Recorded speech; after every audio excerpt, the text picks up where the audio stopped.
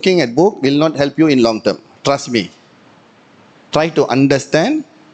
If you don't understand, ask question how to understand.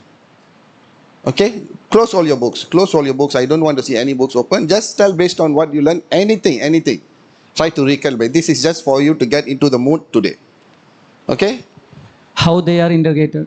How? They are integrated. What is that? Okay. We haven't go through. Did we go through that yesterday? Biomechanics, sir. Did we go through that yesterday? Never mind. Pass. Next.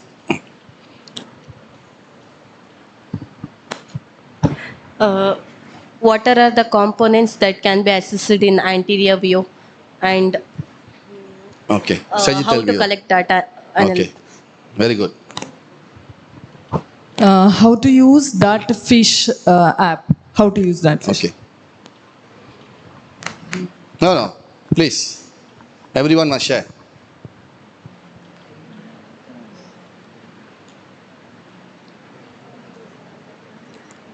How did data? How to collect data? Okay. How did conduct the test? The observations while testing. Okay. The protocol, the test protocol. Yes, sir. Yes, sir. Game analysis. Game analysis. Okay. Pass it to front. The four of them. Pass it in front. Data analysis, we can compare the two videos, like we can check the improvement and all. Okay. Scope and importance of game analysis. What is it? Speak louder. Scope and importance of game analysis. Scope points. Scope and importance. Okay. A difference between optimal and the best. Okay. Beside you. The benefits of game analysis and the how to understand the angle of in the side view, and how to track it. Okay. Next. Just pass it in front.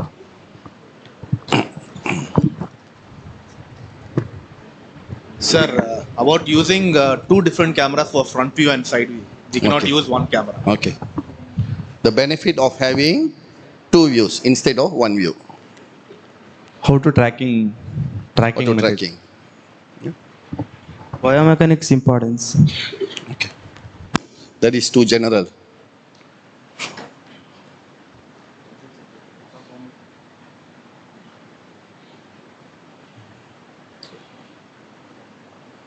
Performance analysis. Specific on what you learned yesterday. That is the topic. You're talking about the topic. What did you learn? The right and the wrong way of collection of data. The right way Okay. of collection. Recording of data. Okay. Document whatever we are doing. Okay. Setting up the camera positions. Okay. How to improve the performance in the sports and games. How to improve? How to improve the performance in the sports and games. I say don't read what you wrote yesterday. What did you learn yesterday? That what- is Huh? how to improve the performance. So how do you improve? Analyzing the views. Okay. Benefits of raw video data. The Raw video data. Videography, raw data. Benefits, how analyzing, Okay. using markers as well. okay. I understood about the squat movements, how to make the correction, Technique correction. technique correction. How to capture up two-dimensional Analysis. analysis and athletes' movements. Okay. It focus on movement performance, and 100% we cannot see the movement. We need tools to find out the 75%, 70% tools. Visual you can see 30%, sir. Okay. Angle positions of the subjects. Position of the subjects during data collection or what? Data collection. During data collection. Yesterday I learned about during the hopscotch.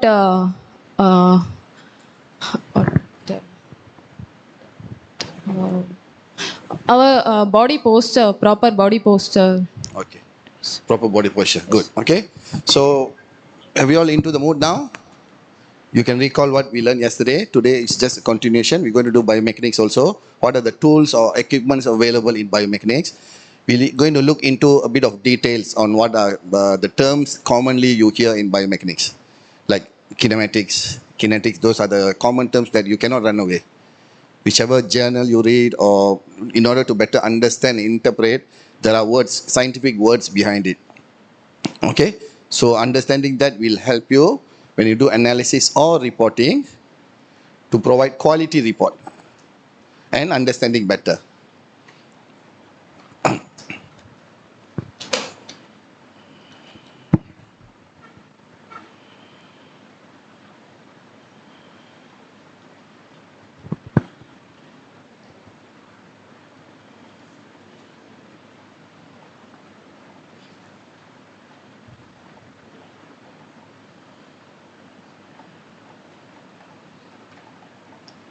Okay.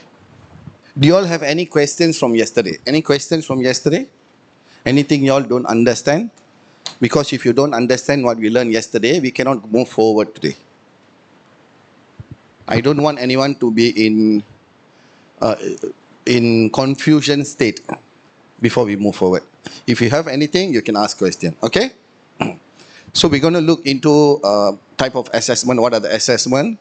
What are the assessment that we can conduct without much equipment? Very basic equipments which are available for you. And in advanced analysis, what are the type of advanced analysis available in biomechanical assessment? Okay. So biomechanical assessments involving evaluation of human movement to optimize performance. Our goal is always to optimize. Okay, our overall goal is always to optimize. So if you have something extra to do, more to do, that is not optimized yet, which means it's a continuous process. That is why we use the word optimize. It's a continuation process. To optimize performance and from preventing injury risk. Okay, combining those data from all the tests that we conduct. The purpose, there should be a purpose to conduct tests, first of all. Okay, we don't conduct tests because the coach asks you to conduct. We don't conduct tests because another of your colleagues is conducting the test, so I'm going to do that because he's doing that. No, you need to have a very clear objective in order to conduct the test. Mostly, we will do tests based on need analysis. If there's a need for that test to be conducted, we will conduct the test. Okay, to help the athletes understand their physical capabilities and their limitation, strength and weakness. Okay, there are certain tests that you can conduct without much equipment, such as you can do postural analysis, postural assessment. You need a bit of knowledge on what are the type of postural, type of body that is available. You can go and search online what are the type of body available. In this case, you can see 5 different type of body postures. Okay, so usually when we conduct this test, we'll try to minimize the clothes that they wear so that you can see the body posture when you're doing the test. It can be conducted from side view. Example, like in yesterday's practical session, there are certain important parameters that you can observe from sagittal view, side view. Okay, and there are certain important variables that you will get from frontal view. Okay, is there anything you can see differently if you see from front and behind? There's a camera from front, there's a camera from behind. What are the things that you can see from front that you cannot see from behind? And vice versa. Can anyone tell? Behind, we cannot see the scapular, the lower angles, and the pelvic alignment, viscous tuberosity, the buttock lining, and orbital fossa lining, and calcaneal angle at the position, the heel position, and head symmetry, all that easy to observe from the backside. Behind posterior chain. Okay, if you want to look at the heel drop, it's better to see from behind. Pelvic drop, best to see from behind also rather than in front. So what other things that you can see from front but you cannot see from posterior view? Front view, you can observe from the your heel loop to the shoulder height and the shoulder acromion process, alignment, nipple lining, navel alignment as well as your ASIS alignment and ischial tuberosity side, and then you have the knee angles, easy to observe from the front. Okay, so good. Patella, Angle, okay, yep. So again, where you set your camera or your data collection protocol should based on your objective. That is why, okay, why we put on left or camera on right. There need to be specific objective for us to design our test protocol. So in this case, postural assessment, will there be anything different if you put camera on the left or camera on the right? If we are doing postural assessment. Why I see new faces? Y'all yesterday, did y'all hear? Are y'all here? Were y'all here yesterday?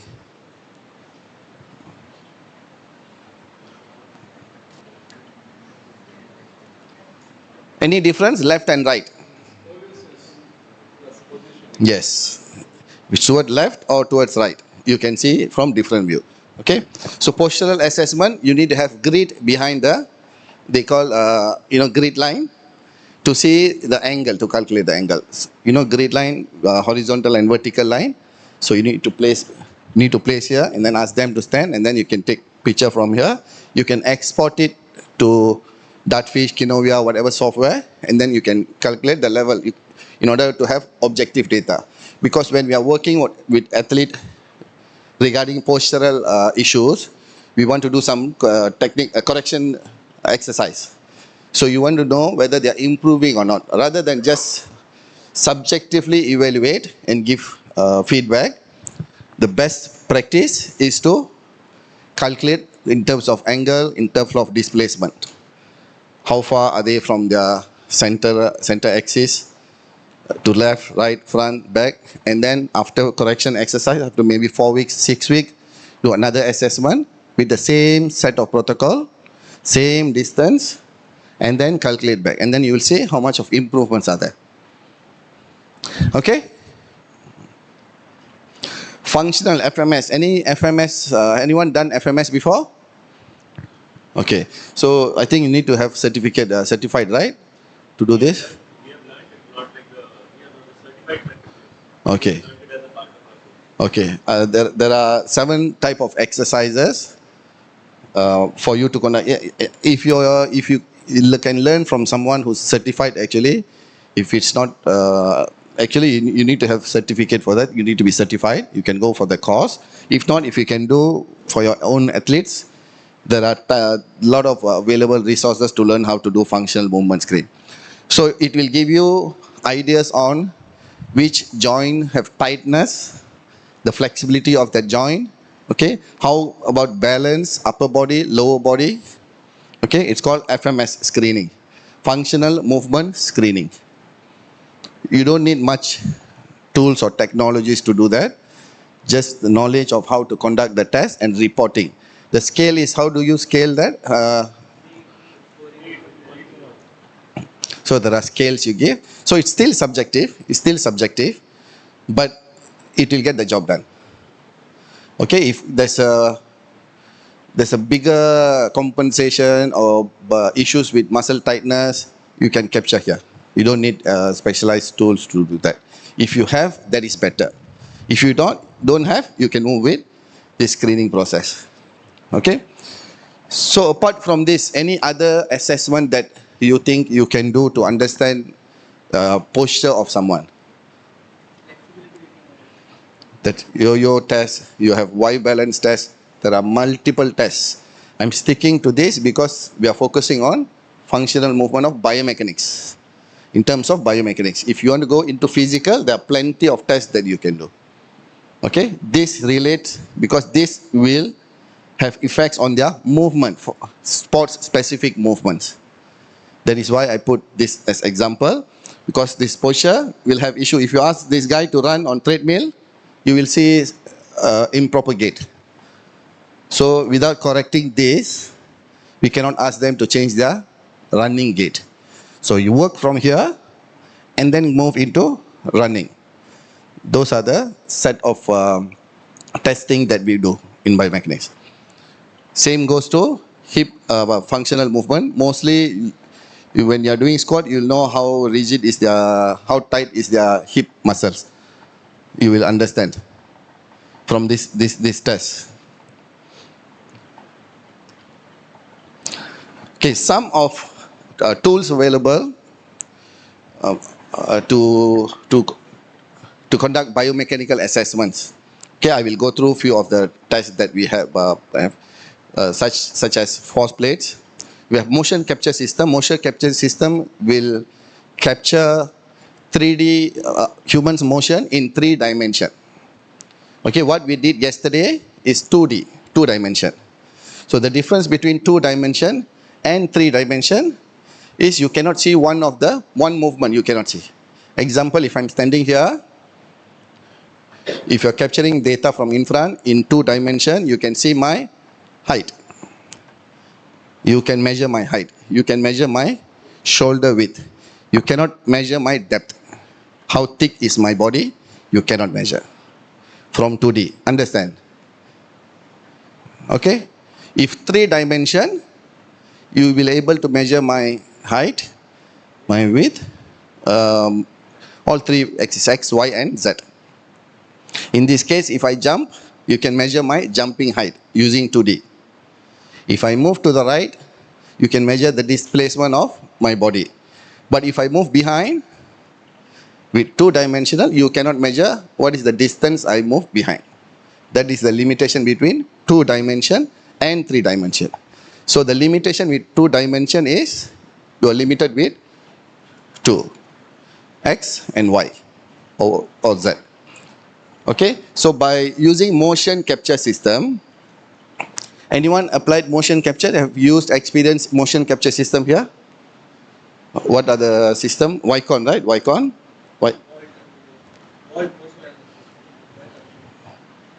Virtual reality let you rate. Virtual? Virtual reality. Capture the movements also. No, what brand? Accents or what brand is that? That's okay. Who? Vicon also. Okay. So actually there are a lot of brands available, but all brands going to give you the same type of outcome. Okay. The working principle. Jet camera that it captures the movements so that AI. The Jet camera that AI cameras. AI cameras. Yes. There are even 2D cameras will convert you into 3D. But still there are questions on the reliability. How reliable is it? Yes. So can you speak loud? Any extra microphone? That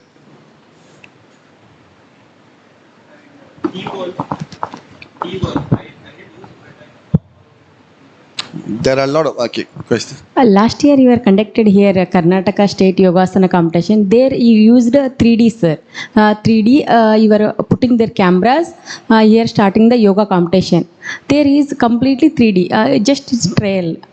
AI tool is using. In future it is help to analyze the how to do the completely AI tool is using. For yoga pose, is it? Yoga competition. Yoga competition. Yes, yoga. So in Japan 2020 Olympics, they use 3D motion system to evaluate. For a trial they did for gymnastic actually. Yes, because all the competition it is in future it will become. Whatever subjective sports, such as synchronized diving, diving is still subjectively evaluated. Gymnastic, all this they are moving towards using 3-dimensional combination with AI, so that they set the criteria for scoring. Example, if I spin 360 degrees, I'll get 2 points. 540 degrees, I'll get 3 points. So they'll set the criteria in AI and then the AI will give you the score by using motion capture system. Okay, I think in Tokyo Olympics, they use around 100 cameras around the hall to capture all the movement for the sports. Okay, so this is how typically 3D analysis will look like. So the process of collecting three-dimensional analysis, I think the principle behind is we call that as a DLT method. Okay, DLT method is the principle behind how it capture. For example, you want to know the movement in space. Okay, movement in space, you need to understand the space in 3 dimensions. So the direct linear transformation, meaning that if you would mark, there's a marker they will use to place, and then the position of the marker changes in the position will taken into the formula behind the script. Okay, I will explain about it further after this slides. Okay, this data this we call as tech trainer. Tech trainer give you an information on how much of force production or power production for functional movements. So it's a machine. It's a machine where it will be connected with a type of like wire, where when you push, it will give you the peak force for any functional movement. You can use it for upper body or you can use it for lower body. Anything called as tech trainer. This is EMG quality setup which we use for 3D motion analysis. EMG, this is the tech trainer I mentioned. So they can combine multiple devices together to synchronize and capture the data at once. Okay. For example, this is typically our setup in the National Sports Institute, what we have. So we have force plates here. You can see these force plates that we have. These are force plates. Okay. So these are the cameras, motion analysis. We have 25 Qualisys cameras available to capture the data. And this is one of the tests we did with the badminton athletes. Okay. So there are sensors, what we call as optical sensors, which reflect only into the optical sensors, infrared cameras we call. So the markers that we place, if you can see the markers placed, and the cameras can only detect the markers placed at the skin on the joint and capture that and will convert it into stick figures.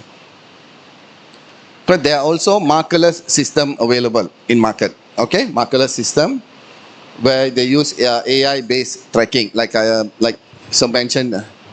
There are a lot of AI tools available there for you to get 3-dimensional data using 2D. Okay, there are a lot of free applications available also, but I'm not sure about how reliable is those data. Okay, because when the gold standard to capture 3-dimensional data is motion capture system. That is the gold standard. Okay. So when do we use this? When do we use 3D motion analysis? So can anyone give me some example when do you must use 3-dimension analysis instead of 2-dimension? Gymnastics. Why do you need 3D and not 2D?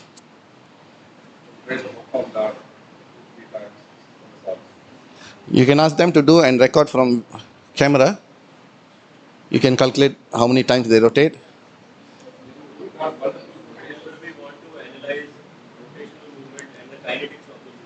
Okay. The most important thing why we need this, to measure kinetic of the movement. What is kinematic? What is kinetic? We'll see later. Which means how much loading acting on the joint. I'm throwing a ball. Okay. You can calculate my shoulder angle. You can calculate my elbow angle. You can calculate the release height. You can calculate the release speed. But can you calculate how much of torque going through my elbow when I'm throwing? You cannot. Unless you have this system.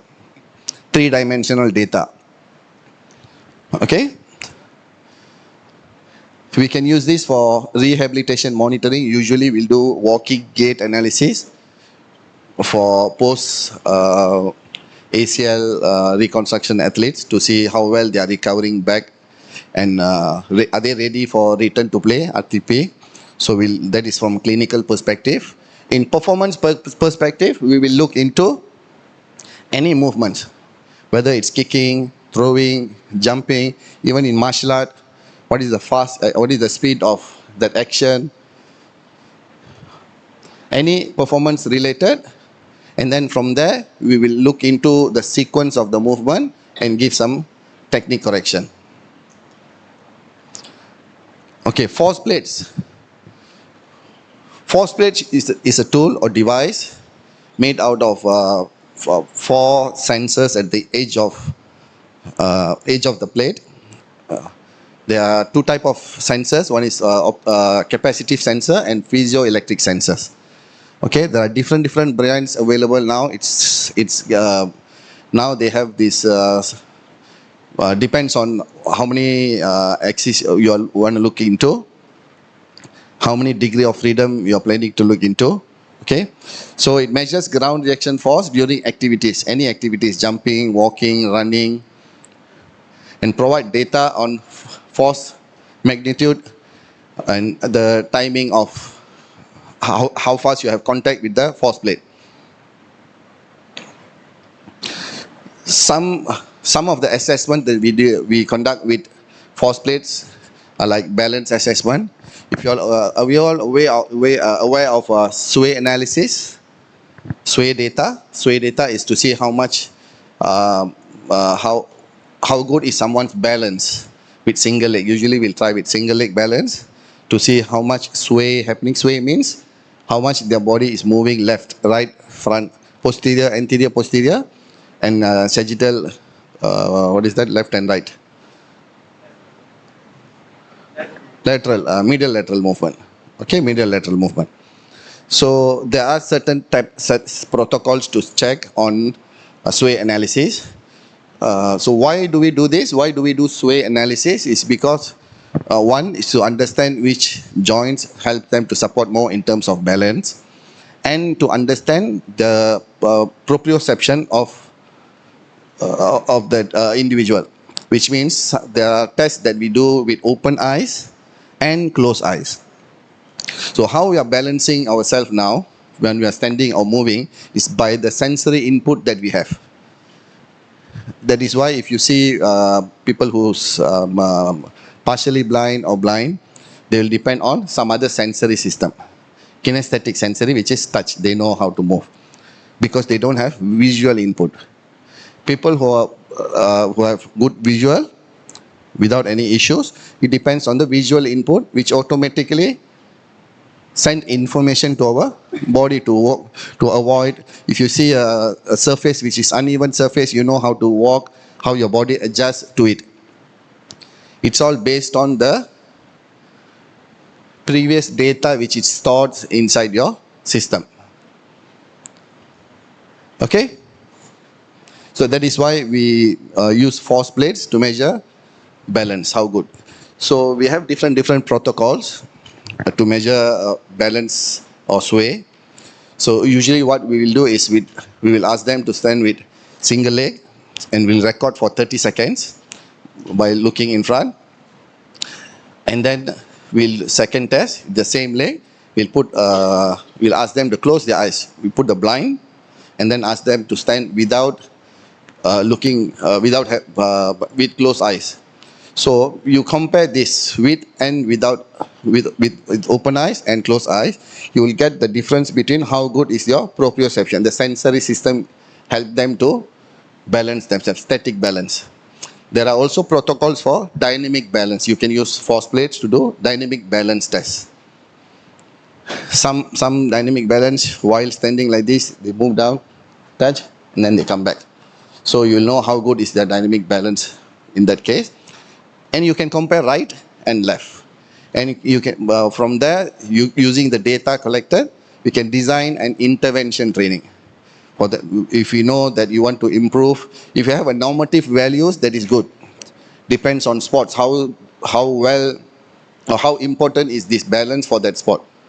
Okay, example, like skill sports, mostly shooting, archery, it's important for them to have a good balance between left and right. For them to have good balance and endurance. Balance, you need endurance also, because it's a very, time consuming sport. 60 shots, 100 shots. So depends on the test that we conduct, we'll go back to need analysis. Do they need the test or they don't? If a sport which doesn't require this assessment, we don't do it. We stick to what do we need. Okay, if you go back to what do we want everything. We don't do that. We stick to what do we need. Okay, there are few example brands available. Kistler. We have Kistler. Before this, we use AMTI. Okay, and Bertec. Any questions until here? Any questions? Can we use yes.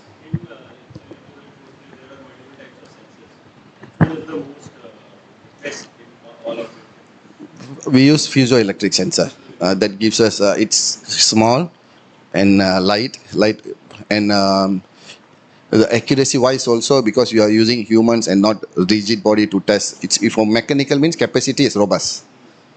If engineering anything to measure to do with engineering, we use capacitive sensor because it's robust compared to a piezoelectric sensor. Because human movement is maybe 5 times or 7 times, it can go up to 5,000 Newton. So we prefer to have that. Can we use force plate alone without combining motion analysis? Can. You can. Okay. So you can combine motion analysis. You can combine force plate into motion analysis to look into kinetic, what's happening inside and what's happening outside. Okay, now we can combine EMG, electromyography, together. You can combine EMG, you can combine force plate and motion analysis together. You can even combine,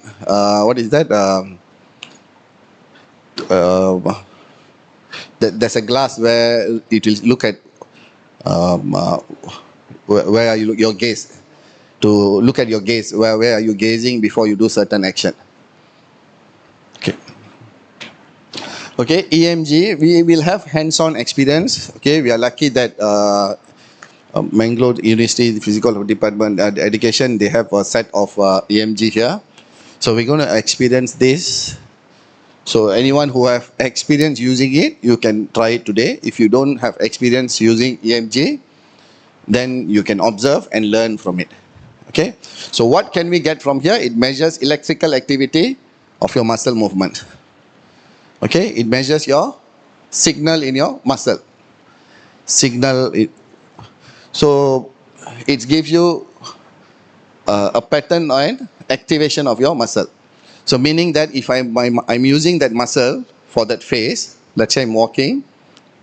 Now in this case, my tibialis anterior is at the highest position. Okay? And when I'm pushing, my gastroc is at the highest position, same goes to tibial. So with left and right, are they firing, are they working, activated at the same magnitude? Let's say if my left provides 10 millivolt and my right is giving only 8 millivolts, so we know that it's not activating at the same magnitude, same amount. So from there we know whether my left leg is over activated unnecessarily, which it doesn't need to activate that much. We won't know, we cannot get this information unless you use EMG. Okay? Unless you use EMG, we cannot. Sir, if you want to speak on your phone, please go out and speak. I've set our housekeeping rules yesterday. You're distracting the class. Okay? Where was I? Yes, unless you have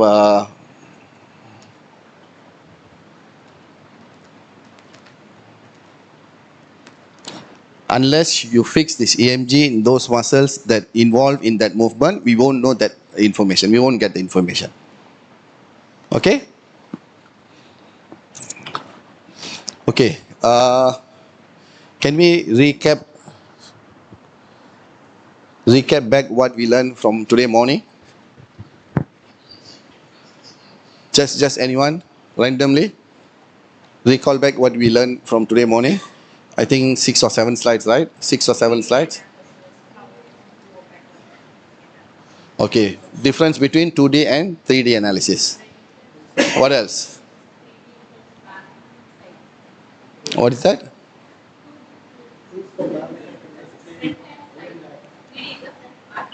Okay. Difference between 2-dimensional and 3-dimensional. What else? Motion capture system. What is it? Tools for analyzing. What are the tools available? Huh? FMS. Okay. Functional movement screening. What is that? Okay. Huh? Postural analysis. Through your experience, you work with elite athletes, right? So, at the beginning of an athlete's journey, posture analysis, can you determine that this athlete would be a very good athlete later on? Okay.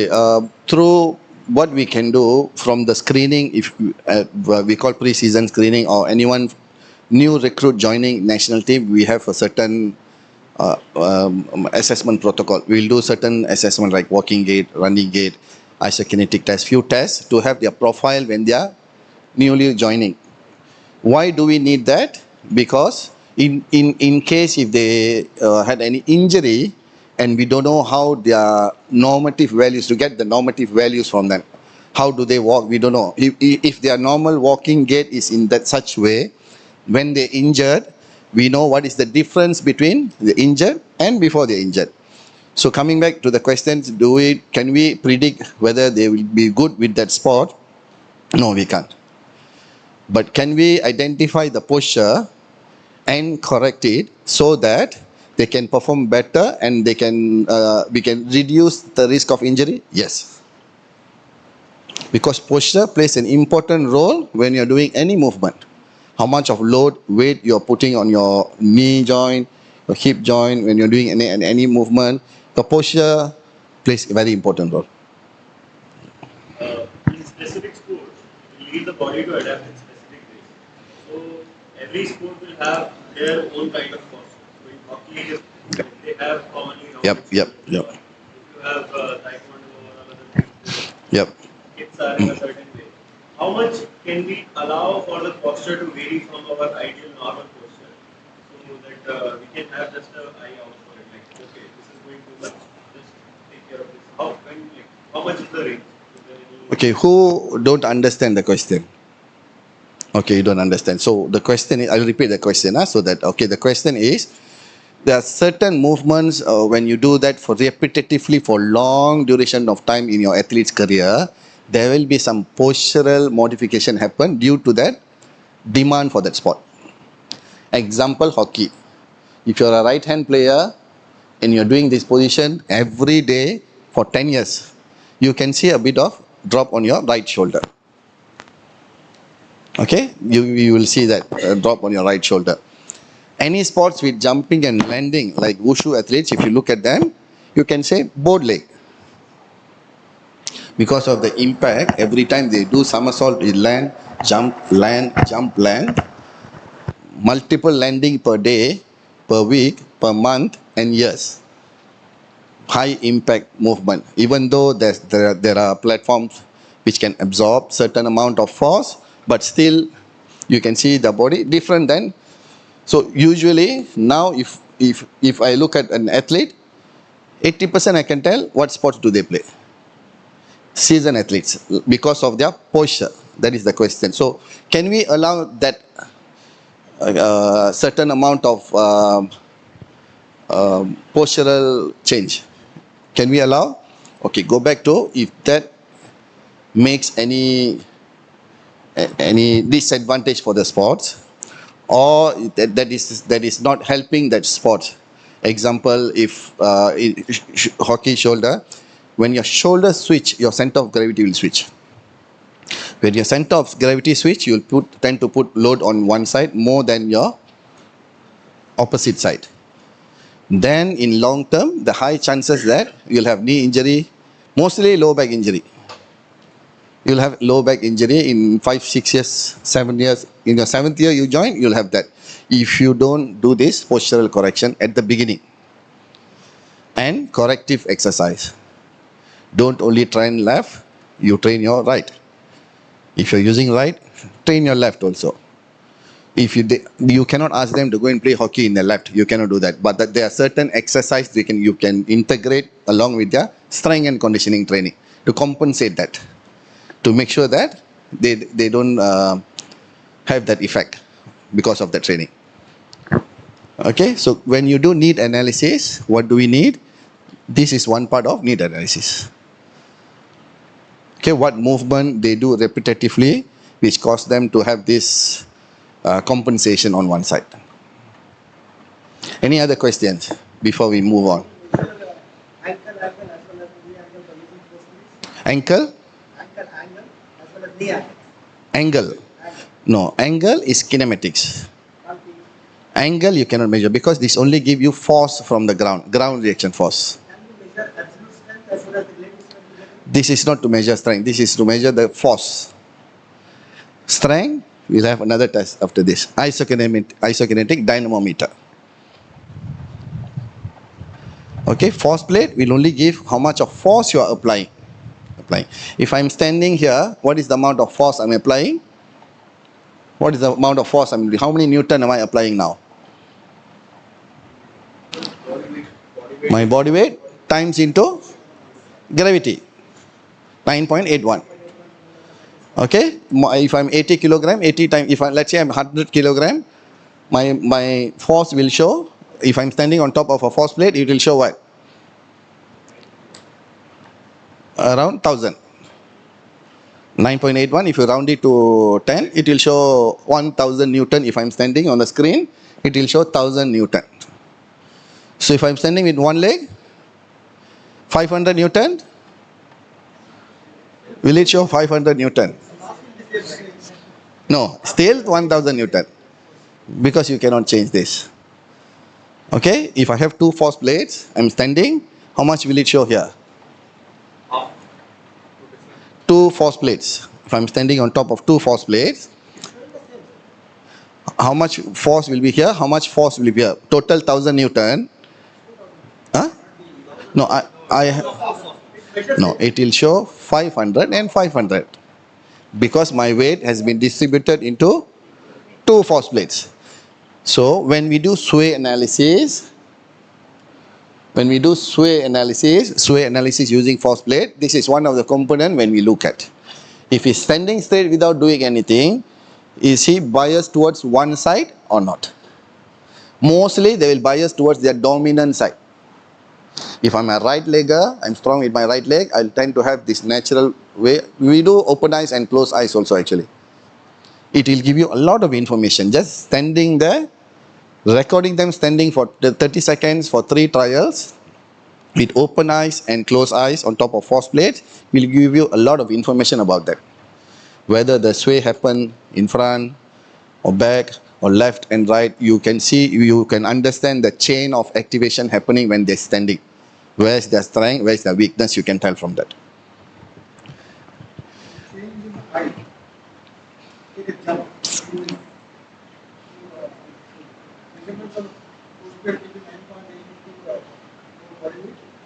Is there change? Yep.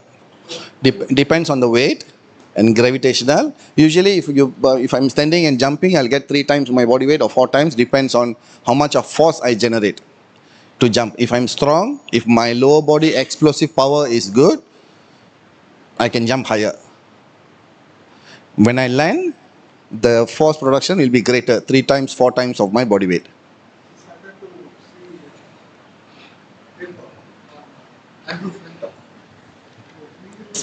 Had a lot of analyze that when he jumped to the lead home. The impact on his landing was 9.9 times the body weight.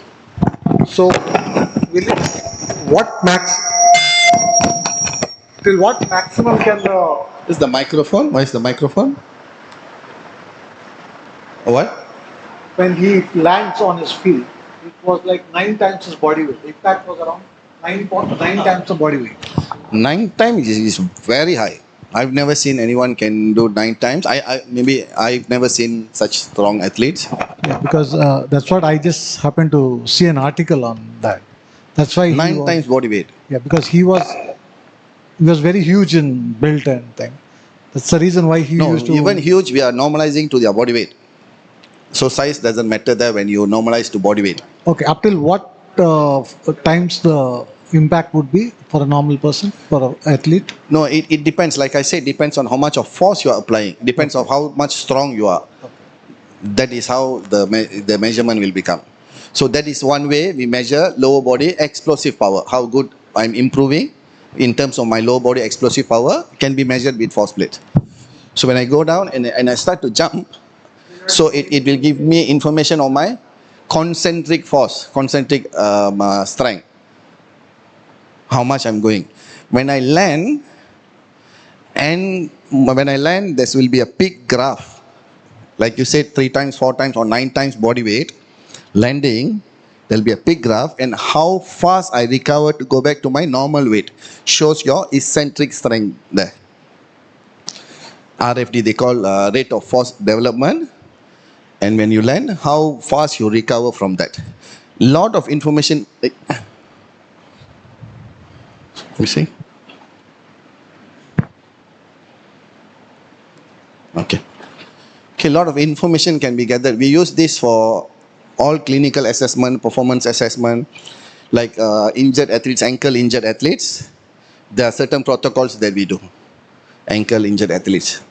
Example, drop jump. From 30 centimeters, the protocol we said is 30 centimeters, they'll stand there. And then they just from here, they just land like this.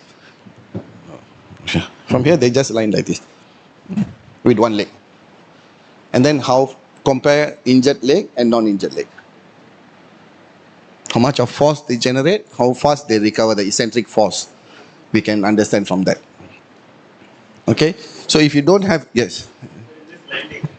Sometimes the athletes who are doing this, they will stiff landing. Yep. Like they will not bend the knees properly. Some are, they will do soft landing. They will just squat out. So where is the sweet spot? How much of the squat should be allowed after landing? How much beat should I allow? Okay, there are different protocols out there. Some say stiff landing is good to see certain parameters. Some say you let them go down and jump again. From here you land. Sorry, I cannot jump from there. I can show from here. Okay, I land, then I jump and land again. So different set of protocols based on what do we want to see. There are parameters. Yes, yes. But usually we don't encourage stiff landing for clinical athletes. For performance-wise, yes.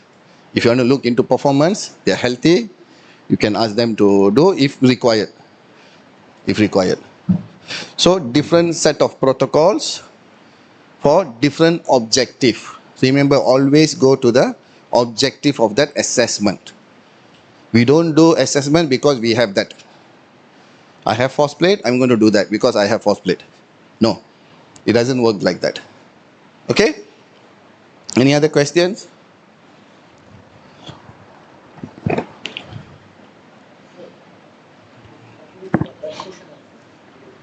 Training method in a sports line.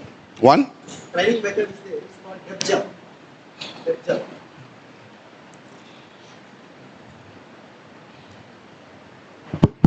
So in depth jump, it's recommended to go for 120 degree of knee angle after landing to the ground. Is that okay? So it's like What is the purpose of this jump? to develop explosive strength. To train or to test? To train. To train what? What are we trying to train here? To develop explosive strength of an athlete. So concentric force. Yeah. You're talking about concentric Yeah, yeah. force. 120 meaning what? 120 degree of knee angle. Knee angle. See, once you jump down. This is 90. Yeah. So it lower than that. No, it should be upper than that. Like that. Oh, so this is 180. 120 they recommend. So if I'm standing, it's 180. Okay, that's one This 180. 180, 180. Okay, 180, which means I go 60 degree Yeah. flexion. 120 degree I said. Okay, if you reverse it, it's 120. Let's say, because we normalize 0 from here.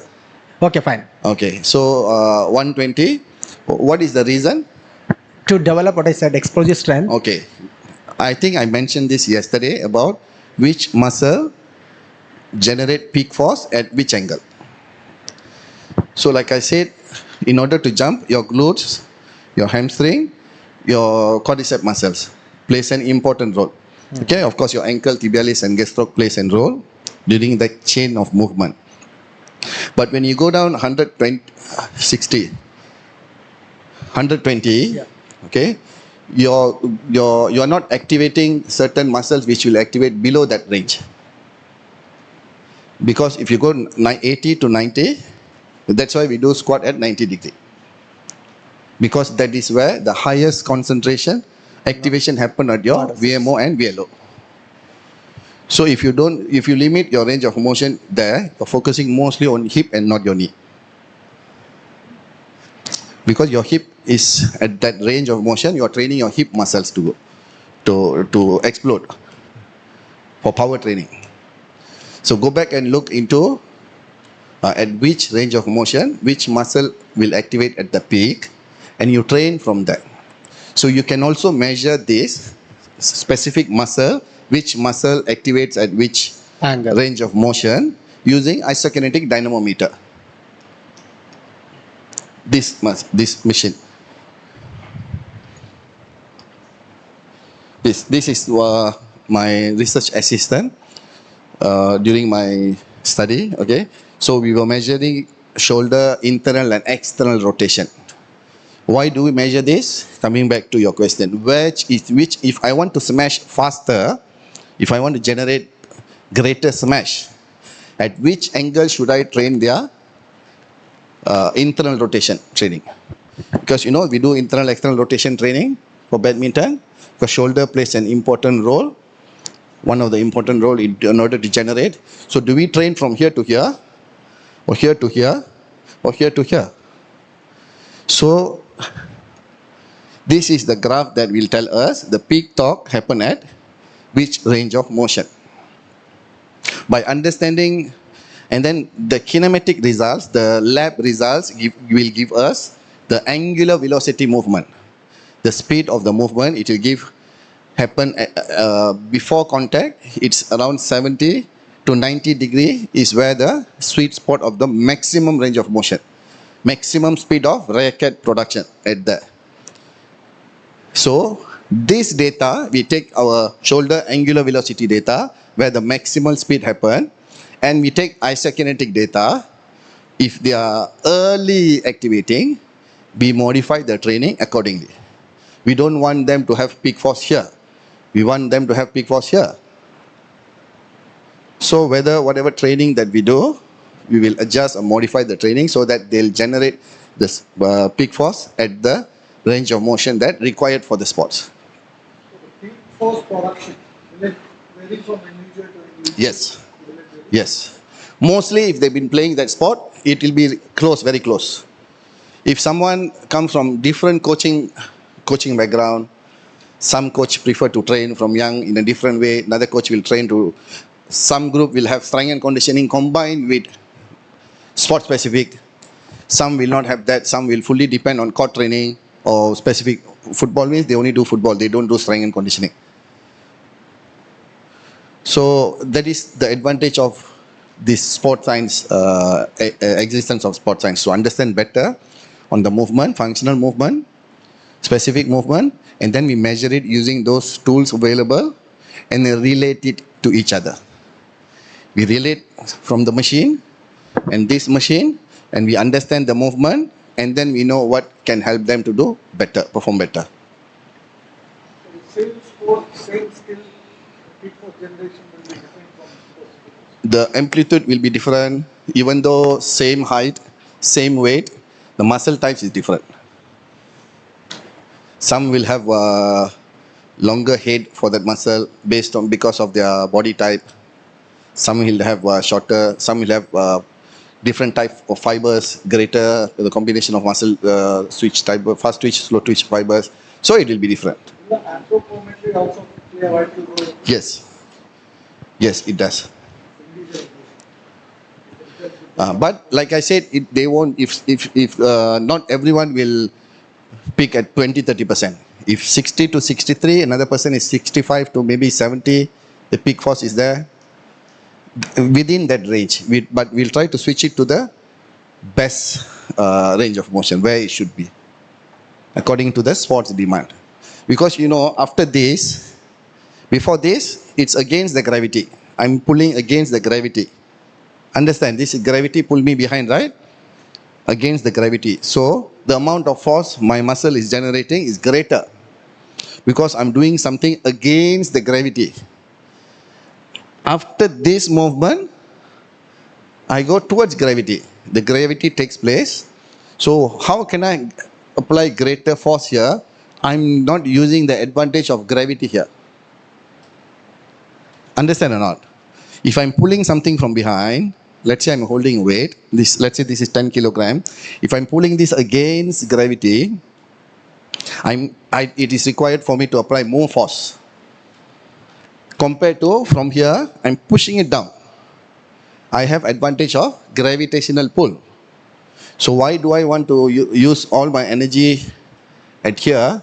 After this, I don't have maximal force to produce, and I depend on a certain amount of force and gravity.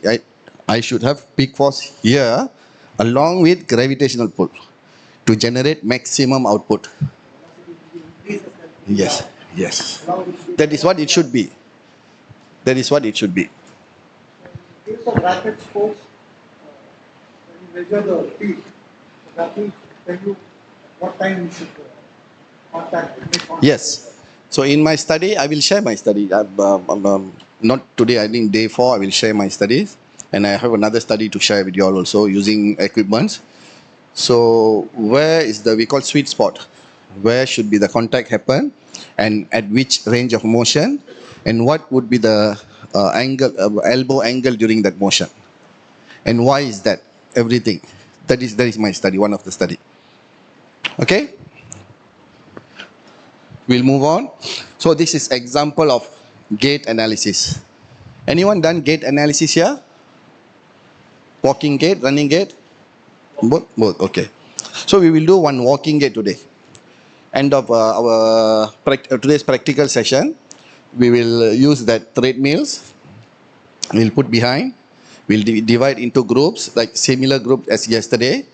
Okay, we'll do 2 walking gait, 1 walking gait, 1 running gait. So later I will go through some theoretical on the phases of gait first. What are the events of interest when you're walking? And then you come out with your own set of protocol to record, as I mentioned earlier yesterday.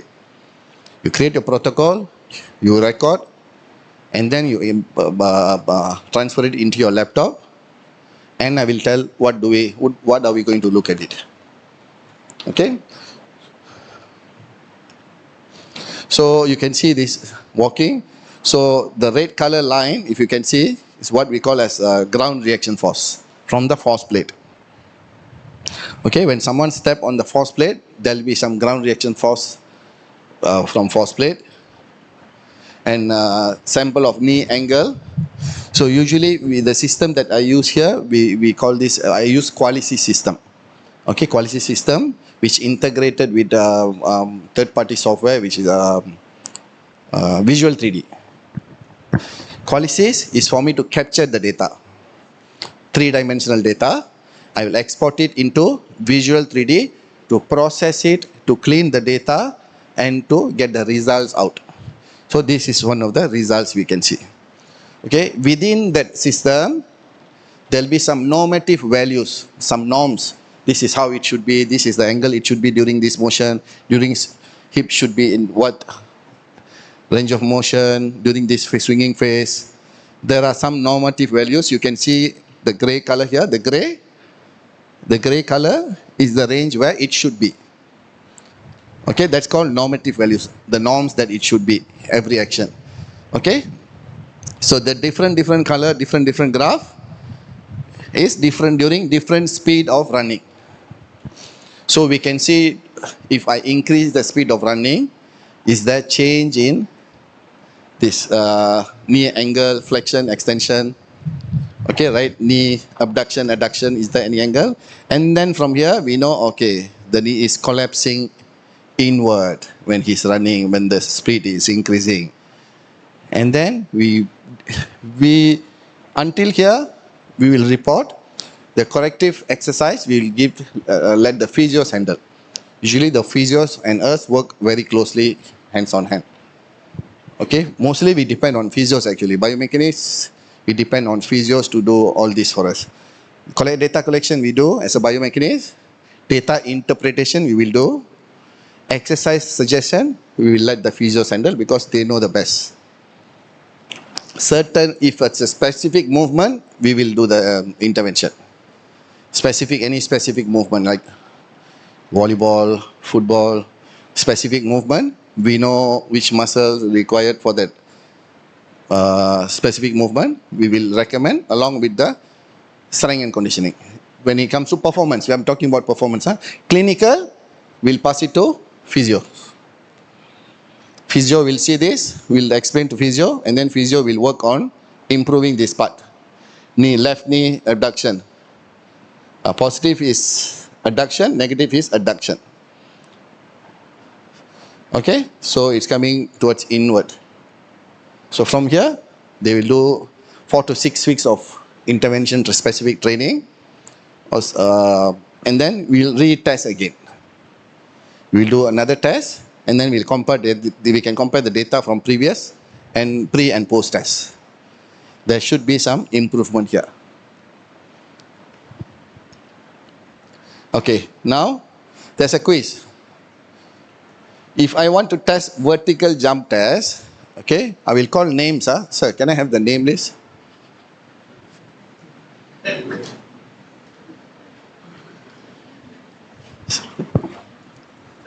No, this is just to keep you all awake. That's all, nothing else. Okay, you all here spending a lot of energy, money to come here. So just to activate your mood, because we have another 1 hour slide. Okay. Sorry, I need my SMS back. All questions related to what we have seen before, what we learned before from morning. Okay.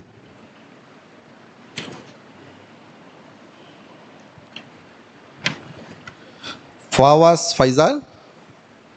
Okay, what test will you do, or which equipments will you use to conduct vertical jump tests?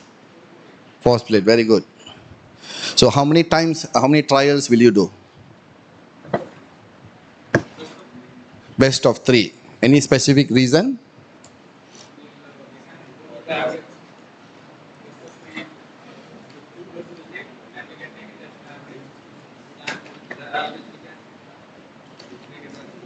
Okay. How many sets of exercise will you do? 3 repetition. How many sets? 1. They come in. I want everyone to pay attention here. Okay. Don't look at the book. This is very simple. This is not exam. Okay. Exam is last day. Last day, right, sir? Exam. Exam is last day. Okay. So all this will be in your exam. That's why I'm preparing you all for. Okay. No one should fail. Huh? No one should fail. Yes. No one should fail. If you fail, it's like I'm failing. Okay. Vertical jump test. So I have to do my best. Okay, I have to do my best. So vertical jump test, the question is what equipment do you use? And our Nawaz, what is that? Fawaz Faisal said force plate. Okay, the right answer. Is there anything else you can use apart from force plate to measure vertical jump test? If you don't have force plate. Did I call your name?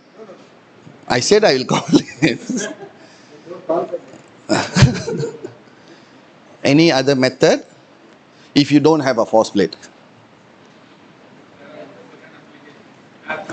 Okay, certain applications are there. Okay, you can look up for vertical jump test. There are a lot of applications, but we don't know, like I said, how reliable, we don't know. A lot of studies done on reliability and validity study has been done and published. So look for the best. Okay, you don't have apps, you don't have phone. What will you do?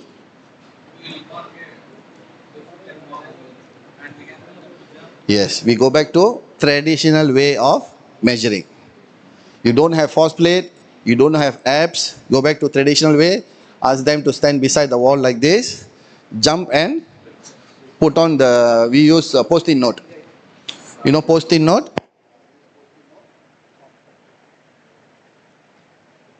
We use a post-it note, we give them, they jump and stick the post-it note.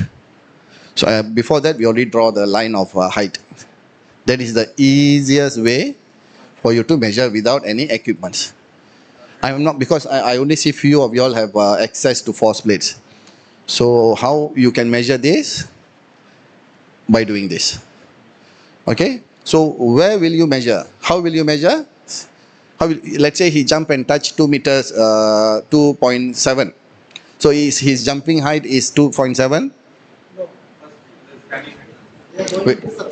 Yes. So you need to know his standing height, and from there you know how high they jump. Okay? So there can be some biasness also. Some will try to extend, hyper extension while standing. Second test when you do, they won't do that hyper extension. So every time the best is to, every time before he jump, ask him to do the reach first. Don't follow the first time when he do. You know, sometimes they tend to, you know, play around with the height. Okay? Next question. Jethamma, Karnataka state. Jethamma? Okay.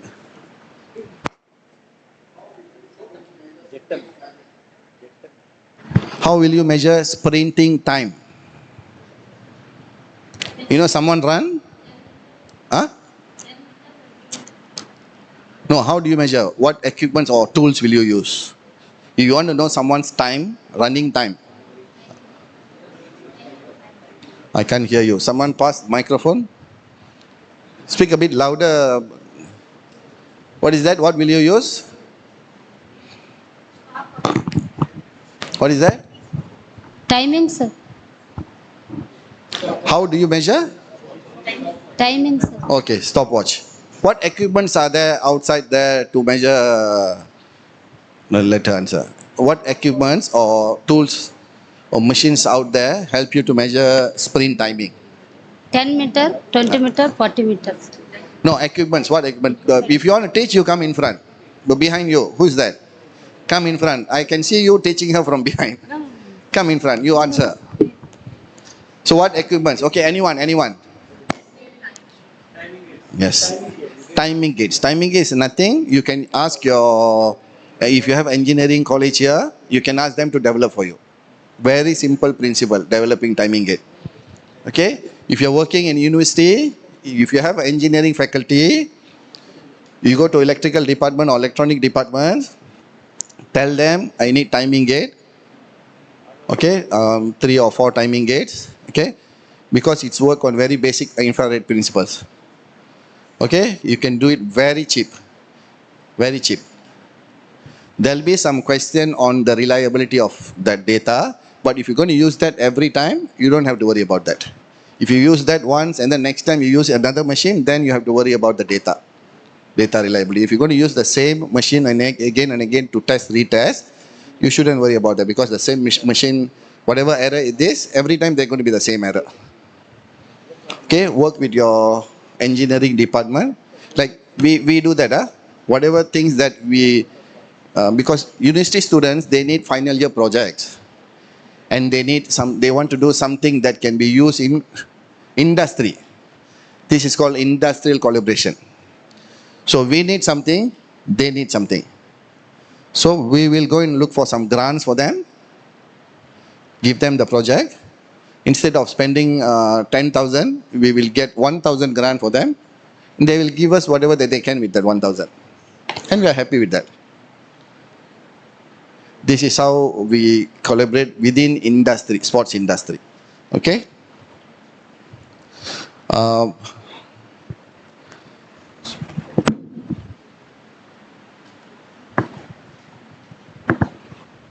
Maria, Anjali. What else? What can we do with force plate? Ground reaction force. Okay, well, you take one sports example. One sports, whatever. What sports are you from? Badminton. Take one example. Badminton. Move. Specific movement, not jumping. What will you test for? For badminton. During lunges. Okay. What will you do? Ask them to do lunges. What?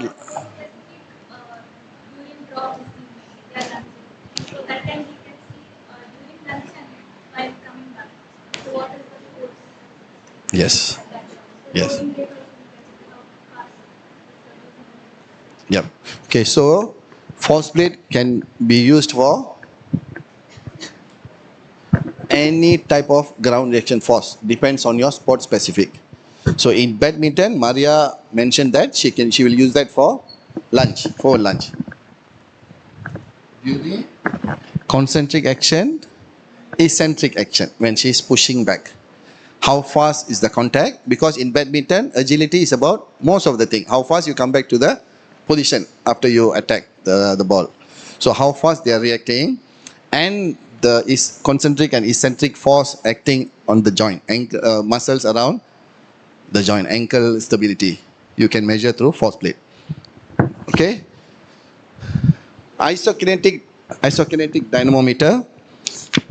Why very mole or mole? Oh. So what is isokinetic dynamometer? Can be used for testing power, torque production, strength. Okay, isokinetic dynamometer.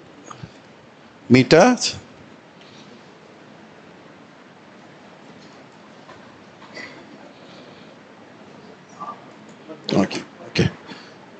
Isokinetic dynamometers to measure power, peak power, strength. Okay, you can measure strength comparison between when your concentric action, eccentric action, or concentric, both action, concentric. In order to understand your movement and your negative movement, opposite side of the movement. Knee flexion, knee extension, knee flexion, knee extension. Extension, flexion, you will understand the ratio between forward movement and reverse movement. In this case, if you are doing knee test, you will understand what is the strength ratio between quadriceps and hamstring. We call that QH ratio. QH ratio will give you an understanding how strong is your quadriceps compared to your hamstring. Okay, same goes to other joints. Yes. Manual without machine. There are few tests I've never done before, so I don't think I will be the right person to explain on that. Because we have these machines, we've never done any manual test before. Maybe physiotherapists will be the right. That for training and testing purpose, like we rely on that machine. Is there any other Machines. No, other than not machines. Like, is there any manual technique which gives, like with that machine, it gives equal amount of resistance throughout the range while extending and while flexing? Is there any other technique similar to that machine? Yes. You want to answer? The pass the behind.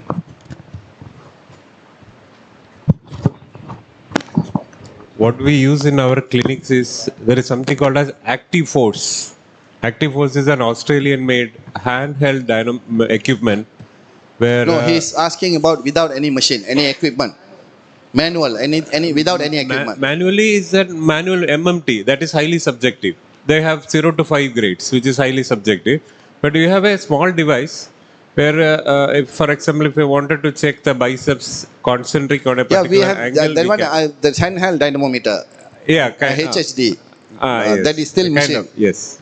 That is, you can plant it on the wall and you can push and Yeah. pull. You can do Otherwise, that. what we use in the normal clinics is a MMT grade 0 to 5. That is highly subjective then. So I'm not aware of it.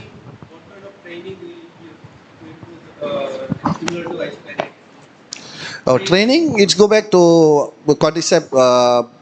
You can do what hamstring curl, depends on the range of motion you set for them, which range of motion you want to improvise. If you want to increase the peak force of that muscle itself, so the training will be designed according to the, like our SNC will design based on the data I show. Where is the peak force, at which range of motion the peak force is happening. And the more greater that they train, focusing on power, specifically focusing on strength and power training, you can see the change in switch in peak force from here to the zone that we are interested in. So the training should emphasize on which range of motion do you want that peak force to be. Okay, we don't want it to be early and we don't want it to be at the later stage. Like at that particular angle you will be giving the resistance, or throughout the, like resistance should be like equal throughout the range, right? What kind of technique you use for training? What kind of technique? Like meaning? how example knee flexion extension. Okay. Okay, at that time what kind of technique you will be giving for training? You're talking about strength and conditioning training. Yeah, So that one we don't do. Like I said, we leave it to strength and conditioning. Okay. We only provide them this data, biomechanical data. We will tell that the demand for these sports, the peak force should be at this amount to generate this amount of force during whether kicking or punching or whatever it is. So just train them, we'll pass it to them. And then after 6 or 8 weeks of training, we'll retest again to validate whether the intervention training work or not.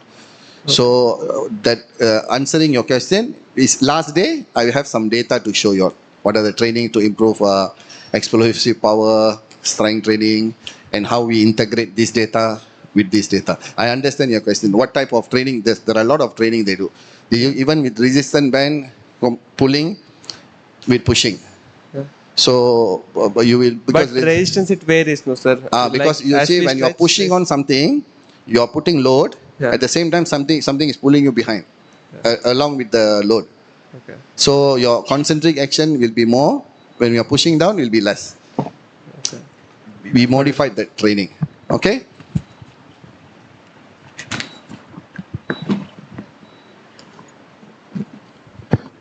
Okay. What important components will you be interested to measure a volleyball player?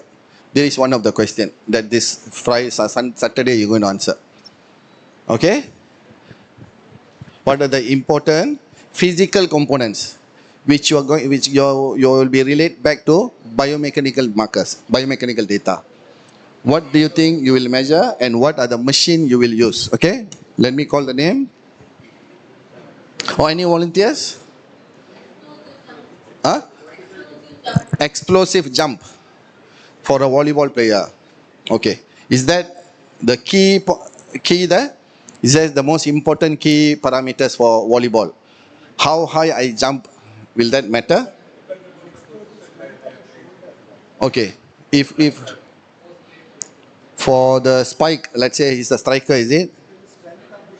So strength of the shoulder. How will you measure that?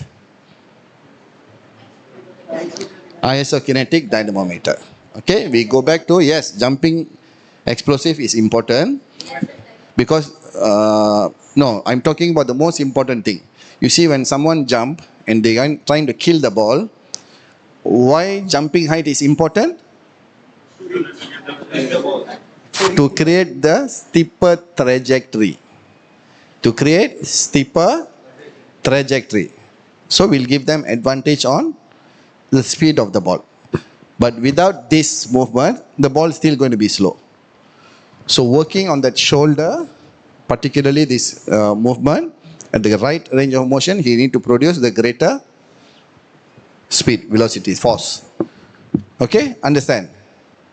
So like I said, we can name 10 variables. I'm interested in volleyball. But when it comes to one, you need to know, yes, that is the one. Mostly you can go and look through literatures available. There are plenty of literatures, okay? Okay, in weightlifting, okay? Let me call the name.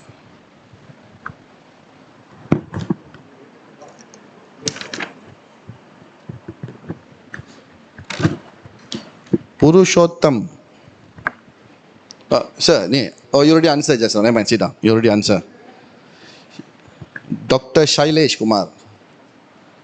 Okay. Weightlifting. What would be the variable of interest? Top 3 for weightlifting.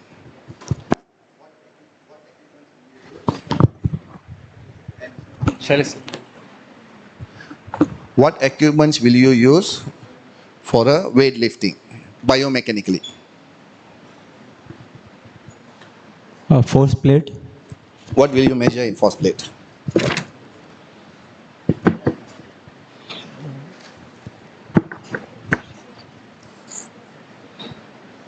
You know weightlifting, right? Olympic weightlifting. What will you measure to understand the movement in weightlifting biomechanically? So, set force plate. Okay, what will you measure in force plate? Anyone want to help him? Explosive strength. Then flexion of shoulder. Flexion of using force plate. Yeah. How will you measure flexion of shoulder with force plate? Can we measure flexion of shoulder with force plate? Can you measure upper body explosive power with force plate? Can or cannot? You can. You can. By doing power push-up. You know power push-up? You don't do that, then your nose will come and hit. If you clap after you push, that will be very fast. Okay? So just go down and do power push-up. So you'll get your left and right. If you have 2 force plate, if you have 1 force plate, you'll get the maximum peak force. What is the maximum force production from upper body explosive power? Let's say you don't have force plate. I want to measure upper body explosive power, but I don't have force plate. What will you do? Medicine ball throw. Medicine ball throw. Standing or sitting down? With your knees on the ground. Because we don't want them to use lower body power. So you need to understand the movement and the objective. If your objective is to measure upper body, you need to know, okay, what is upper body? Is it just his elbow? I want to measure his elbow or shoulder or trunk onwards, hip onwards. Then you can allow them to use from the knee, you can allow them to use this trunk rotation. And you set the rules for them to do, and the ball depends on, you normalize to their body weight. You don't give the same size of medicine. You don't know medicine ball?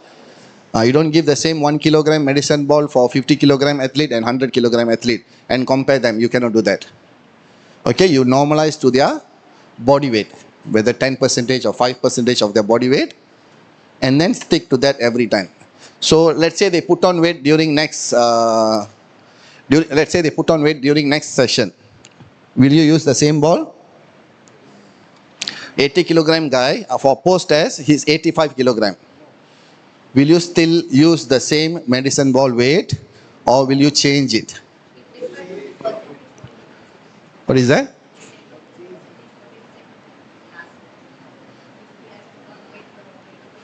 Okay, so you're going to stick with the percentage, meaning the first data you collect you cannot compare with the second one because you're changing the variable. You're changing the input variable, the weight.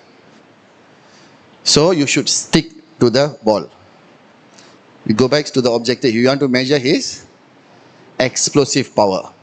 Because how will you compare if someone with 5 kilogram medicine ball and then he put on weight, you give him 6 kilogram medicine ball.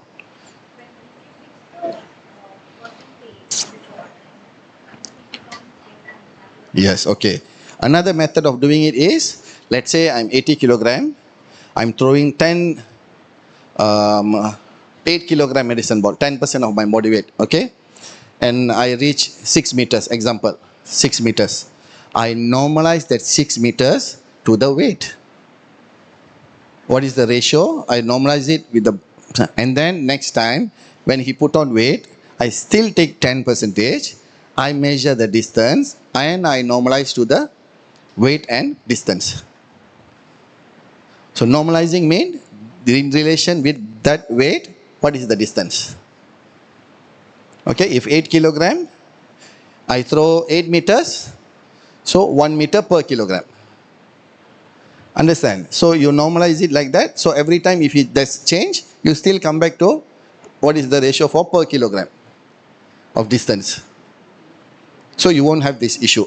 Standardizing the tests. Understand? You want me to repeat? So when you're doing tests, this is when you're doing tests, what will happen? Some like manual tests. Manual tests usually will have issue with standardizing it. For example, I'm going to do medicine ball throw. I want to measure the explosive power of my upper body because I don't have force plate, I don't have isokinetic. So what I have camera, I have the knowledge of understanding the test. I create a test protocol. I said, okay, I'm going to do 3 trials of medicine ball throw. Okay, so first of all, you need to make sure that he's familiar with the test before you do the test. You explain to them, okay, the goal is for you to throw the ball as far as possible. Okay, listen to this very carefully because you don't give more than 2 or 3 instructions. You don't list 10 instructions and give him, you must follow this during the test. Don't do that. 1, 2, maximum 3. Maximum 3, that's it. That's all. Don't go more than that. Go back to the most important point first. In medicine ball, what are we looking at? Explosive power. So, the further they throw, yes, just tell them, I want you to throw the further. However far you can, I want you to throw from here with your knee on the ground. Okay? You can do this, you cannot do that. From with your knee, you can rotate to your body, you can throw however far. Will you tell or talk about release angle, release speed, the biomechanics? No, you don't do that. You don't do that. Just tell them, throw as far as you can. Because when you tell them that to change those variables, your post-test will be different. You are not measuring it. So you don't tell something that you don't measure. So for the test, specifically, throw as far as you can. We're going to do 3 tests. We're going to do 3 tests. After each test, how long should you rest after you use power test? You do power, that's the protocol of resting and work ratio. Okay, for strength different, for power different, and for test duration, it will be different. If 30 seconds, the protocol is different. If throwing by event 1, 2, 3, that is different. That one you can go and look up for. Okay, that's available. So I explained that, very simple. 3 times, each time you'll have rest 1 minute. And then second try, and then third try. You want another set, rest 5 minutes, come back again, do second test. Okay? Normalizing with the body weight or normalizing with the performance? Which should be the... Give example. Like you told 80 kg athlete, throw the 8 kg ball for 8 meters. You can do either way. But because we need to see here the change, mostly the change will happen to the body weight. So you can normalize to the weight, the distance to the weight. Distance to the weight? Yes, to the resistance to the weight. yes. So the distance, sometimes why we can, you don't do that. Usually we try to not to normalize with the weight and distance, is because sometimes they have some technique problem. So technique problem, so if you normalize the body weight, even though he's 80 kilogram, he won't generate that power to throw because he's not familiar with the technique. So the best way to do is normalize to body weight if they already familiar with the test. If they are familiar with the test, yes, I've done this, pre, post, I've done that multiple times, like walking gait, we don't have to worry about that. You normalize to body weight. Okay? So normalizing it, meaning that you need to have a number to compare with another number. You or either by percentage. Usually in gait we have percentage normalization. In EMG we're going to normalize to maximum voluntary contraction MVC. There will be a peak force. They'll take that peak force as 0 to 100, and then we normalize it in percentage. Okay, clear? You all need break or? Okay, you want break or we continue? Break. Okay, we take 5 minutes. It's 11:35. 11:45 we'll meet here again. Okay, 10 minutes.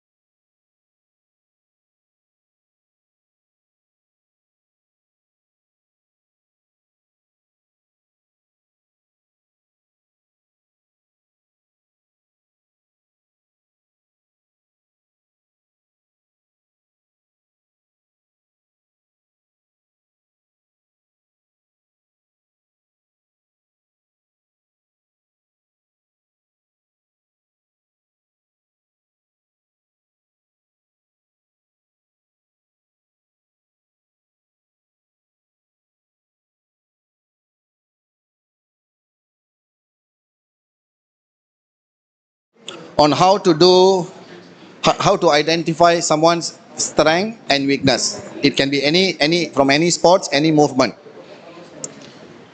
Okay, so first of all, we need to know, if you want to compare with a good example, you need to know how a good technique will look like.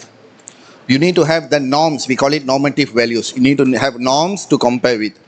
Okay, so but most of the norms for for sports available in literatures, past literature studies that has been done.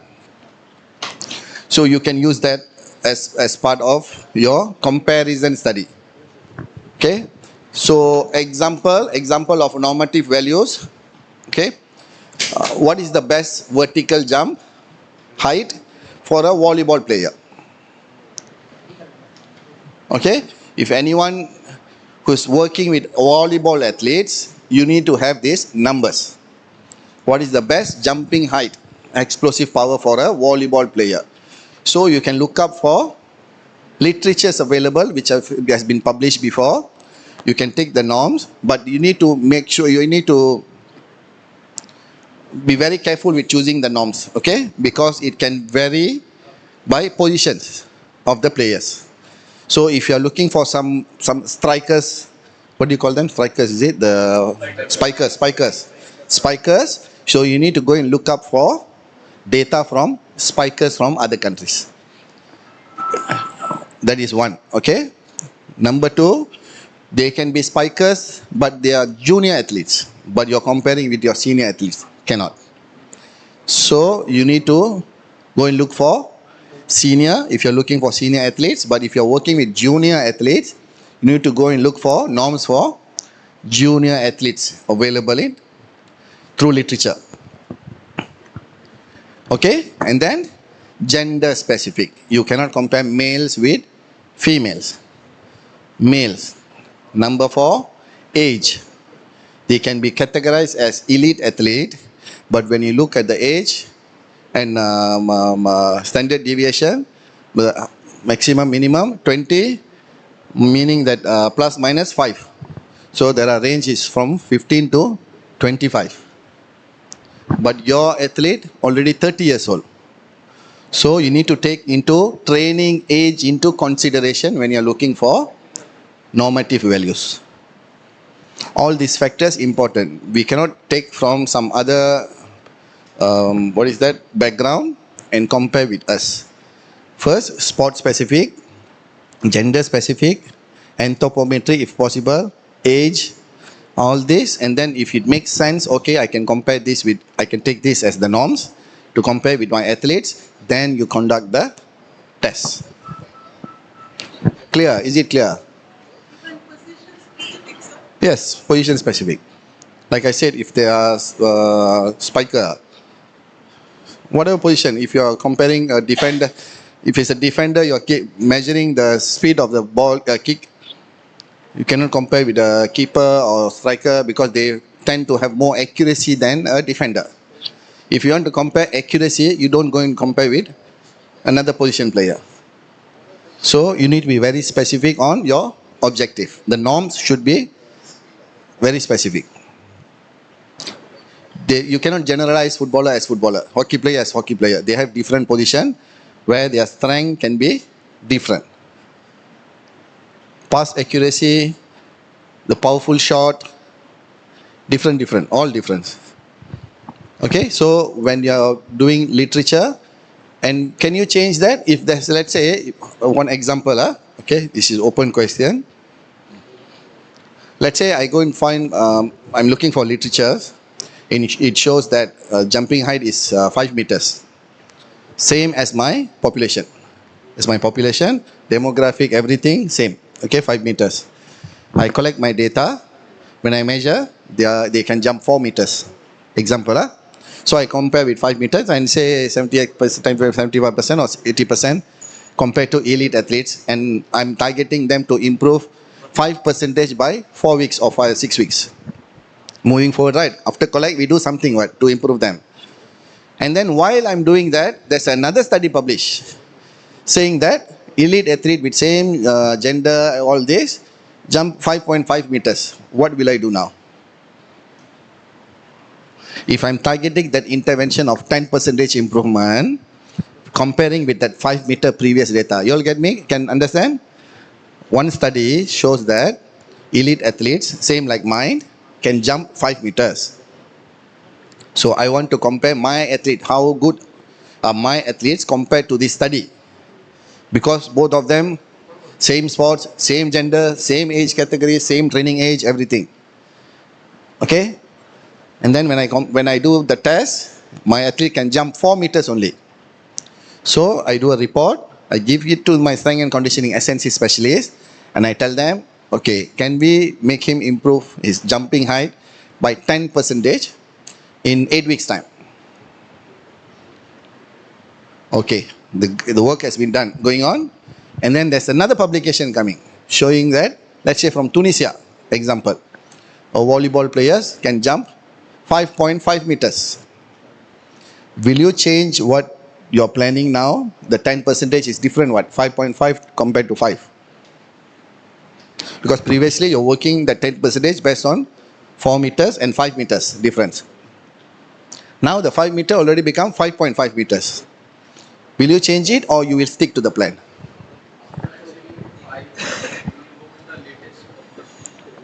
So you will change to the latest publication. Who agree, who disagree? Disagree. Who else disagree? Who agrees? Who agree with you go with the latest? Because we want to keep it up, okay, keep up with the latest latest performance of people from same industry, same sports. Who agrees?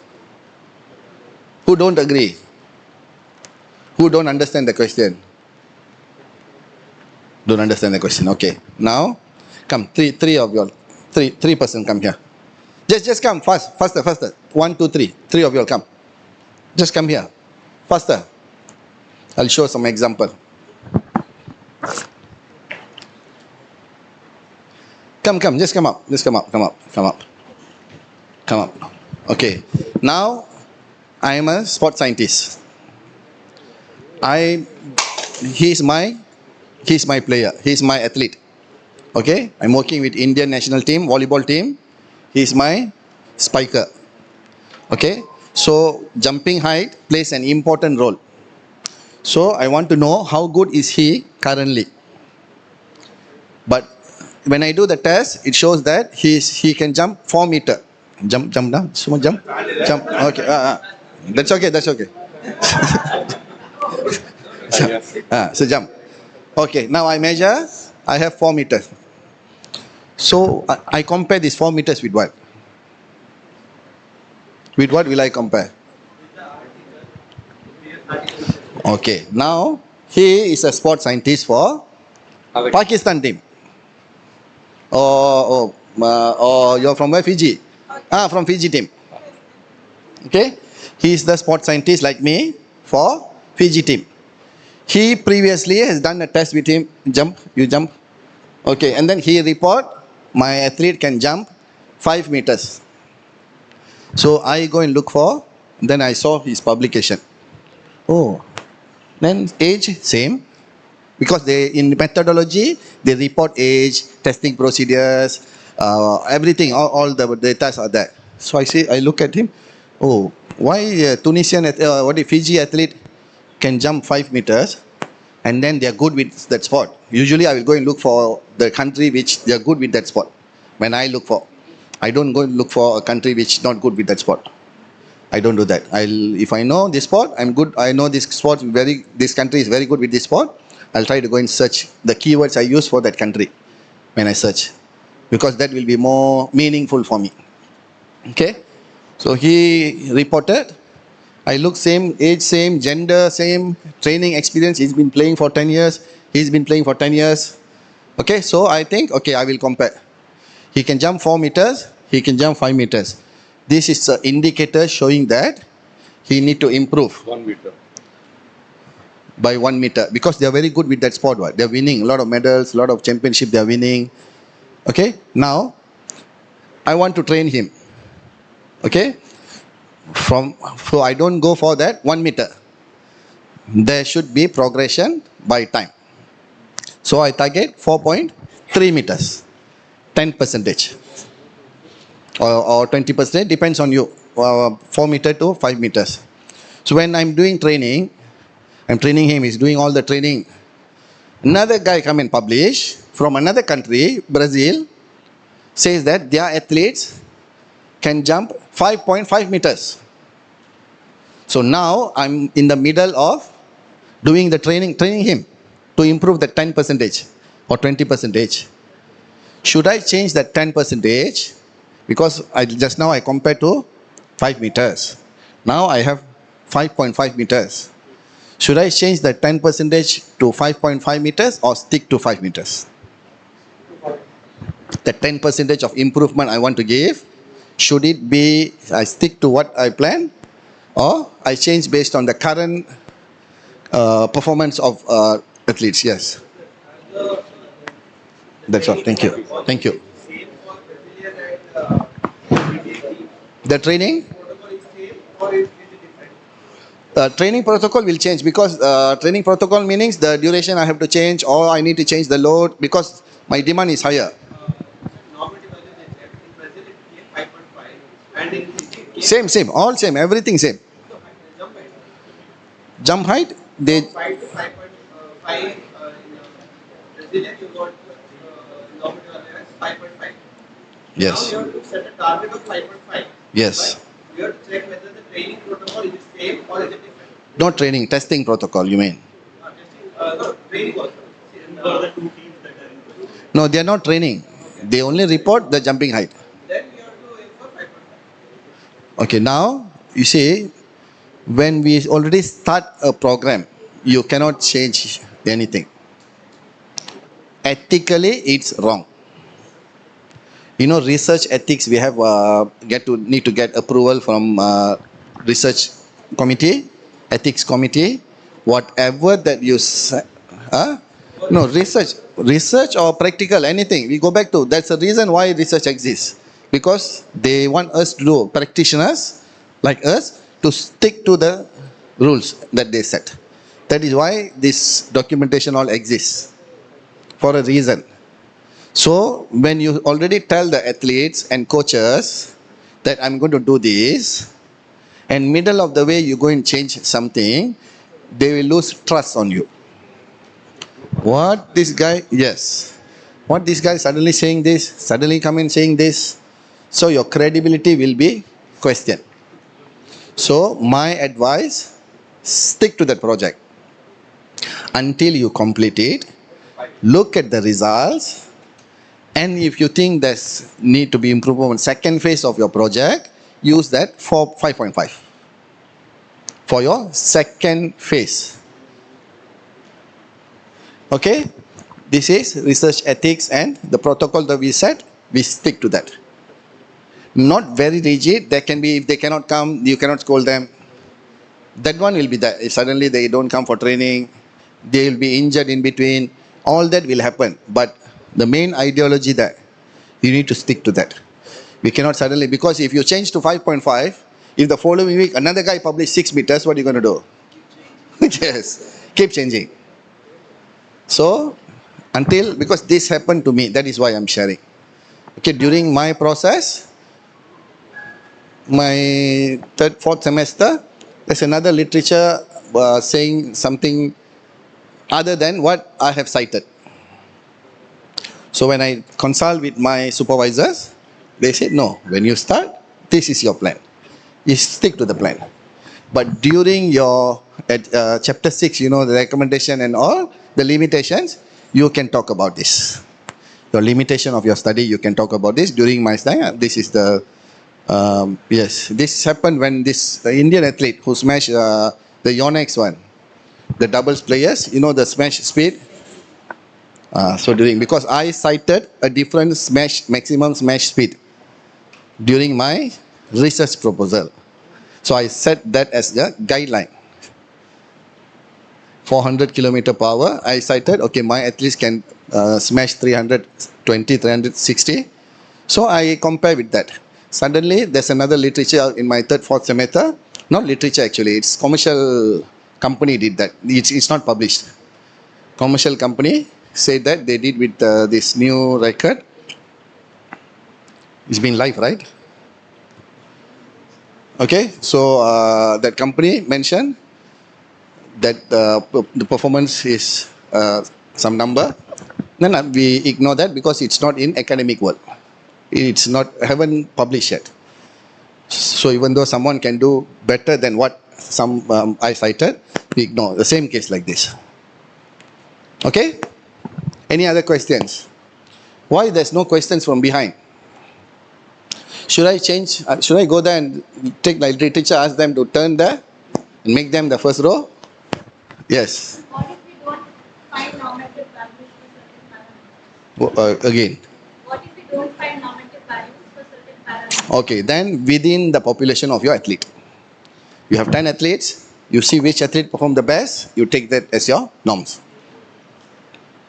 If it makes sense for you. If they are playing the same position, same age, same, all this makes sense, you take that. If they still don't have, you create one for them.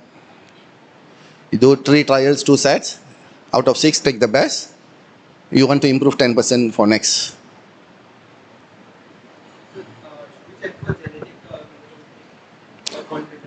Like if you can do thousands of things, there are thousands of things that you can do, but how much does it matter for your study? We don't do that kind of marathon. Check they are very good in international. Maybe for talent identification, you can use this genetic into one of the markers as talent ID. Like you mentioned about this population, right? A different population. For talent identification, you can use. But since they're already there, you cannot change the genetic. You're going to test them. But you can understand that, oh, why is he doing? Like, I've done that. I've done that. Why this guy can do better than the remaining even though he's junior? And then we go and look back, oh, he grow in this area. And then we can take this, we can give this input to the talent ID team. Try to go to this area, look if there's more people like him, bring him here. We can do that. Okay, you see our data is not only for performance. You need to be creative, you need to know where to use, how to use. Can be used for talent identification, injury prevention, policy making. The office policy making, you can use your data. We do that. We share all this information to the associations, organizations, so that, oh, okay, there's something that recommended, and then they will change certain policies. Okay? Okay, example of strength and weakness, identifying biomechanical strength and weakness, okay? Accurate, this is example of football players. You can have your own strength and weakness, model for your sports, okay? This is accurate long pass with, this is the strength, strong ball distribution, strong low body power for sprinting and shooting, good balance and stability. Weakness, limited hip mobility, affecting kicking range. Okay, so the range is not there. Yes.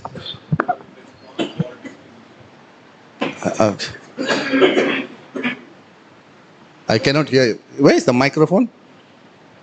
Just pass.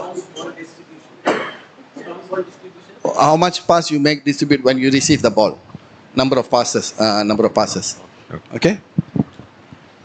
But limited hip mobility. Okay, this is where we will integrate game analysis data with biomechanics. How did we get accurate long pass? How did we get the data? From doing notational analysis.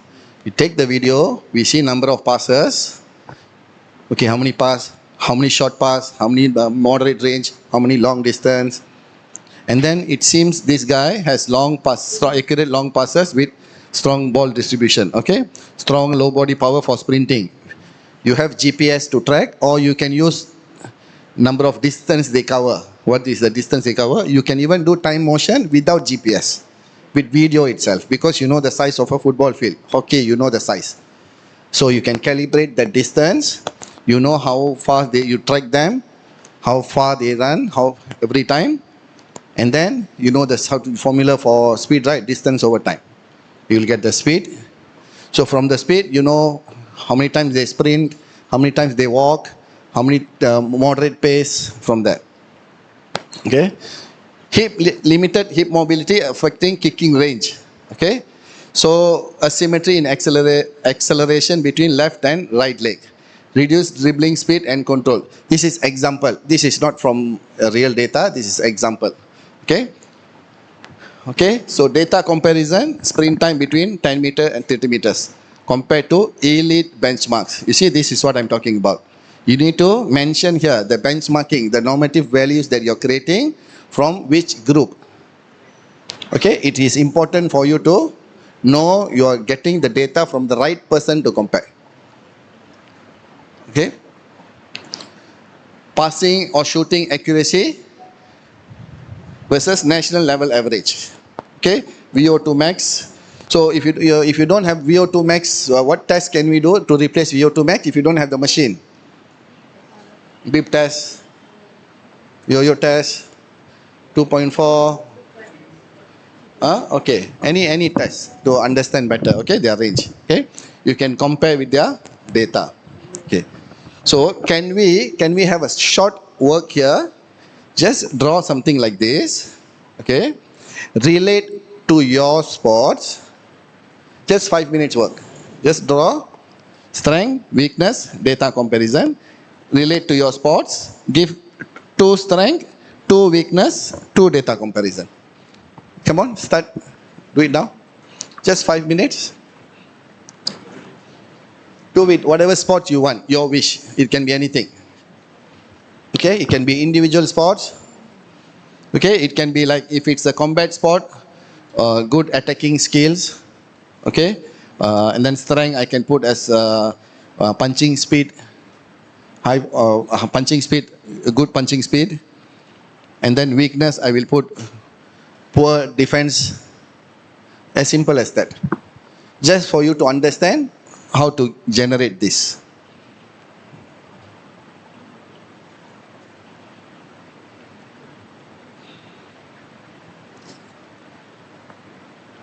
Okay, where's the name list? I will call name after this to come and present.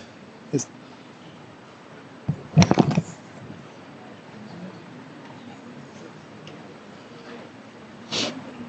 Three of you all will come in front to present your spots after this.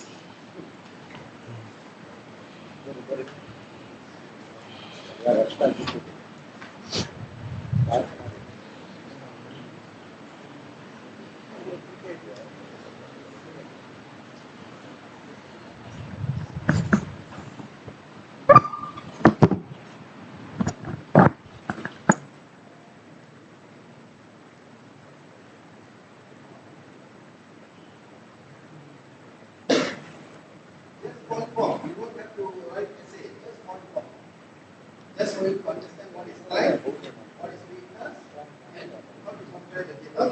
What test will you do? What can be the weakness? Compare the data. What is the last one?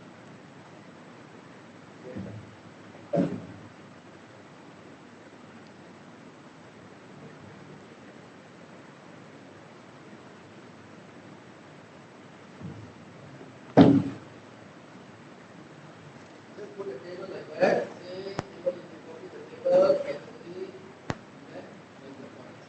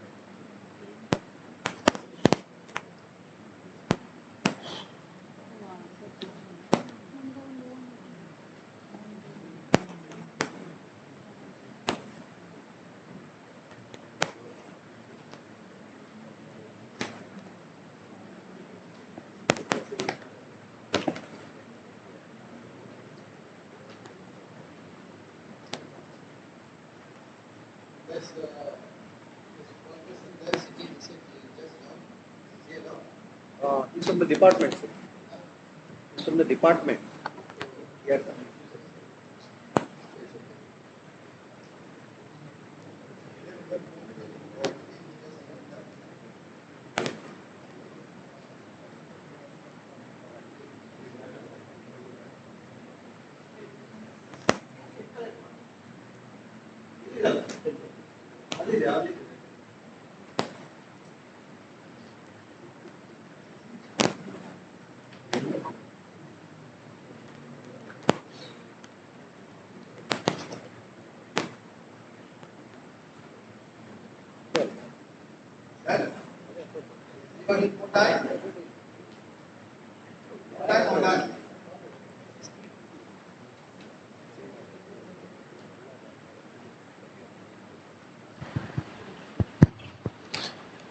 Anyone need more time?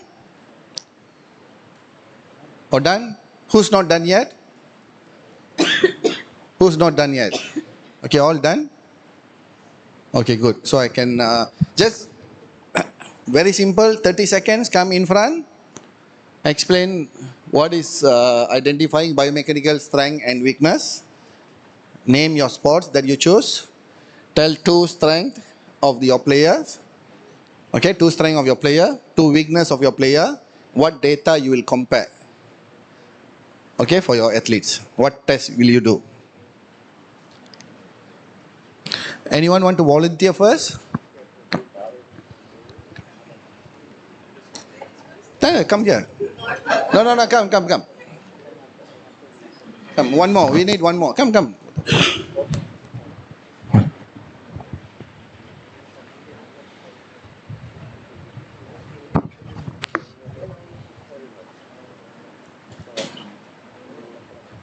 I went with basketball. No man, that's okay. So I just took my example only. So strength is dribbling skills and agility. Weakness. Okay, explain why do we do this? Okay. So in terms of biomechanical strength and weakness, dribbling skills and agility, because there is quick directional change in basketball and you are handling an object. No. Now the main objective why we do this is to identify the gap that we want to work on. Okay, we want to identify. We don't know. We don't want to work on everything for everyone. We need to know this guy need this. This guy, in your case, a basketball player, someone might be good with that. Another person might not be good with that one particular component. So how do you identify that? By doing this analysis. From game, you identify all this and you keep a record. And then you work from that. Okay? So this case now is a basketball player. Is there position for this player? Shooting guard. Shooting guard. Okay. So dribbling skills and agility are the strength. In terms of weakness, shooting accuracy and short runs. But he's defensive, right? Defender. Shooting guard. Like he'll take the ball, he'll move. Okay, so Agility is good, but he's not that much quick. okay, his agility is good. So remember, I always say go back to the most top components for the sports. Most tops that you think is very important. You don't have this, don't come here. Don't call yourself a player.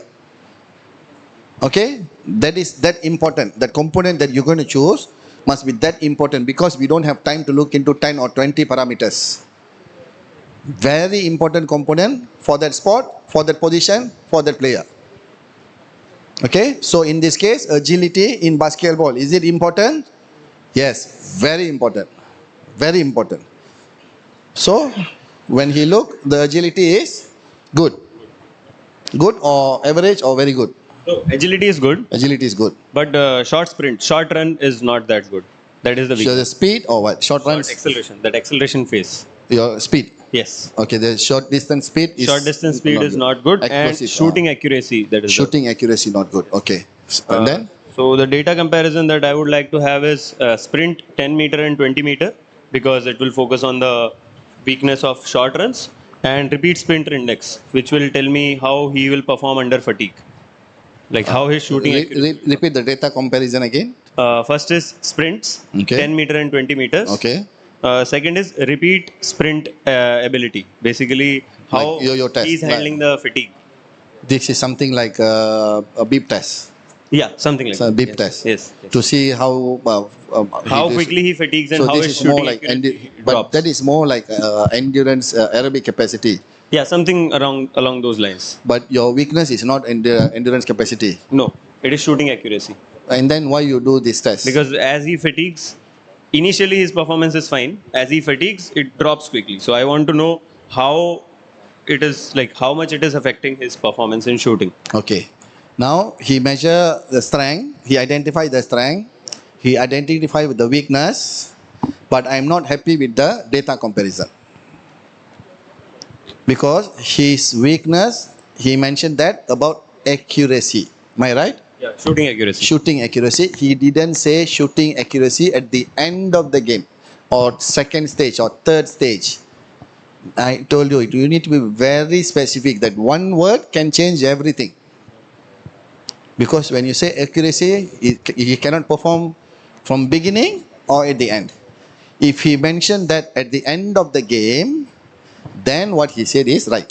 Shooting accuracy under fatigue would be a better thing. Yes, shooting accuracy under fatigue. And fatigue is a general term. There can be mental fatigue, it can be physiological fatigue, it can be neuromuscular fatigue. Okay, so try to be specific as possible. Okay, next. Good, very good.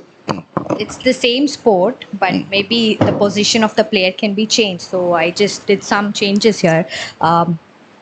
Let's focus on the post guard. So he's good with the shooting and his passing and dribbling is fine.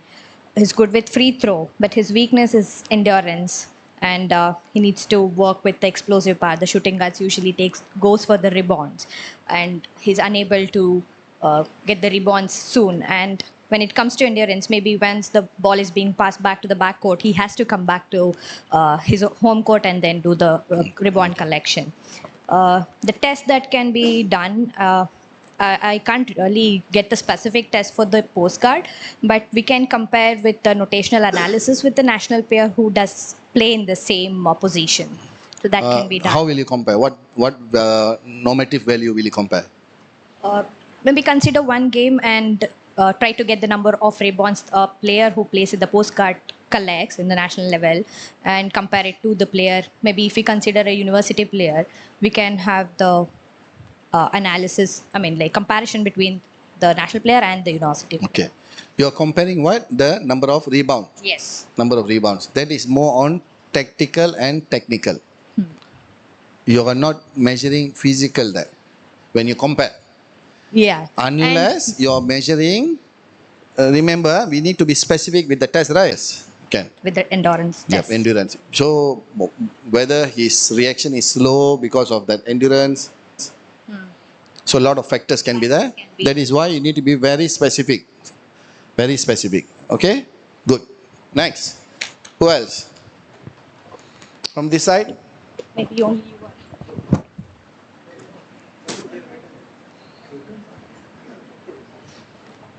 No. Just keep the book there. Put the book there.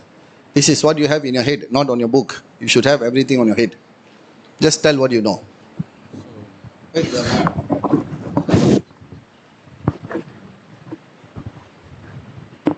So I have chosen a handball game. So in handball game, I have find the strength of the aspects of player is to be they are good in the what you call passing the ball in the short distance, and also they have a good reaction time also. But I have found How do you measure reaction time in handball? reaction time means there are some standardized tests like drop scale one test, example. Drop scale test like that. No, in game, from the video, how do you measure reaction time? In video analysis, right? Okay. How do you measure? What will you use to measure? Like you'll see time or speed? Time. Time of what to what? How much time to required to catch the ball after giving the pass like that. Okay. So you need to have a clear definition. When we say reaction for that sport, you need to have clear definition to measure so that when you do post test, you will use the same protocol, same test protocol. You need to have clear definition. That's why I ask you. So, okay, and then what else? Weakness. Then I have found some weakness in our players. They suffered from eye arm motion skill, because they are giving the passes in a good manner, giving the passes in very accurately, but the arm motion is very less. What do you mean by arm motion? Arm motion means Everything is arm motion. Anything is so arm not motion. like that. So arm motion means throwing the ball accurately. That ball should be reach the partner so as soon as possible. That is accuracy. Accuracy and the throwing speed towards to the goal post. Okay, how do you measure throwing speed? Throwing speed means again we'll have that dynamo. What else? Kinetic. No. How do you measure from a video? How do you measure how fast he throw? Motion capture. No, from a video. From a video. I have a video. I want you to measure how fast he throw. How will you measure? Through video. Going back to the formula, physics. Okay, distance by time. So if you calibrate the video, in the position where they throw. If they're throwing from here to here, that fish, we did calibration. Any distance, any cones or what? You calibrate the distance and then you measure the ball travel from where to where, the distance of the ball travel, and the time the ball travel, you will get velocity or speed. So that is the thing. Okay. So when I found that arm motion is very less in the so that's what I'm to the data comparison. What you told about the same thing I'm following. Okay. Thank you. Anyone else? Anyone else? For physiotherapy, one representative from we already enough. Madam, you come.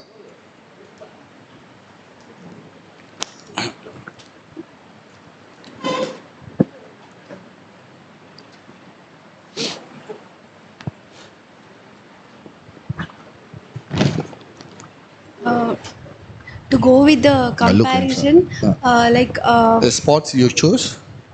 The sports? Overhead athletes. Overhead athletes, okay. Yes. We can see the scapular stability and the rotator shoulder. No, what is their strength?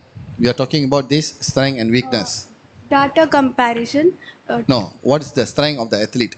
The core will be good, and the weakness will be in the scapular instability as well as the shoulder internal and external rotator. How do you know that? By scapular stability will be measured through the scapular slide test. Okay. There are 3 levels. In the 0 degree as well as 45 degree as well as a 90 degree, we'll measure the scapula. Okay, just pause 1 minute. She's talking about the test protocol. What test she's going to conduct for that movement. Now, what is the performance issue you are highlighting here?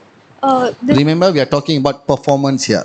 So you need to tell what is the performance issue. You said overhead, scapula, shoulder, but why you are doing that? For what? To improve what? To improve the upper extremity performance. What performance? Like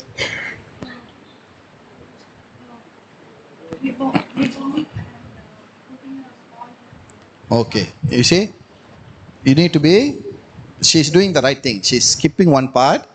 Now the limit, now she need to, the strength, what is the strength? What is the strength of that person? Core strength will be good, but the rotator cuff strength will be reduced. Okay, from a video, can you identify that person has a strong core or not? From a video, I give you one video overhead movement. Let's say volleyball, again, okay, volleyball. Volleyball player, can you identify core weakness if I give you a match of volleyball? Strength we have to check prior. No. Now I give you one video. I take one video, I give you. From this video, is there a way for you to identify whether your athlete have issue with core strength or core issues or not? Because you said core is good. How do you know core is good from a video? We are talking about what you identify from a video. Can you? Huh? What is that? Yes, core. So how will you know from a video? Huh? Force, maybe it's because they got very strong arm. Very strong arm, strong shoulder, internal rotation. Yes, you can look into, because without strong core, you cannot jump very high. Even though the best indicator is the lower body explosive power, it generate for you to, it takes the core for you to transfer the energy which you generate from lower body through your core to your. So if you say that from this game, I see that the core, they have core weakness because when they land, you need to have a strong core to recover back and come back to your position. Without strong core, this collapse will be greater. You'll have more time to recover back and come back. Understand or not? So we are talking about how can identify all this from a video itself. Later we do any test, the test you say to validate that. From video, we already identify this, he's good with this, he's weak with this. And then here, you do the test to validate this. Okay, I'm repeating. This model identifying the weakness is from a video, not the test.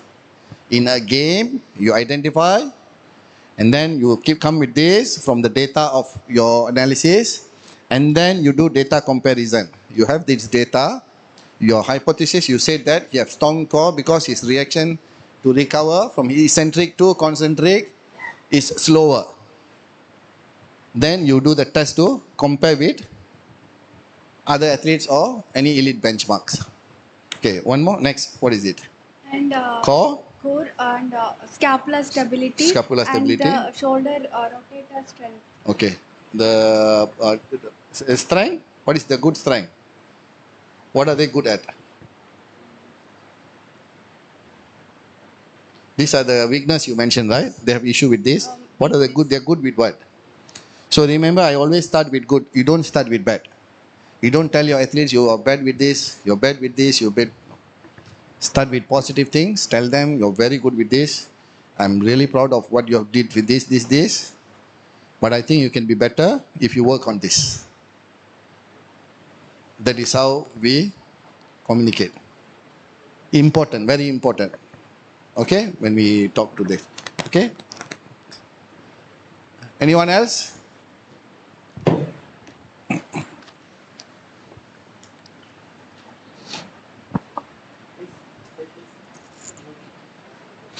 Okay, we are spending more time for this because I really want you all to understand this. What I want you all to understand, limit the number of variables of interest.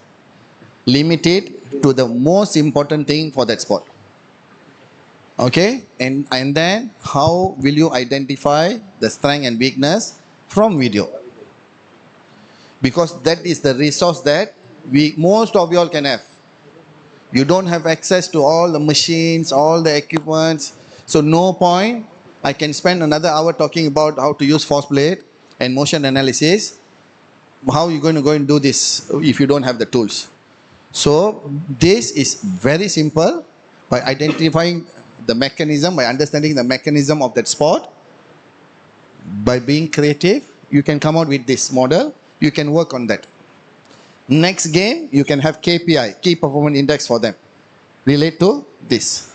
Okay? Okay. Sports? So I have chosen a kabaddi. Kabaddi. Okay, since it is the body contact game, the strength is too important to a rider as well as the defender to tackle. Okay, if you have a good speed, we can get a more points. And also, if you, from video, what did you get? From video, we can like a performance analysis. What data can you extract from a video? How many points they get by performing a particular skill, like a toe touch. Okay, he is going broader. I said be very specific. For kabaddi, what are the most important components biomechanically? Like for strength, we can go for explosive strength. Explosive strength. Yeah. So how will you know that from a video? Like since it is the body contact game, when a rider get caught by a defenders, how much force you going to apply on a defender, can we measure that through a force plate? This is a video, not force plate. Okay, I think you all don't understand. That's why I'm asking for different. We are not force plate, this is not test. I give you a video. From that video, you extract the data to come out with this model. Clear or not clear? Yeah. If I give you a video of any sports, your own sports, from that video, you have to come out with this. What is the strength? Like in this case, accurate long pass. How did I get? Oh, I count number of passes. He's 80% or 90%. He had successful pass. So I put that as his strength. From that. Okay. How I come out with the weakness? Whenever long pass, mostly he will miss. Short, he will pass shorter than his own player. How?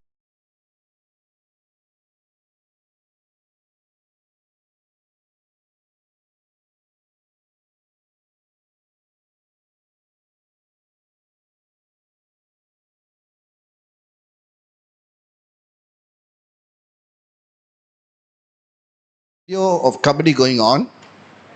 You said maximum, what is that? Explosive strength is what? How will you measure explosive strength there? From a video? From video. So rather than that, we choose a flexibility, sir. Just to keep it a explosive strength, we can choose a flexibility. By seeing a video, we can check what is the reach of a hip joint by doing a toe touch. So by video, we can measure it. So we have a Dartfish software, you can know. We can analyze that. What is the reach from the rider to a defender? We can measure the distance. Okay. Let's assume they have good reach. We put that as strength. We put that, your athlete, that is his strength, because he is very flexible, he can reach very far. Okay? What can be a weakness for the player? If you don't have that good flexibility, they can't reach probably. No, we already have strength, we already have flexibility as strength. Okay. So there need to be, you want to work on the weakness. What other important components? You said in kabaddi, flexibility is top. You must have flexibility. Is that? Yeah. Is that true, or is there anything else is more important than flexibility? I think strength is the more important. Okay. You see, we must go back to the most important parameter. Don't go to the second, don't go to the third, don't go to the fourth important thing. That is why we do need analysis. What do we need for the sport? List it down from 1 to 10. Work on number 1. In this case, it's strength. Strength is the first. Strength or strength endurance? Strength. Strength endurance. particularly strength endurance. Only one. Okay, strength endurance. Strength important or strength endurance most important? Strength endurance. Since Strength it's a 40 minutes game, Need strength to be endurance. very specific. So how do we measure strength endurance from a video? No idea. Okay. Very good. Why? How do you measure? What is strength endurance? The ability of a muscle to pull or push using repetitively for longer duration of time. Now, how many minutes is kabaddi match? 40 minutes. Okay. How many total attempts will one person perform? In a match, how many attempts will a person can perform? That means a rider. In a game. Let's say I'm a player. A single player. Single player in one match. Is depending on depending on a situation. We can say that in one match he can get a 10 rides, 10 or 12 rides. Okay. A single Now person. we need to break down the movements of kabaddi. Kabaddi got offensive and defensive. Yeah. Okay. Either you attack or you defend. We need to be very specific. What movement are we looking to improve here? Very specific. Cannot be general. Let's go for attack. So when attack, I explode and I need to go in tap. What do you call it? Tap or touch? It's a touch. It's a touch. You need to touch the person. So the explosive is there. So which muscle helping me to explosive? Both legs important, or one leg help me to ride when I jump. I don't jump with both legs. So the athletes will have a habit of either this or this. So which muscle? Front leg helping me or back leg helping me? Which leg help me to push forward? Back leg, rear leg. Back leg. Okay, so very specifically now focus on total of 10 attempts. What is the time taken for me to push, start from this action to go and tap? So you will see reduction in time. If what you said is strength endurance, his weakness is strength endurance, you can see the decline in his time. Okay, first attempt to second attempt. We can Third compare the attempt to fourth attempt to 10th attempt. That is the data for you to tell whether it's his strength or it's his weakness. If he consistently successful for every attempt, then you cannot say it's his weakness. It's good in strength endurance. That is his strength. Understand? Correct? Then you come back, you do whatever test you want to do for that strength endurance. Okay? Double leg, hop, 10 hop, whatever test that you want to do, you do to ensure that what you found out from the video, it's whether there's a significant effect or not. Okay? Thank you. Yes.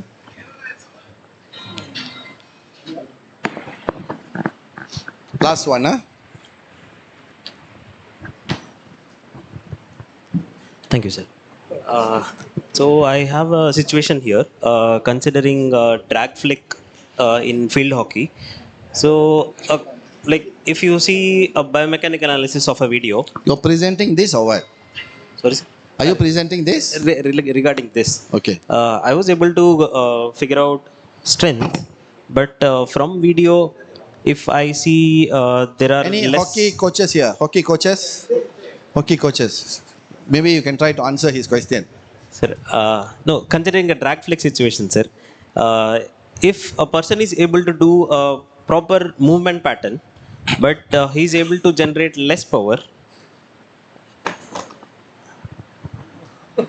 and I was just like trying to identify researches on power generation using biomechanical analysis, which I didn't find in field hockey, but there are many researches in other forms. So, like how we can do a data comparison for power generation is... How you identify the drag flick power from video? Yeah, sir. What are the method? Same. From the point till the ball has reached and the distance covered. From here, starting and finishing. Yeah. There is one event. Correct. Correct? One event, right? One event, yeah, there's a one skill. That is your question. Yes, sir. Yes, sir. What method can we use to identify from video? like considering the whole situation, we'll see from the point where the ball was and the total distance where it traveled, like similar to what a throw we can consider. Like I couldn't find a data comparison. So if my athlete is at a particular like at particular level, so how would I increase him comparing to a different data is what I'm asking, sir. Compare your athlete data Yes. with some other data. Yeah. You want to know what to compare? Yes. Whether it's the speed of the ball. Yes, yes, yes. Usually they compare the speed. So yeah, you can do one thing. From the moment of point of contact till the moment of release, you can just see what is the distance and what velocity he is doing. Okay. Okay. Then, by just by ball speed and stick speed, you can by seeing the video, just I mean without getting into the data, even simple softwares you can do it. Yes. What from what point he has dragged the ball till what point he's releasing. Then you maybe you'll have to analyze the joint angles, which, for example, the shoulder. Maybe we require more software for that. Maybe even EMG, you might have to, if you have the possibilities of EMG, you can just compare the muscle activation, which are exactly. For example, when you do this adduction, normally the this thing, pectoralis major comes into place, and even the triceps and extend this thing. So you can identify the muscles and see what are the what activation takes place, and you can normalize the score between his maximum and what he does. So you can have a comparison between different athletes. But I think Saju sir has done a beautiful book on full drag flicks only. It's a full biomechanical color picture. There is literature on that. I mean, drag flick is one of the scoring. Most researched. It's almost like next to penalty stroke. Penalty corner is one of the top scoring skills. So I think there are a lot of studies have been done on the drag flick. So I say, as you know, to generate power, you require speed as well as strength. So one aspect of speed you can always measure, and maybe strength you can go to the labs or go to do the different tests to measure the strength aspects of his upper body strength. And even the leg is very important. Okay, only video, no other equipment. We don't have any other equipment. We're going to come out with this only from video. Okay, like Dr. Gerald said, very simple, important component. Drag flick is one of the important components to measure. Okay, one of the most important component to measure. Okay, how do we measure? What do we measure? That is the two questions that we want to know. And how do we compare the time from time to time, the same variable that involving drag flick? Number one, speed of the ball. Okay, sit. And then what caused the speed? The distance of the drag. How far your stick is. How fast, how. And then it will come back to all this body, how the body movement, mechanics of which caused that movement. So we don't want to know everything here. We want to know how to improve.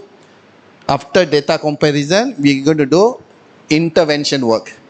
Then we'll be interested. Now what you can do is the distance standard from the ball to. No, depends on the height of the player. And no, the ball to where they stop the ball, where they start. Yeah, it's almost standard. The 16 yards will be the D circle. So maybe just around and the. So it's standard. The distance is standard. Yeah, standard. So everyone start from there, stop the ball from there. Yeah. Cannot be more, cannot be less. Now you can take time. You can even take your handphone time, or you put into Kinovia or that fish, you know the time. Now you know the ball speed, distance over time. Yeah, this the speed is very important because the defenders are coming running out. If they take around 12-13 yards, maybe they take around a second to cover. So what is your time you take to release the ball? So the ball speed plays a crucial role here. That is the one indicator that you want to look. Whether it's their strength or it's their weakness. If his ball speed is good, you need to have a parameter says that above this, what is the normal ball speed in drag flick in meter per second? I have to check Don't it have. out. Okay, then you go look at the number in literature, drag flick speed, okay, and then measure your athlete. You know how far are they from the elite athletes from other countries. And then go back to do what Dr. Gerald said. How to improve the speed? Is it by distance of the racket, of the hockey stick, or the body trunk rotation, or the chain of movement? Identify one first. If it's the trunk strength can improve, work on the trunk. Again, go back to which parameters, one or two, can help them to increase the drag flick speed. Don't go and look into everything and work on everything. So now in literatures they list there, in order to have a good drag flick, this is how a good drag flick biomechanics will look like. Require your leg position or rotation of the trunk. There can be 70 to 80 variables. Front leg ankle, back leg ankle, front leg knee, back leg knee, right hip, left hip, my shoulder position, elbow position, all this. We are not interested in all this. We only interested in what are the main indicator out of this 78 example. You don't go and look into 78. What are the main indicator? In my study, badminton, the main indicator to perform jump smash is the maximum range of motion of my shoulder. The greater the range of motion and the shorter the time that athlete take to swing the racket, the greater the shuttle speed. That's it.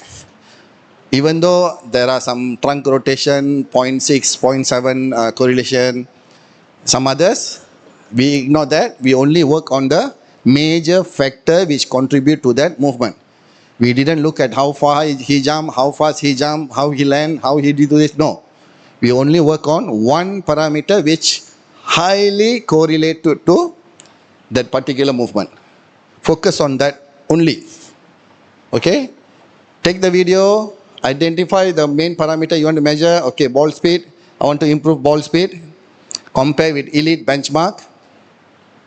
And then look at his movement. If it say the trunk rotation speed plays an important role, or the racket, the hockey stick is the main, work on one parameter which can to improve the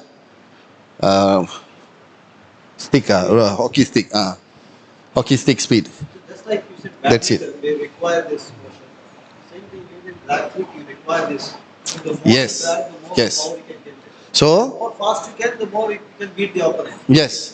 So it's the flexibility plays an important role. How flexible your whether your trunk lateral flexion or whatever position, this flexion position, how far you can reach, how fast you can reach. Work on that. Okay? Good. Thank you. Thank you, sir. Okay. Understand? Have we gotten this? What time we were supposed to have our break? What time is it? 1:30? Sir, what time is our break? 1:30 or what?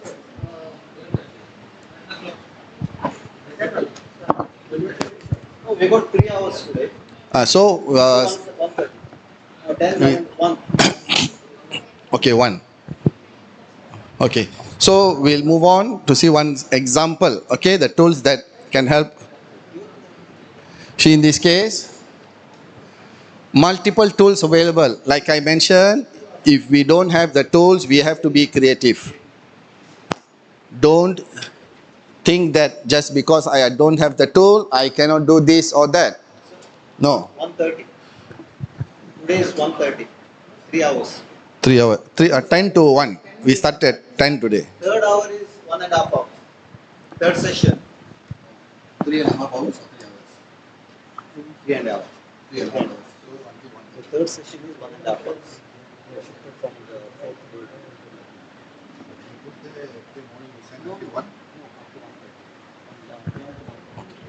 So correct, until 1:30 today's session. Okay, we have another half an hour. We'll cover one more topic. Okay, because we are trying to cover back the time for Saturday's exam. Okay, you all have exam this Saturday, so we're trying to cover that session back. Okay, so everything in your exam is related to what we are doing here. Anything you come here and present will be in your exam. So whoever pay attention will pass. I think passing marks 90% passing? 90% and above passing mark? Or 100%? 90% passing mark. 100 questions. Okay, 100% you need to get at least 90 right out of 100. I'm preparing the question. So whatever sir is doing, So I will prepare the question. Everything I prepare based on what I'm teaching. If you pay attention, you can pass 90%. Okay, if not, I'll see you during next GIAN program. Okay, so motion capture system, force plates, all this we have discovered. Okay. So one example, this is from a study in Loughborough University. They did a study with, what is that? What sport is it? Oh, cricket. Okay. So I think this is McNeil's PhD project where he worked with cricket athletes. So this example is to show what are the important parameters you need to look before you start a case study or project. Okay, everything is here. Methodology, what he did, how he did, what he found in his study. We're going to cover for half an hour. Do you all want break? No need? We continue? Okay. Okay, we're going to cover this. First of all, like we said, you need to know all the phases involved in your sports or the movement. What do we call as phase? In sprinting, we have preparation from starting block, exit for starting block, okay, first stride, second stride, and then acceleration phase, maintenance phase until the end, okay. You know there are phases. In gait, we have phases also, the transition, heel strike, swinging phase. We break down movement into phases. So in this case, stance, back tap, because you want to look into every single thing. 6 components, you break down into 6 components.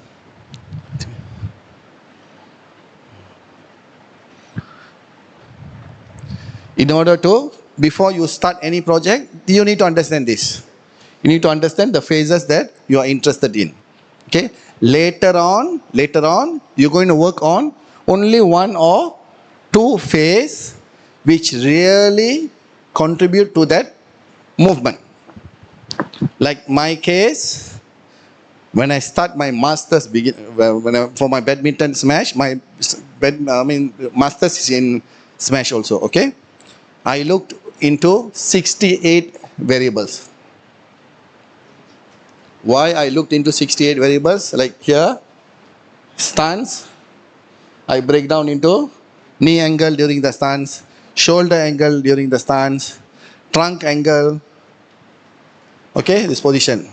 Out of 68, at the end, only 4 variables shows that it influenced the movement, smash. Only 4 variables out of 68. So, for my next phase, when I'm continuing this project, should I still take 68, look into 68 things? So, how many do I need to look into? Because we already have understanding on that movement. Before that, we don't know what contributes. Okay? So, when you are starting, if that sports or whatever movement that you are interested in analyzing is not in literature to show which movement correlate or cause that movement to be good, you have to do from scratch. If you don't know, if there's already literatures out there shows that these are the major contributor to this movement. For throwing, okay, throwing, shoulder internal rotation plays important role. Why are you measuring what is the stride difference, what is the rotation? Don't waste your time, focus on. But if you don't know, there's no literature out there, then you have to measure everything. After that, once you have published, other people will follow you. They will cite your work. They will only look at the things that you said important for them. That is the whole point of publishing papers. Okay, so when it comes to once you identify the performance indicator or variable of interest that you want to measure based on phases, you need to know what are the variables that previously shown as correlate with the results that you're looking for. In this case, ball speed. Okay, so in this study, one case study we are looking, supposedly we are, in the what is that pamphlet we put as combat sport case study, but since there's no combat sports here, I have to change it to something more famous here. Okay, so they use 20 batsmen.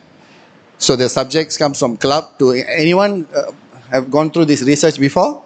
Read this research from Loughborough University? No? Okay. So everyone perform 14 to 14 shots against a bowling machine. Why do they use machine instead of a person? Why? Okay, to have a consistency in the person who's going to bat to receive the ball. Why is consistency important here? Depending on the pitching, the style, and the choice of shot. No, why? What's wrong with someone else throw the ball? Huh? Yes, because the stats that you're going to run, whatever analysis, post analysis that you're going to do, depends on this. So you're going to compare inter-individual analysis within myself or intra with some other pitchers. So if I'm comparing with another person or even myself, the ball where I reach will be different type of ball. So in order to avoid that, same goes to my study, I have to buy shuttle launcher. We have shuttle launcher where we put the shuttlecock, we can put around, I think 100 shuttlecocks. And I can adjust the angle, I can program it according to where I want the shuttle to go. And the trajectory, there's a machine I bought, we program it, I stick to that for the entire data collection. Stick to the trajectory. We don't want any biasness in this. Okay, that is why you need to standardize the test that you are performing. Okay, can machine make error? In this case, can this bowling machine make error? Yes. Yes, but very less compared to human. Human have high variability compared to a machine. Okay.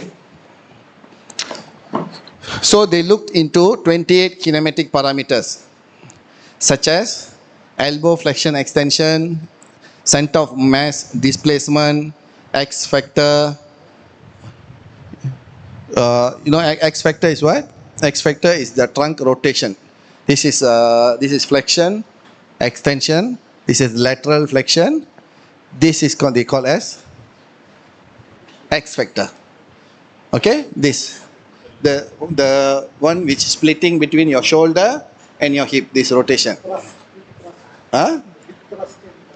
Shoulder also. Hip thrust is this. This is X factor. Is your shoulder separation from your hip. It's called as X factor. Okay.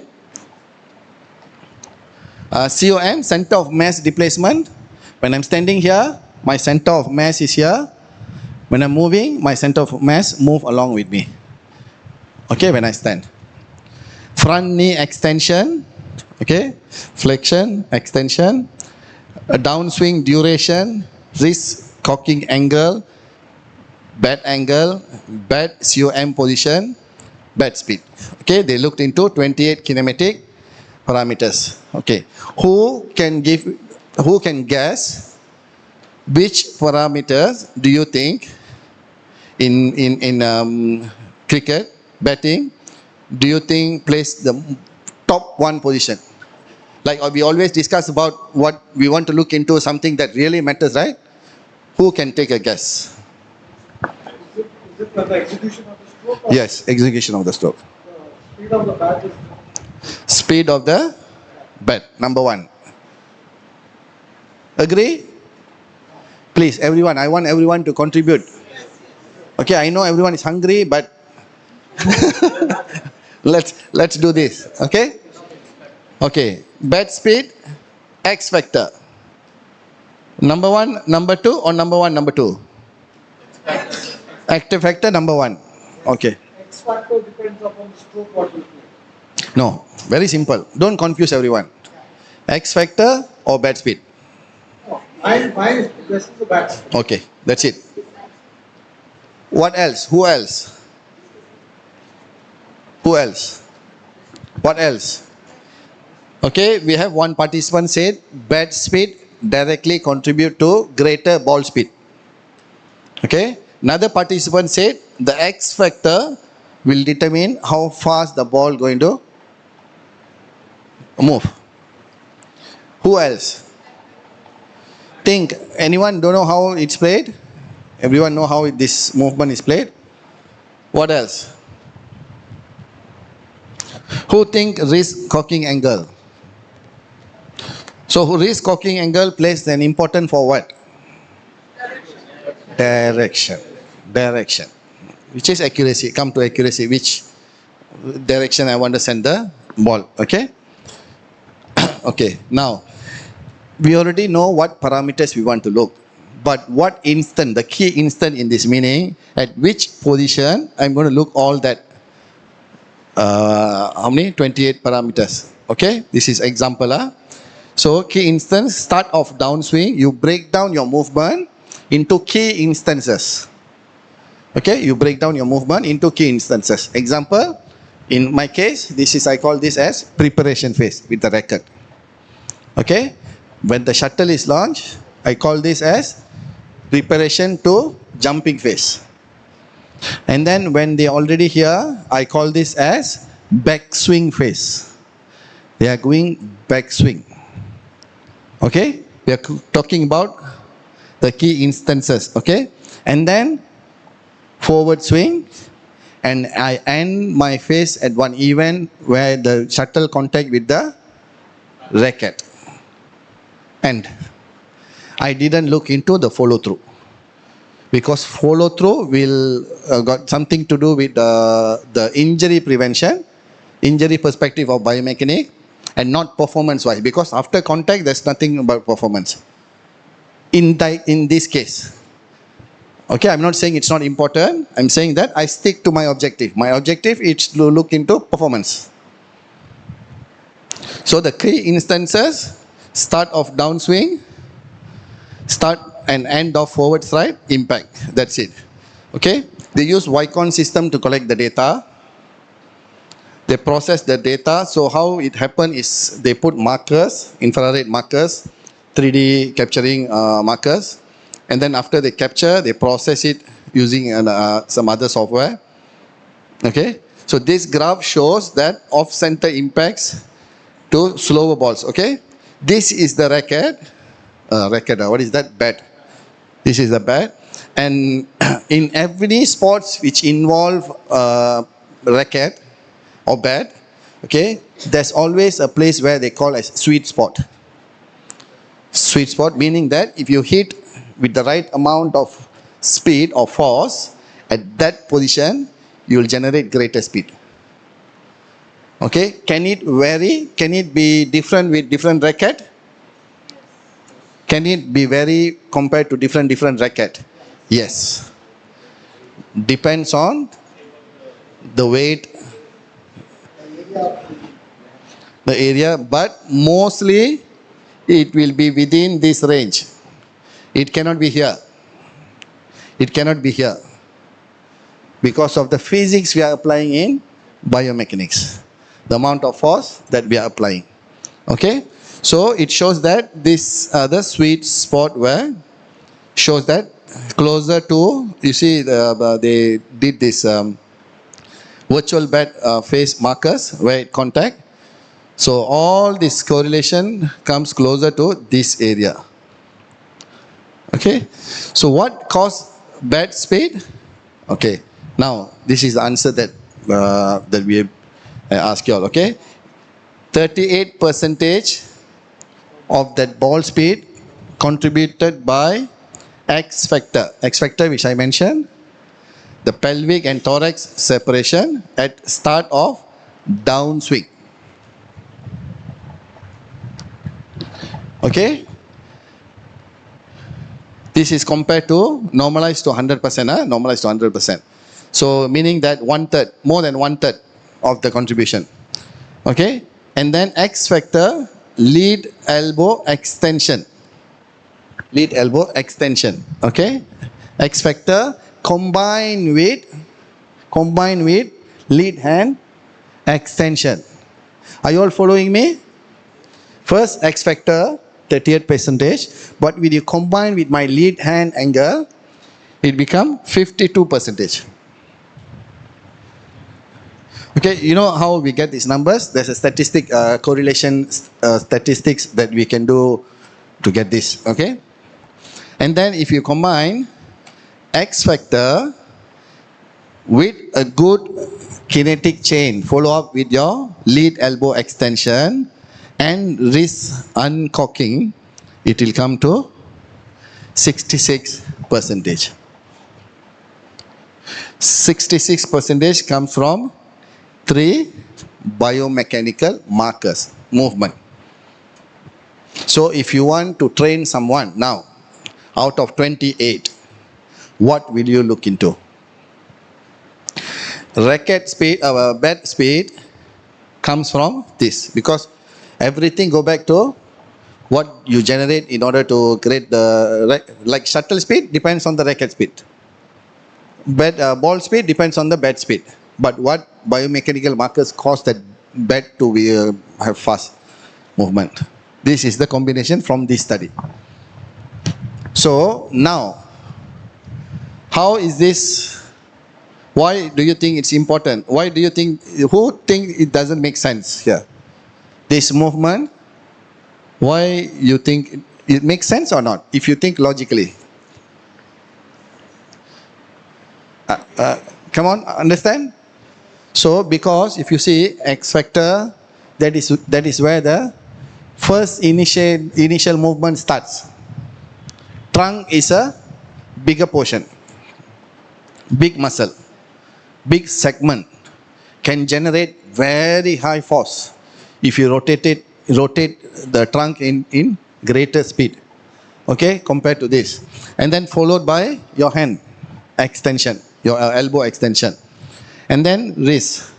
So this is a model from this study to show that the breakdown of the distance, ball launch speed plays an important role, and ball launch angle. Okay, ball angle at impact. This go back to this here. Where is the contact between the ball and the bat? Okay, from ball speed at impact, like we said, like what we can see here, what's correlated with ball speed at impact? X factor, lead elbow extension, and wrist uncocking. Okay, now we're going back to one important term that we need to know in biomechanics: kinetic chain. Kinetic chain meaning that the sequence of that movement. Okay, the sequence of that movement. If you have one movement and you're going to break it down from which joint to which joint to which joint. Example, if I'm walking from here, if I'm going to walk, which first movement muscle will I activate? Let's discuss about me walking. Which muscle will I activate to walk now? From this position, I'm going to walk in this direction. Can anyone tell the kinetic chain of walking? Back leg, plantar flexion. Back leg, I need to push. Okay, first ankle joint. Okay, from here. Yes, this side. Because my right leg is here, my left leg. I need to push. And then followed by? So, my running speed will go back to depending on how fast after I do this and I continue to do this. Get it or not? If I do this movement, if I push, I do pushing movement, and then this movement is slow. Will I run fast when I move fast? No. So the time taken between this movement and this movement, I cannot do this. That is not, I cannot use my, I need to push to get the ground reaction force, hip, knee extension, and then goes to my opposite. So that's called as kinetic chain. Kinetic chain means what joint to which joint to which joint to which joint. In this case, which joint is this? X factor contributed by which joint? Your trunk, your hip, and your core muscles. Okay, your core muscles. That is why athletes need very strong core muscles. Okay, your hip and your core. Followed by, can I produce greater speed if I have X factor stronger, but my elbow extension is slow? No. It need to happen at the sequence of very fast sequence so that I benefit from the first initial speed I create. Transfer to my elbow, transfer to my wrist, to the racket, to the ball, the bat to the ball. It happens very fast that we cannot measure it with 2D analysis. That is why we use 3-dimensional analysis, because we can increase the capturing rate as high as we want. Okay, I think here they use 400 frame per second. 400. Mine, I use 700 for badminton because racket speed is the fastest sports in the world. In badminton, badminton smash is the fastest movement in the world in sports. Okay, even faster than F1. So I need to use 700. If anyone used motion analysis before, you know how difficult to digitize 700. Meaning that for 1 second of movement, you press next button 700 times for you to go to next second. Okay, that's how fast. Okay? Okay, we already reached to summary for today's session. Okay? So biomechanical assessment is key for performance enhancement. Okay, we already know this. Movement screening, we have done. Manual screening, using machine, how to capture data. Okay, performance testing, quantifies capabilities, integrating. Now, I want you all to ask question related to the topic that we covered today. I will answer, and I want someone else to answer also. We have 15 minutes.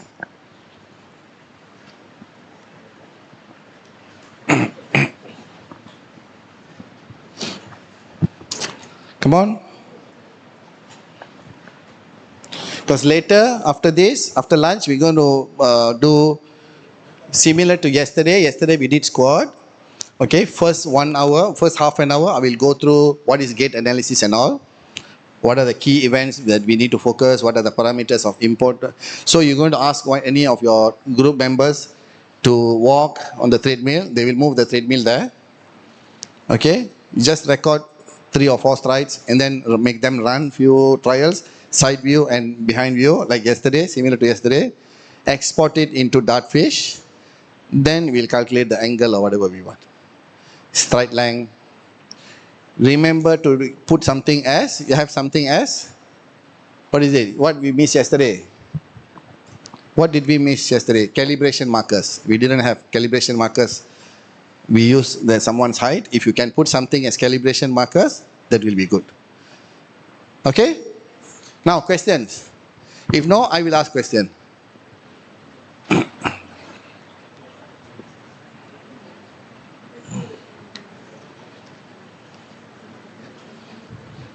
Alet Jos. Alet Jos. What is kinetic chain?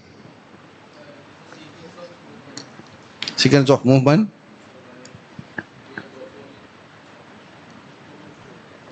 Okay, it's internal movement. Internal movement how your muscle transfer your energy, force from one to another segment, one segment to another segment. Okay. Ashna, Fatima, what is kinetic chain? What is kinetic chain?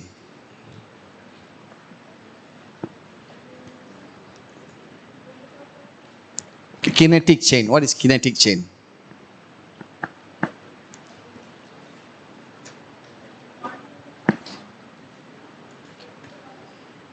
Now, this kinetic chain. What is it? What did we discuss about here?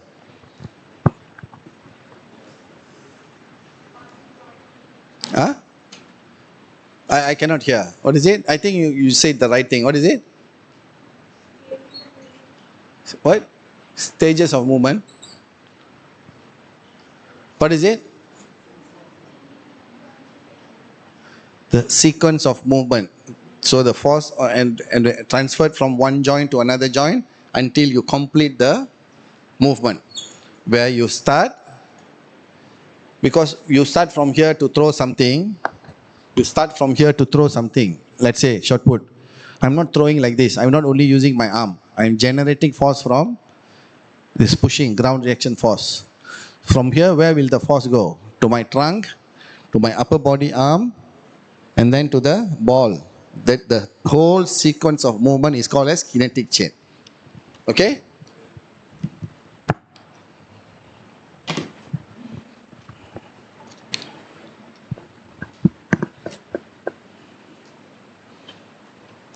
Jettamma.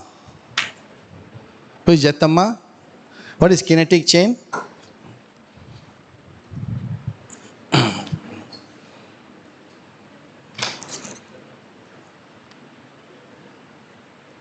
Kinetic chain. Anyone can help beside her? Sequence of movement. From one joint, another joint, or one segment to another segment. It can be from lower to upper to trunk. Okay, you all need to know this. This is very important because when you're analyzing movement, you need to know where the force is starting to generate from. And where does it end? In martial art, from this position, we don't kick with our hand or leg. We push, we generate the force from the ground. And then it will transfer to upper limb and then kick. So you need to know where the movement is starting from. Okay? So what do you measure for a footballer if you have force plate? What are the most important components you'll measure for a footballer? Huh? Force plate. You have force plate, you have a footballer. What will you do? You can do only one test. Jump, balance. Now ground reaction force is what you're getting from the force plate. What test will you do? What is the most? Counter movement jump without arm swing. The reason? If I do counter movement jumps, I am seeing the sequencing of concentric and eccentric movement, and I am removing the arm swing with it, so I know actually how much power is generated by lower body, only lower body. Okay, how important is lower body explosive power for footballer? If 1 to 10, is it number 1? Okay, lower body, yes. Huh? Agility. How do you measure agility in force plate? Balance. You're talking about balance or agility? Okay, now before this, we have done all these tests for. So yes, low body power is important in terms of performance and injury prevention. Okay, if I have force plate, I will look into what are the major issues in football now. ACL injuries. Mostly they have injuries football related injury. People will say ACL. So one of the major indicator for ACL injury, they said it happened during change in direction. changing direction. So I will prefer to do the cutting, side cut they call. Run and then change direction to know how much of force is generating and how fast quickly his eccentric force is, in order to help him to change direction. The absorption rate, you can get, okay, rate of force development. All this very important for us to measure in terms of performance and injury prevention for a footballer.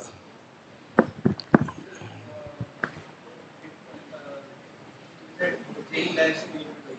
But in that, it will not only load only the ACL, but will all the muscle and medial and that ligament will also act on that. Instead of that, we can go for landing errors.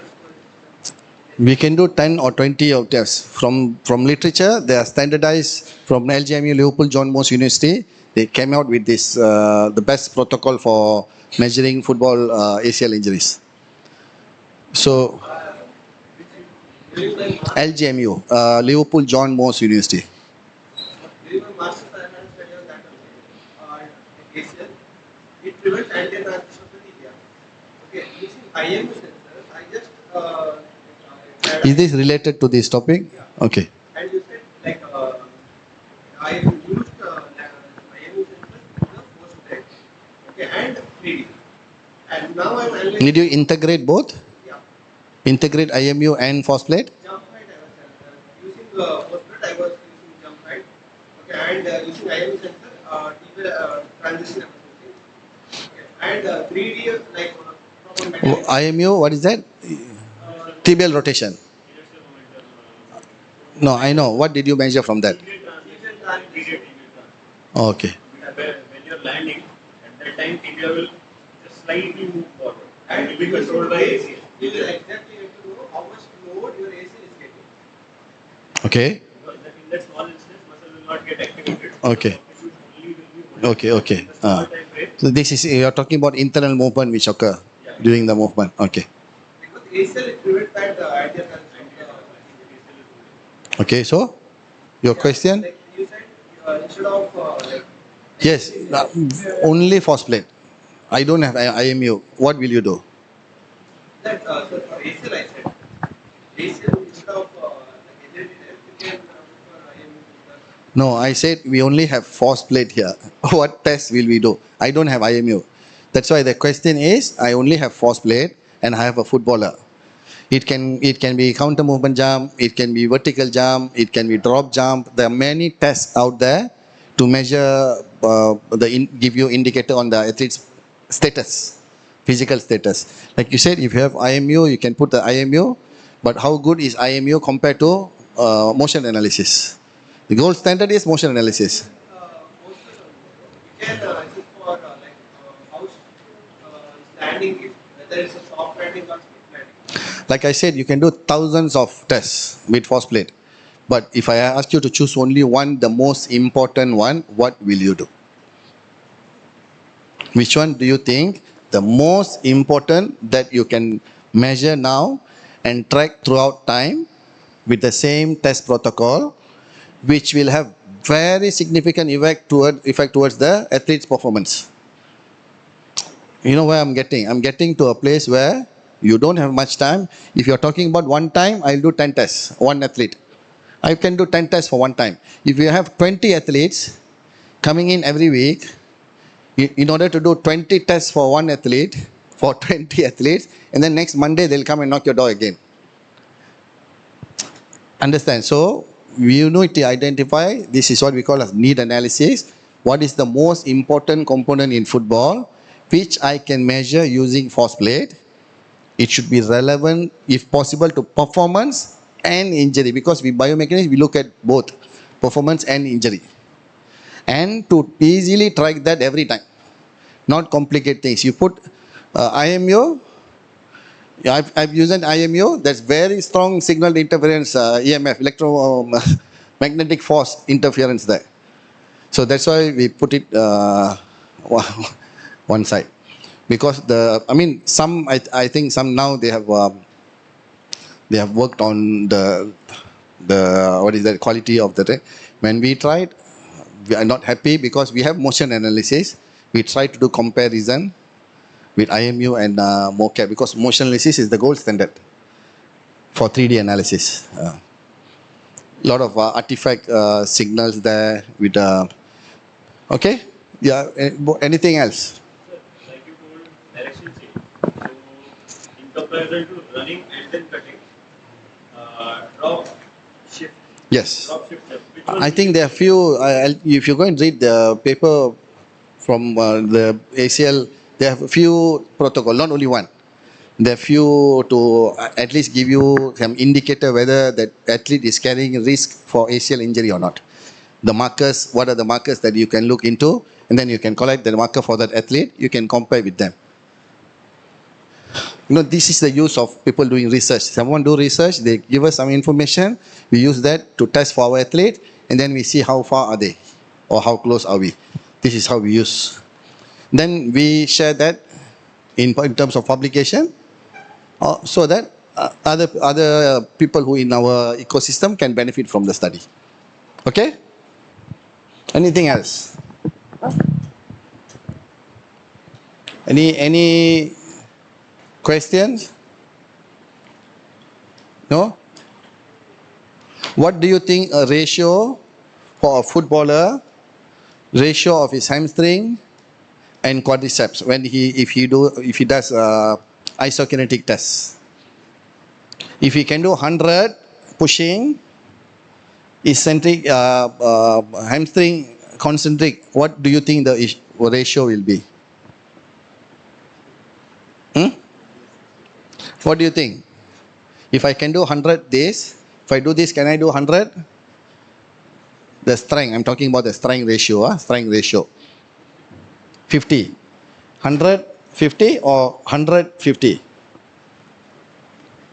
Knee extension, flexion. Okay. We were talking about quadricep is stronger or hamstring stronger? Hamstring stronger. So when you push in this direction, you said it will be greater. Actually, they only can perform 60% to what they can do this movement. 60 to 70%. 60 to 70%. If they can do 100 of this, when we push behind, they can only do 60 or 70.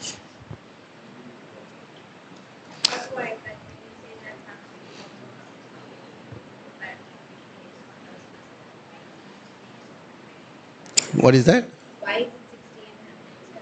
Because of the nature of that sport. Because we do forward motion more than backward motion. We use primary mover. These are the primary mover. So we only use hamstring when we want to stop, brake, and move forward, move sagittal. So and the demand for the sports is in such a way to generate that motion.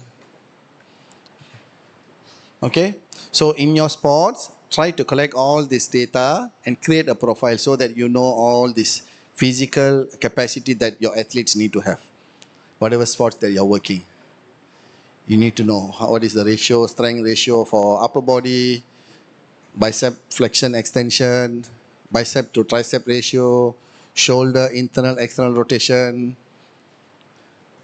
Just from literature, all you don't need equipment, just computer or phone, you can Google, read, and then you can put it in a template.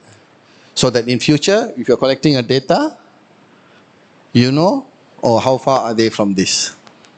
Okay? Okay, that's it for today. I will see you all at what time? 2:30? 2:30 or 2? 2:30. I'll see you all back here at 2:30. By the time the,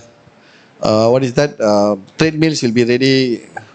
But come here first. I will go through a half an hour slide because our session is 2 hours. 2 hours later. Okay? So half an hour we'll do this. Next half an hour you'll collect data. Next 1 hour we'll learn how to interpret the data. Walking and running analysis. Okay? Thank you. See you all.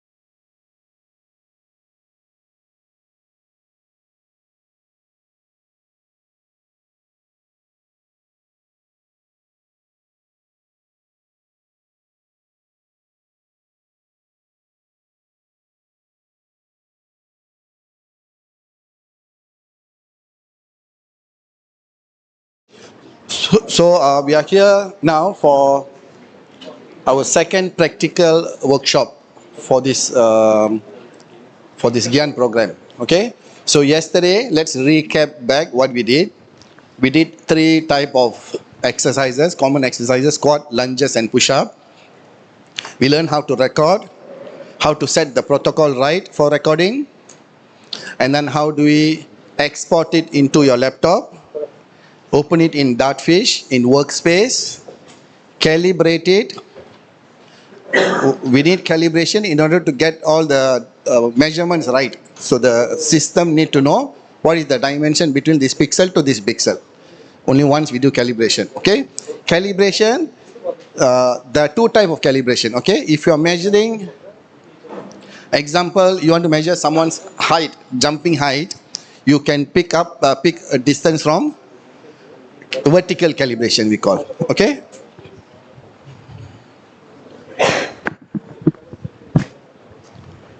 If this is the screen and someone is standing here, okay, if you measure the height 1.76, it's called vertical calibration. Okay.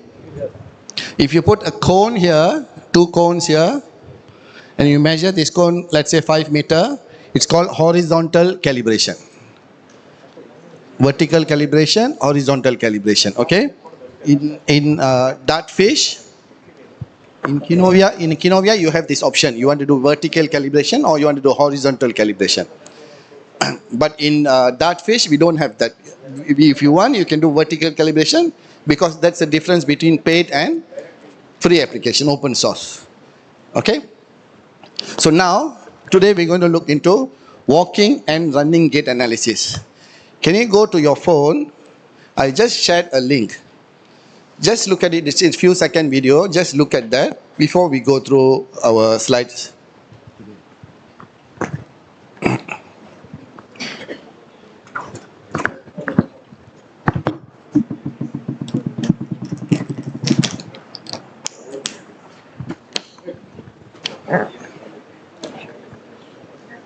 Anyone have done walking gait or running gait analysis before?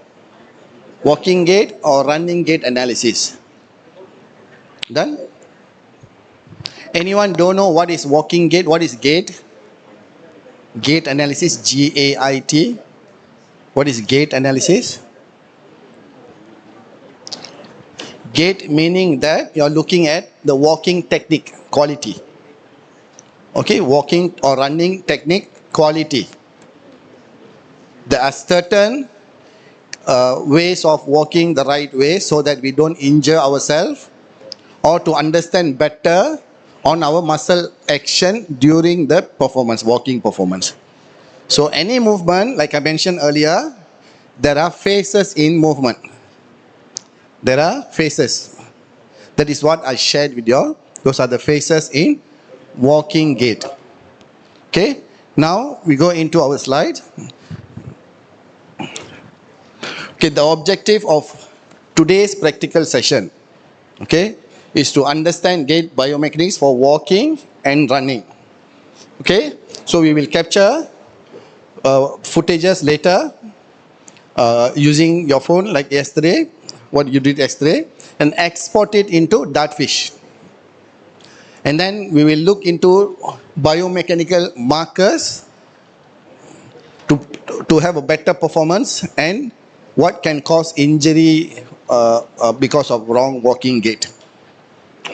Okay, so you all have Dartfish, treadmill is ready, phone, you know the protocol.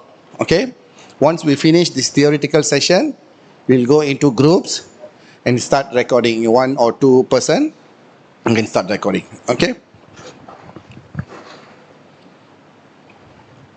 Why is it important? Why is walking gait important? Walking is the most basic and repetitive movement that athletes, not only athletes, all of us perform daily. All of us walk every day, everywhere. Okay? It's the foundation for human locomotion. Okay? Faulty wrong mechanism, example of excessive pronation, pelvic drop, asymmetry and left and right straight line, hip adduction, can create compensation. Compensation means you put more on one side compared to another side. Okay? Can carry into running. You can tend to carry that movement when you do specific movements. So example, when my hip extension, okay, when I'm extending or if I'm landing with my heel for a longer time before I go to mid-foot stance, I will tend to have a greater loading at my joint compared to my left. So by time, because like we said, we do it every day, by time it will accumulate more loading into the joint, and you will start to have that feeling, sensation of start to pain, discomfort, all this, all because not having a proper understanding on walking mechanics. Okay?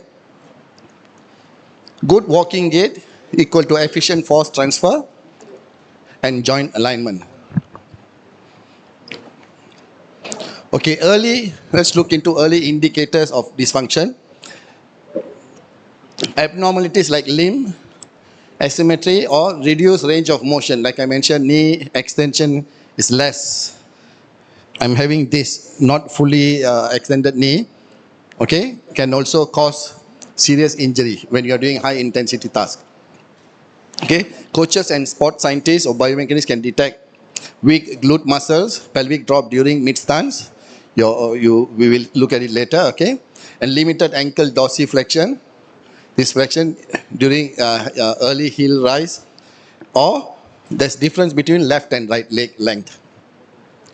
These red flags help identify issues before they progress into injury. So you are trying to prevent from injury happening. Okay, these are basic screening that we can do apart from what we did yesterday. Movement squat, we don't squat every day, but when athletes, we are working with athletes. If general population, this is the best assessment for you to understand on the joints.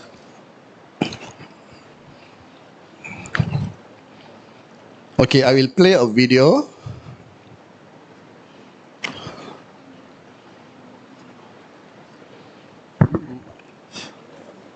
The sound.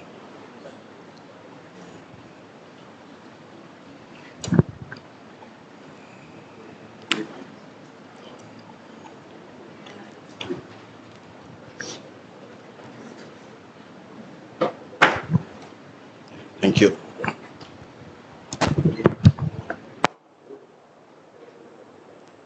The gait cycle is defined as a period from the heel contact of a foot to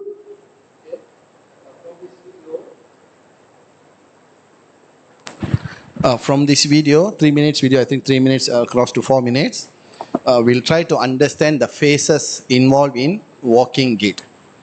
Gait cycles, we call it gait cycles. Okay, what are the each stages? What happened during each stage? foot.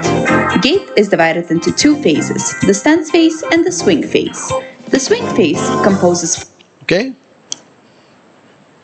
Exam. Question number 8. How many phases are there?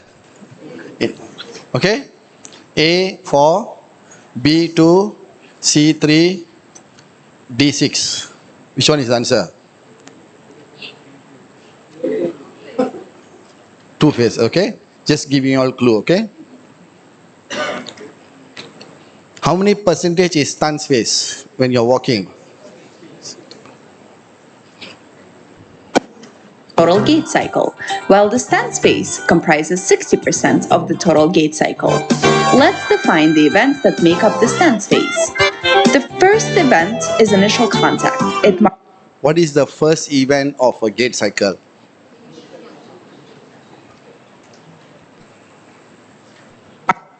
So if you look,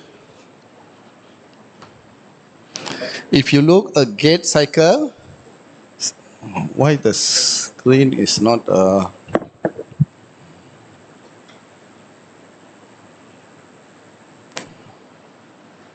The main goal of this event is to establish the foot's contact with the ground.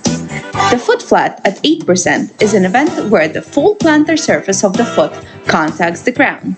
Mid stance at 30% is when the femur is directly over the standing foot. Heel off at 40% marks a period when the heel lifts off the ground. And toe off at 60% is a period when the toe leaves the ground. Now, let's take a look at the swing phase events. We have three main events: acceleration 75%, mid-swing at 85%, and deceleration at 100%.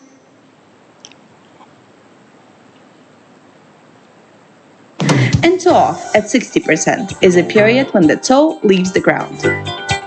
Now, let's take a look at the swing phase events. We have Okay, if you notice, the gait cycle will start with your, this is a right foot, right foot, initial contact, until the next right foot, initial contact. Okay, so remember this event. It starts with your right foot until your next right foot in contact, one gait cycle. Okay, everyone stand up from where you're sitting, try to do one gait cycle. Be in this position, okay, until this position. From this position until this position, pause here. Start here, pause here. Start here with your right heel in contact, walk and right heel in contact. One gait cycle. Okay, here again, you say right heel contact and move and right heel contact. One gait cycle. If I walk again, 2 cycle. I walk again, 3 cycle. Right heel to right heel. Okay, sit down.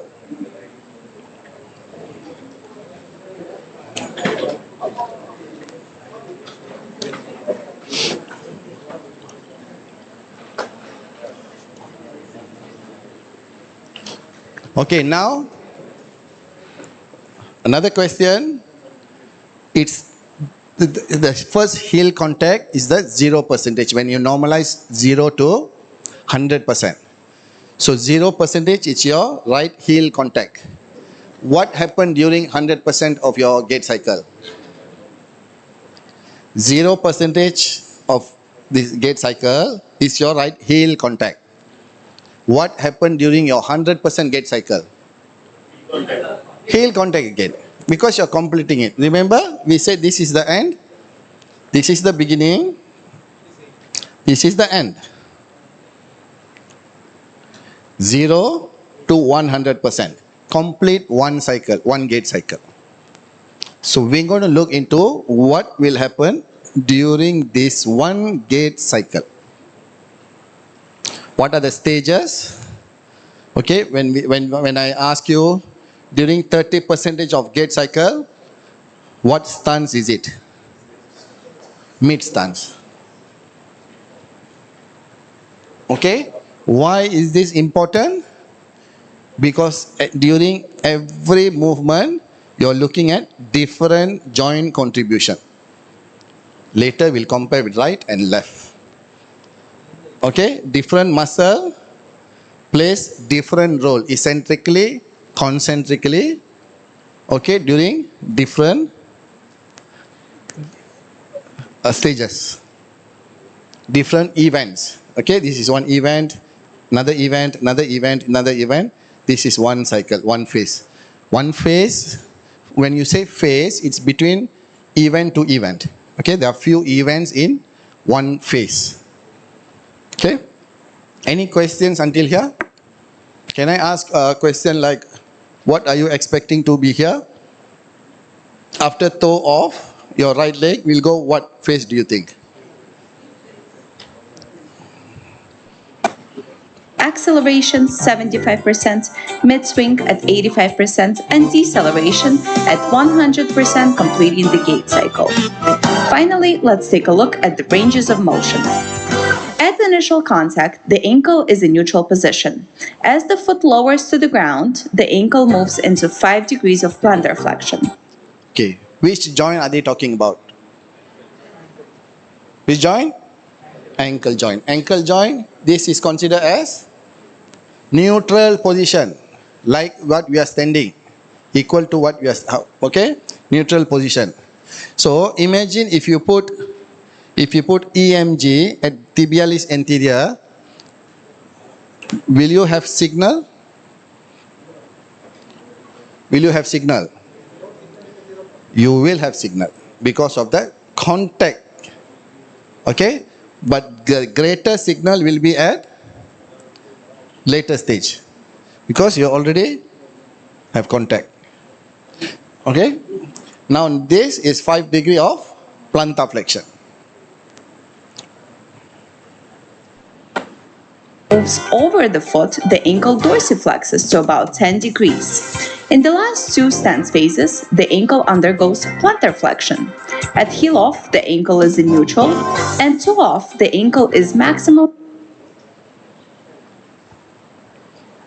Ankle, right ankle at 0 degree, 5 degree plantar flexion, 10 degrees plantar flexion, dorsiflexion, 10 degree dorsiflexion, 0 degree back to as this.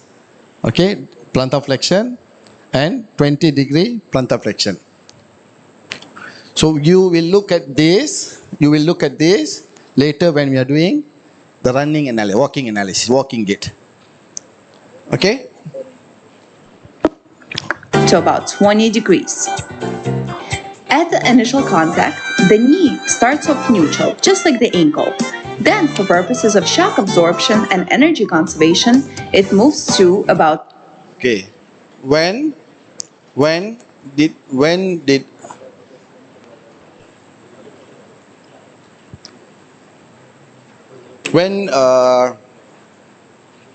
do you have greater plantar flexion during walking gait? During which stance? What is the degree?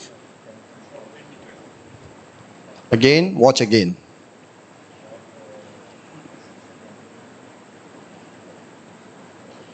Plantar flexion. As the body moves over the foot, the ankle dorsiflexes to about 10 degrees. In the last two stance phases, the ankle undergoes plantar flexion. At heel off, the ankle is in neutral, and toe off, the ankle is maximally plantar flexed to about 20 degrees. At the initial contact, the knee starts off neutral, just like the ankle. Then, for purposes of shock absorption and energy. Now we are into which joint? Knee joint. Okay?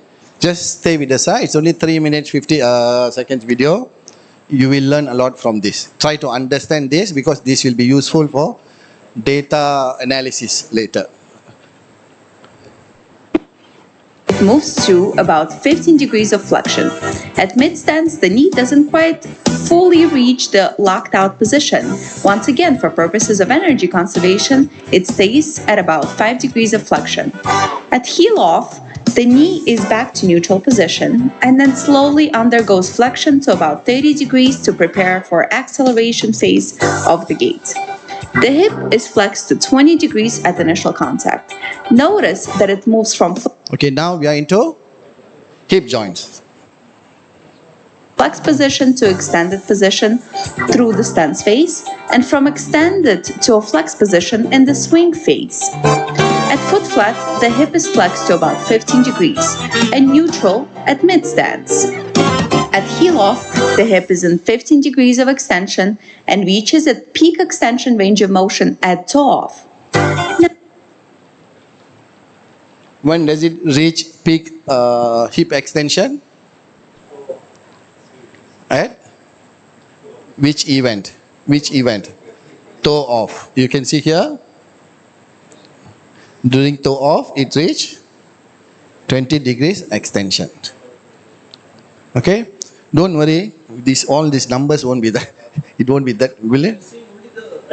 Yes, only focusing. It will be similar to that side. Now you are only talking about right leg. It will be similar if you talk about left leg, because the event going to be the same. They're only talking about one right leg because this event is right to right. Right initial contact to right initial contact. You have to do for left to left, left and right. That is when you know between comparison between left and right. How do you whether maybe you have 20-degree extension here, but when you're analyzing from that side, they might have 15 degrees extension. Then you know something wrong with your left hip flexion extension. That's what we're going to compare after this.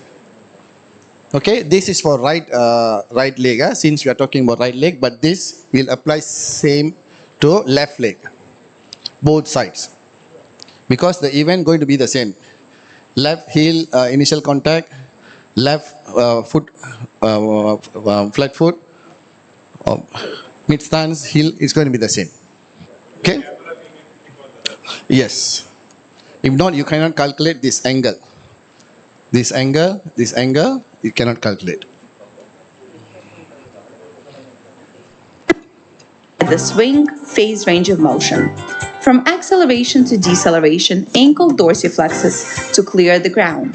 The range of motion changes from 10 degrees of plantar flexion to 0 degrees neutral. The knee moves from maximally flexed position. Don't get confused. Now they are talking about what? We have done next from initial contact to acceleration to deceleration. Okay, swing phase. At acceleration to fully extension at deceleration. And the hip keeps moving into a maximally flexed position at 30 degrees at deceleration. Okay, let's recap. 30-degree flexion happen at 30 degrees flexion, hip flexion happen at which phase? Here. Okay, 30 degree. So all these numbers we will have as a guideline for us to do analysis. So each phase, each event, during event to event, ankle, knee and hip. But I don't think we have time to do all this today. Okay, I don't think these 2 hours enough for us to do left leg and right leg for all these parameters. So we will stick to knee today.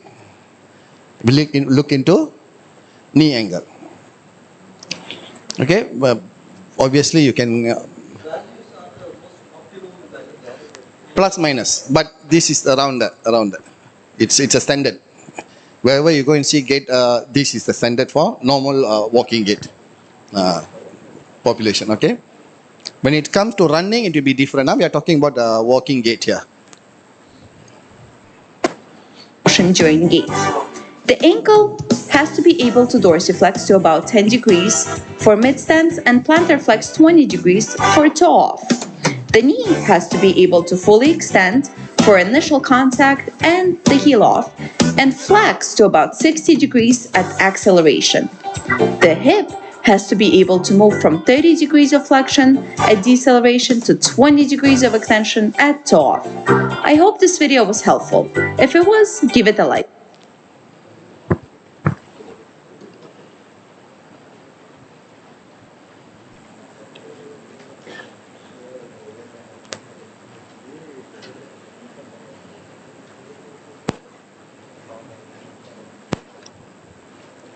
Okay, when do we perform this test as a biomechanist? Is mostly we'll get reference from clinical reference, meaning that any athletes who's going to rehabilitation process due to any lower body injury, ankle or knee mostly, so the doctors will refer to us. So our role is to perform this analysis, walking, identify the range of motion of each joint. Because usually we'll do with three-dimensional analysis using motion analysis system. That is how we perform. Rarely we do 2D walking because we have the system. We have embedded force plate, treadmill. We have treadmill with force plate embedded. So we'll make them run on the force plate. We'll get ground reaction force. We'll put markers for 3D markers integrated with the force plate, and we'll have the results. At which phase, which is we don't have to do this manual work. But if you understand this, you only need what? Your camera to do gait analysis. You don't even need treadmill. You don't even need treadmill. You can ask them to walk on the road. Make sure that the road is flat. If not, there will be modification because of the surface area. Flat road or track, any track. Set your camera, static your camera, make them walk. Capture the data, put into Kinovia free software. You know the numbers, left and right. Front position also, you can look at knee, valgus, varus movement. And then you can prepare a report. Everyone here, if you follow this, you'll be able to do walking gait analysis on your own. Okay, you just need to know what are the numbers, values for during each phases, during each event, what is important, and then which muscles involved. Okay, after ACL injury, ankle sprain, we'll do, okay, it will provide us benchmark. Usually we'll use this data, running analysis, to make sure that we are making the right decision when we are letting them go back to training. This is one of the tests that we perform, because we need to sign them off there saying that they are ready to go for training, return to play. We are the last person to do that. After that, we'll send the report to physiotherapist, the rehab department, and then they will do some physical assessment, and then they'll pass on to the medical doctor. The doctor will give him green light to, okay, you can start your training. Okay. Okay, load distribution and joint health. Walking is low load, but done thousands of daily steps daily. Faulty mechanics, overpronation, stiff hip and knee extension can cause all this. Okay, wrong technique, walking mechanics, wrong walking gait can cause a lot of injuries. Mostly overuse injuries because of wrong walking pattern for longer duration of time. Because we are not doing this once or twice. Every day we are doing this. Okay. In long term, this can contribute to degenerate changes. Okay, a lot of issues can happen in long. Mostly, if you look at like the question just now, if you have what is that? The body posture changes due to certain sports that they play. Because of the nature of the sports, they'll be doing certain movement for longer, which is not like running. We don't have any issue because both sides, right and left, contributing equally. But certain sport like hockey, you'll be one-sided playing like this, you know. Yeah. So by time you'll start to have some compensation happen. Okay. Although walking isn't a performance movement in most sports, except for, is there competition for walking? Race walk. Okay, but if you notice, their walking is not as what we discussed earlier, okay? Efficient gait mechanics improve neuromuscular coordination, balance and posture. Athletes who move efficiently at low intensity tend to have better running economy. Okay, this is performance. We are talking about performance here, running economy. Agility and movement control under high load. Okay, again, I'm highlighting all this because it's not only about walking. Everything plays a role. Okay, gait can reflect to fatigue, asymmetry, and compensation strategy. Small changes in walking, like example like shorter stride or reduced stance time, may indicate early sign of muscle fatigue, overtraining, or subclinical injuries.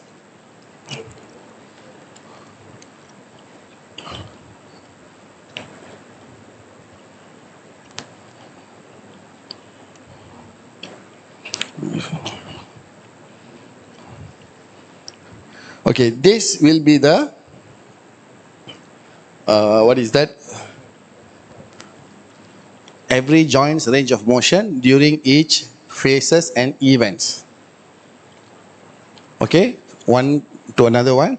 This is what we're going to measure if it's within this range, or like today we're going to focus on knee. Can we do two joints or one joint? Okay, whoever can do at least one joint, try to record we stick to one view. We don't need front view. We stick to side view, one sagittal view. Record. Try to record walking and running, because after this we have running also. So record. Okay, we have running also. Try to record walking and running from side view. Export it into your dartfish. Try to count, create the event for every steps and calculate the angle, put into a table. Table like this.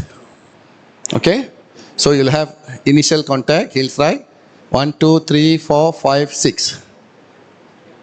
Okay, and then this is the norms here, knee norms, and then the actual numbers that you are getting. Can we do that? Can we do this for left and right, so that you can know if there's any difference between left and right? Okay, so one recording from here, another person record from other side. So remember what we discussed yesterday. Form a group, set up a protocol, discuss what you're going to do, how many cycle you are going to do it. So I will suggest at least 4 cycle. Okay, at least 4 cycle. From here to here is 1, 2, 4 cycle. If you record, you can record extra, but you know how to in and out in a dartfish. They have option to cut. You can cut it later. Running also, try to record for like 10 or 20 seconds. Later, because when they are starting, the gait will be different. When you start initially, if you make them run, initially they'll adjust their step. After some time only, they'll use their normal running gait. So don't record the initial part. If you want to record, you can record. Later, you can go and look at when they have a consistent strike. Can we do that? Any questions? Any question? Is it clear? Clear? Okay. So,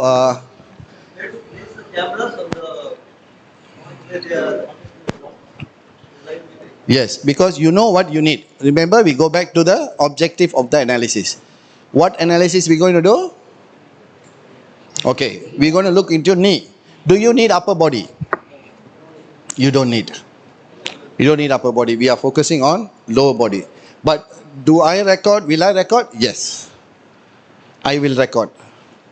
Because later on, if there's any issue with knee, I need to look at what caused that. What caused that? You will need to look into whether he's dropping his shoulder, which caused him to do lower. He's not standing tall because of that. So try to record. Don't have to record the whole hall. Just keep them in the frame, the whole body. Okay? Directly perpendicular to the where they're walking. If they're walking here, you don't record from here. Okay? In line with where they are. We have treadmills down, they can use, right? They have treadmills at the gym. You can also go to the gym. 1 or 2 groups can go to the gym. I think they have 4 or 5 treadmills, but they'll be blocking each other if you do simultaneously. No, that one I think cannot, because we are looking at right side, right? If not, you can look at left side. Doesn't matter. This, because they have 1, 2, 3, 4 treadmill. If this number 1 treadmill, if you're recording, you will get on the left side. Understand what I'm saying or not? Okay? So when he's walking here, if you want right side, you put it here. Left side, you put it there. Okay? Walking and running. Record both. After we complete walking, we move into normative values for running. The running Z cycle.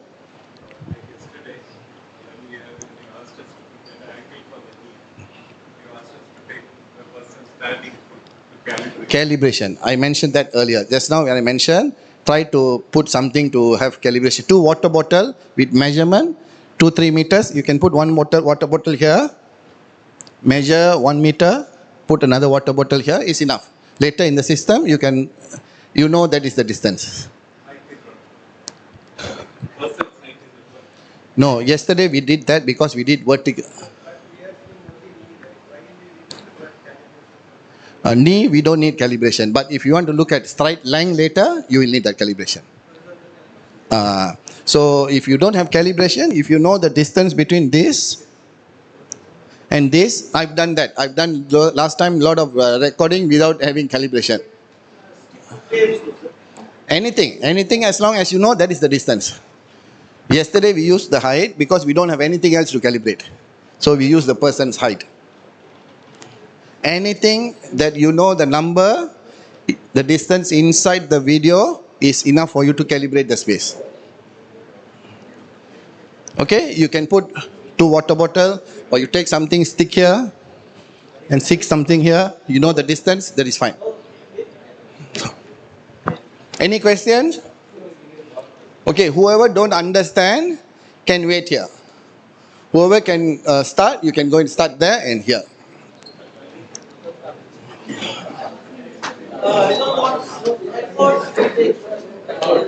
Remember, don't make the same mistake.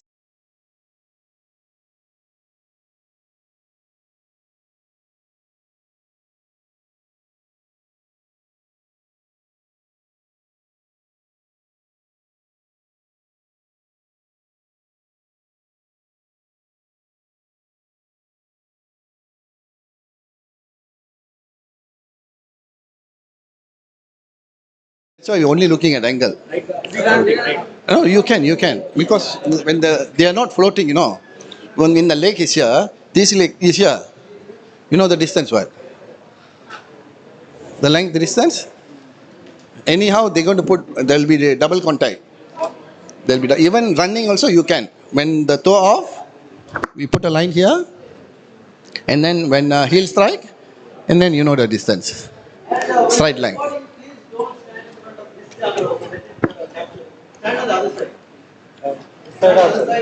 If you can put any markers on your hip, knee and ankle, remember yesterday I mentioned about this, if you can put anything white color or visible color, it will be easy later. To track later.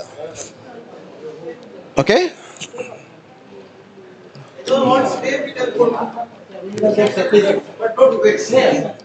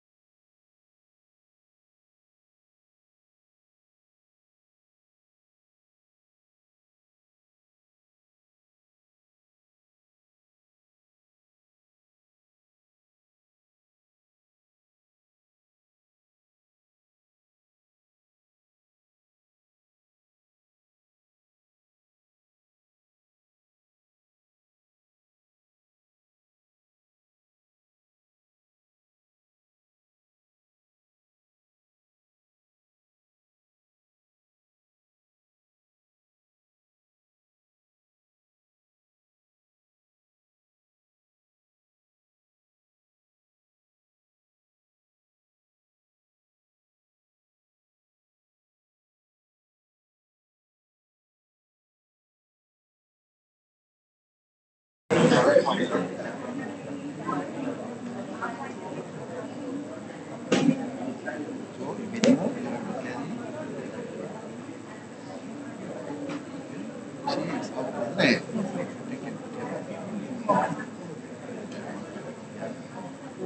not okay. It's not moving because not much movement happened during the so, one by one plane. So it should be following the. When you go to each base there, take the angle, see if it's now 100. See now it's tracking the angle. So you need to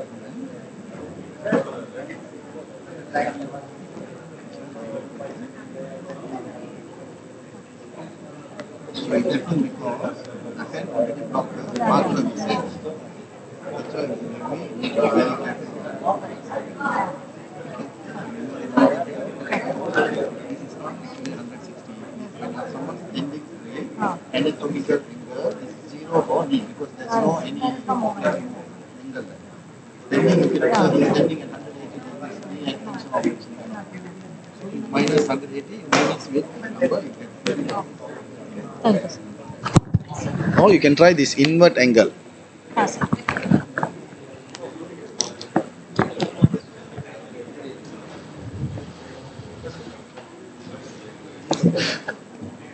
Okay. Now, can we have any volunteering team? Volunteering team will not have any question from my side. The last team will get at least 10 questions from me.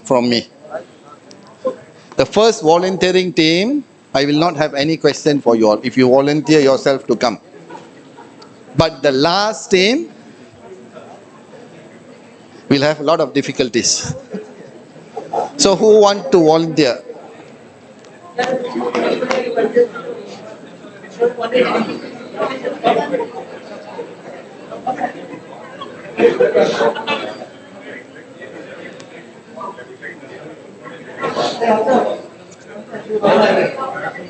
Dr. Gerard, can we move this away for them to do presentation?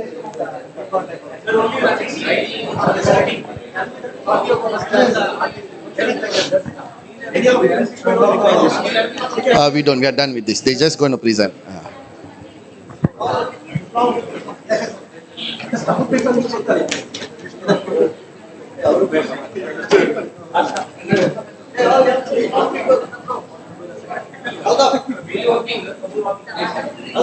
Only walking. Only walking. For now, just present walking. Whatever you did.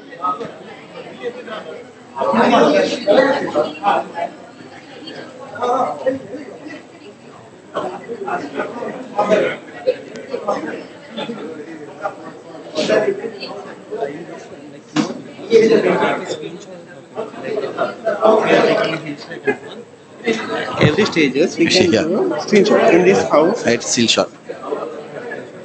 Add still shot. Yep. Yep.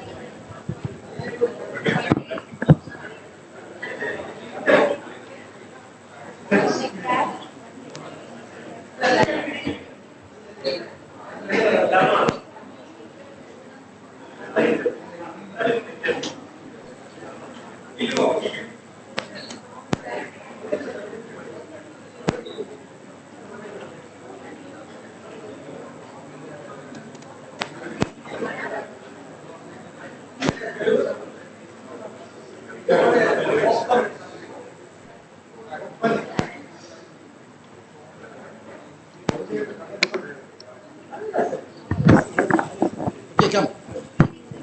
Hello. No, you don't need laptop. Just use the laptop. Just share how you make data, process. 183, 6. 186.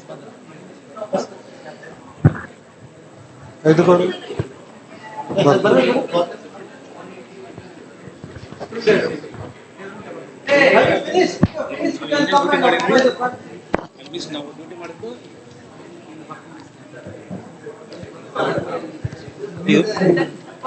You can explain the process. Just 3 minutes. That's it. 3 minutes. Everything done. Data collection start ಮಾಡಿ. Okay, we started with the assigning the role of administrator. Start time only 3 minutes per group. So if you have 3 minutes, what do you talk about? What do you talk about when you have limited time? Only things which matter. Very important things. You only going to speak about very important things. Don't ask questions. Straight away to the point. Okay, explain what are the process of data collection, what are the challenges that you face during data collection, data analysis, and your finding. That's it. 3 minutes starting now. So we started with the test with the administrator assigned to myself, Jayaprakash, monitored by Shailesh, calibrated by Shailesh himself once again, operated by Ashna, scorer was Sujan, videographed by Pradeep and Raju, subject Madhu GR. So we started with the first calibration for 1 meter. We took a distance of 1 meter. We calibrated it along with the thread mill. Then we took the videos from the left hand side and the right hand side. Then putting back it into the Dartfish software. We started with the first phase, that is the heel contact phase. So at the heel contact phase, the first point of insertion was the knee joint. From the knee to the hip and to the ankle. So we got an angle of 186.7 degrees. Please explain the challenges for data collection. Challenges that you face during data collection. One challenge what we faced was the tripod. We couldn't arrange for a tripod. We did it with a manual. We got one. And Pass on. Everyone needs to speak. It's already 1 minute 20 seconds. And we have some problem to identify exact hip joint, where is the exact knee joint as well as the ankle joint. There's one more challenges. In the beginning, we got only the one view. I mean, from the right foot, left foot, we has to make arrangement for that. Data analysis.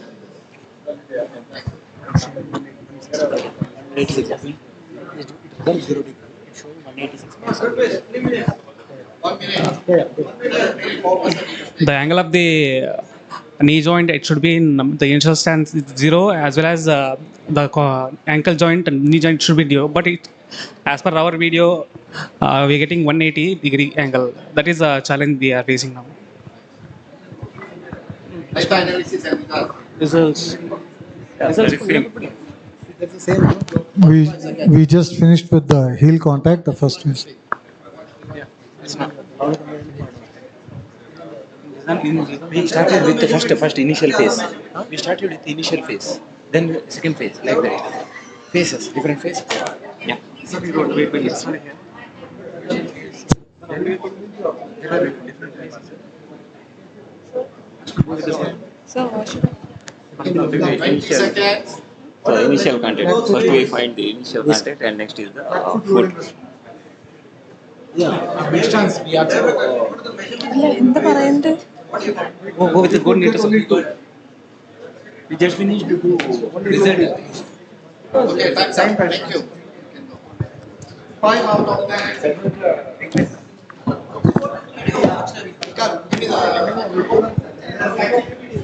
Okay, this practical will be taken into consideration for your marks. Okay, this team got 5 out of 10. Next team. Whoever reach the stage first whoever catch the stage can present first. As I promised, I didn't ask any question, okay? As I promised, I didn't ask any questions for the first team. So 5 out of 10, the practical exam for them. Yes. Okay. Okay, time starts now. Good afternoon, all. Our team, we have done comprising with that Fawaz as a demonstrator and then subject the model. And documentation done by me, that is Dr. Purushottam and Dr. Harish. And analysis also done by us. Then Varani has helped us to control the treadmill settings. And the Ansh and the Shreya has helped us to control the right side camera and then left side camera tripods. And we calibrated initially that 1 meter distance under that the treadmill belt. Started with that walking 5.8 speed and then running with the 8 kilometers per hour. And we uploaded to the Dotfish within our group, and then we initially got challenges to get upload, network issues, we got it. Then second thing, Dotfish started getting hanging. And once we uploaded walking as well as running related videos, we understood that the tracker, we kept, again, calibrations we did with 1 meter, what you suggested. And then during the heel strike, we got 180 degree. After that, the tracker is not following. So maybe you can help us to how we can analyze the beyond that point. The members, if you want to add any points, you can add it. The point is for individual. Yes. During data collection, there were some issues that we faced, and I'd share it's important to keep protocols in place because it sort of keeps us together. We had a plan ready, but then it was influenced by someone outside our group. So we had to deviate from the plan that we had. Maybe the timing ladies could also share a little bit of this. Yeah, during the data collection, the tripod was one issue. So we had just one tripod, and we had some manual setup for the other side, other side recording. Next, when it comes to the software, the tracker is not working. Maybe we have to work on that. And slowing down the video will also help us to have the correct markers being placed. That and software glitch is also happening, and we do face some internet issues. My role was to do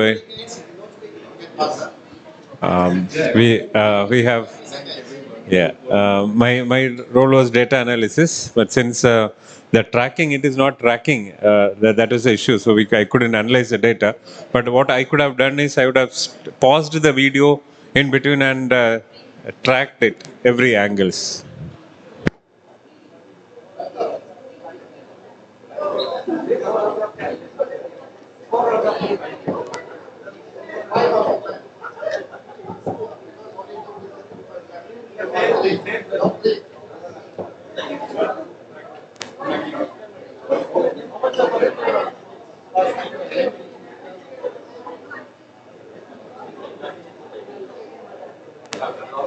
Later, excuse me, later remind me to tell why you all got 5 and not 6 or 7 or 8 or 9 or 10. Still remind me, yeah? Because you all missed something very big. Okay, time start now. Okay, so first I'll define the roles of our team. Sharat, he was a right camera guy, and Mahesh, he was a left camera guy. Nia was a subject for us, and myself, I have calibrated and measured. And Alet was processing the data, and Altaf was for the observation and for safety. Maria did documentation work, and Mallikarjuna sir was a treadmill operator. And firstly, we measured the calibration distance, which was 1.5 meters for us. And we set a test protocol for 30 seconds video, both the sides, right and left. We had given a warm-up for 3 minutes, and we started the test. After 3 minutes, we recorded the video for 30 seconds each side with my voice command. And after that, we spoke with the subject if she needed any break in between, she was comfortable. So we started increasing the pace progressively, and at the speed of 9.3 meters, we collected her running data. Then slowly we decreased the speed and we stopped the running her speed. And after that, we put the data in Dartfish software. Like we were 3-4 people sitting together. We analyzed the data in Dartfish. So we got the values. I pause it for a while, okay? Let me explain. If I give you all 3 minutes and you have 60 members, how long should we give yourself please?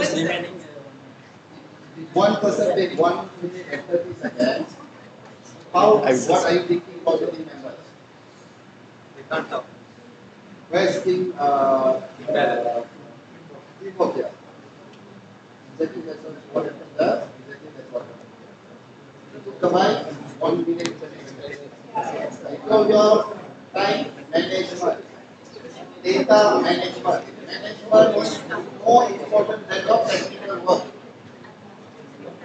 Management is very, very important. We don't have proper management, no matter how much of knowledge you have, equal to no knowledge, because you're not managing your knowledge in a systematic way. That is very important. How you manage your time, how you manage your data. That's why I said, write it down first before you start anything. You don't waste your time when you're doing it. You won't miss anything when you're doing something, because everything is written. You have 6 members, if you miss something, someone will be highlight. I think you should miss it. Everyone contributes to the thinking process. What was my role? 3 minutes formula.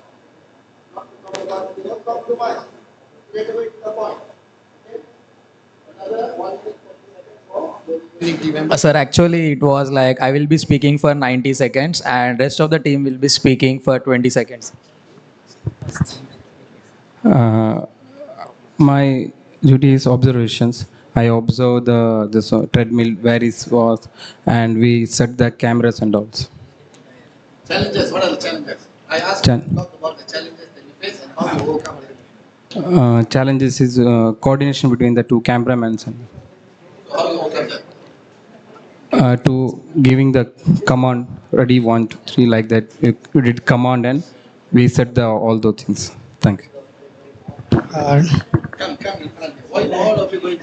During the data collection, my role, right side camera recording, I faces the issue zoom in, sometime clarity on the zoom. So how you solve that? Put on the one Start. 1 meter. I'm Mahesh. I was the left side camera videographer. He was using iPhone, but I was using Android mobile. At the time, he's using stand, but with me stand was not there. So when I'm making video that time, the camera was shaking, sir. That is the issue. While tracking the angles, the clarity of the video was one of the problems, so that we couldn't, I think some of the angles are not accurate. As a subject, Only 4. Because they excited about the problem. Because they excited about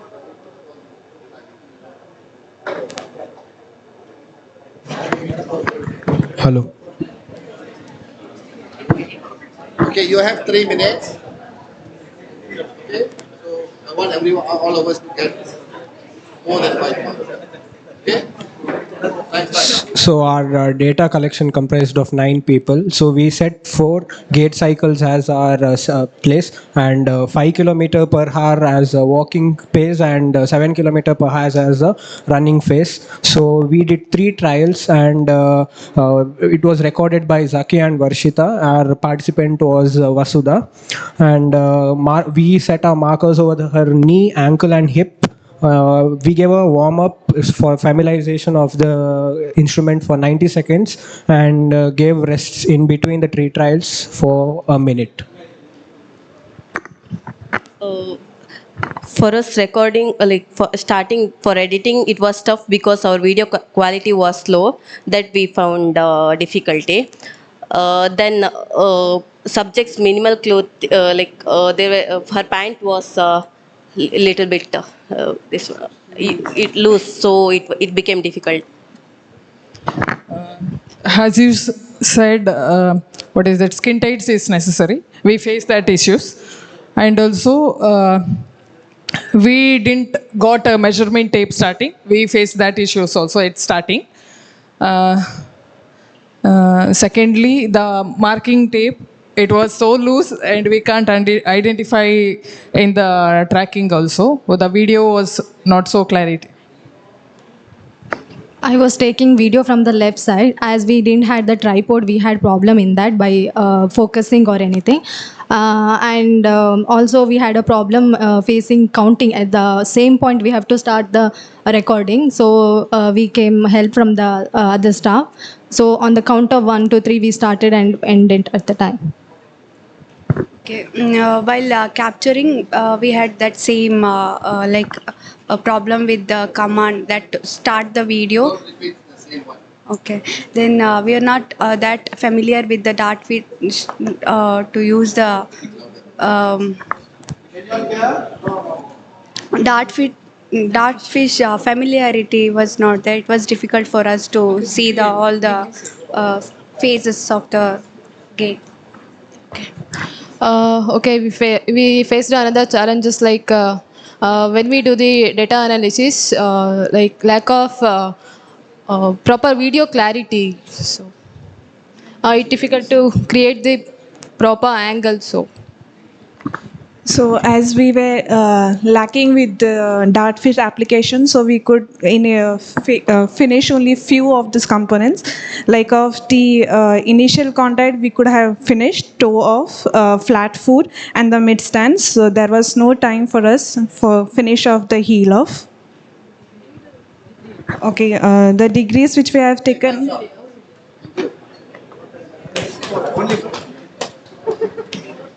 Five. Next. So still two remaining. Two remaining. Next, where they are time. Everyone share. Still they are not. We never got the.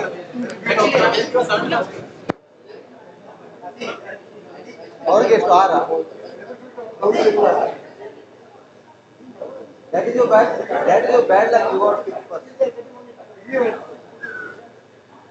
ಅದೇನ್ ಮಾಡಿ ನಾವು ಎಲ್ಲ ಇದೆಲ್ಲ ಹಾಗೆ first ಅದಕ್ಕೆ ಯಾವ್ದಾದ್ರು design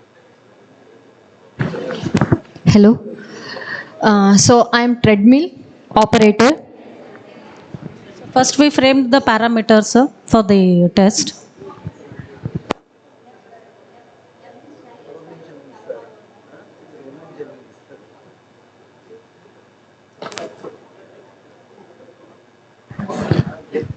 First you started the treadmills, right cameraman and left cameraman. You started the walking first. A demonstration is given by Kavita. That speed is normally walk. He started walking, took the videos. After we start the walking speed is 3.1. And he started the after you took the measurement for before only you took the measurement and hip to knee to ankle you took the measurement. After you start the videos section, you stop the videos after you start the running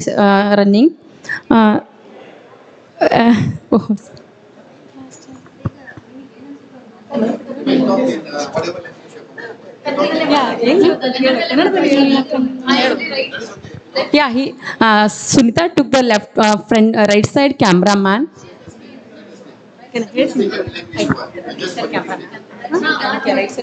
Right side camera holder took the completely video. What issue you had? What problem you had? Nothing problem, sir. In the subjects, demonstration in the Time is there still. Now explain about the challenges you face, how you overcome the challenge. You were first only you not getting the treadmill because so many groups are there. After one more team is done, after we start the year, we are confused too much. That is frankly I'm telling. After we started, some sirs are helping you do like this. You after you took and we started this. Still we are getting some problems. What are the challenges that possible?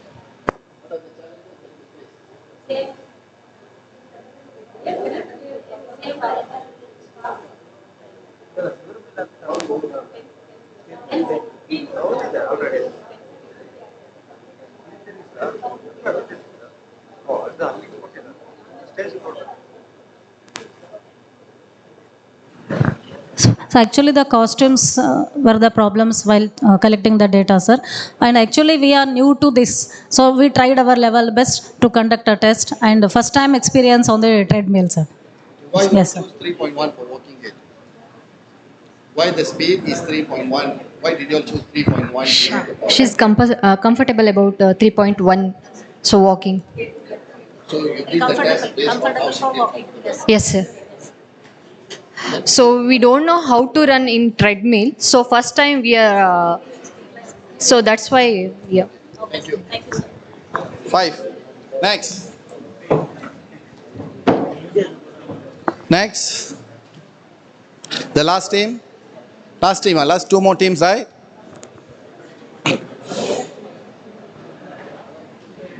Okay, that team break into 2 groups.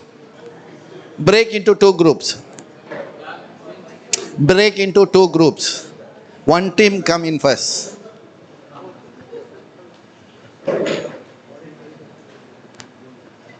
Because you won't have enough 3 minutes to explain if you very big group.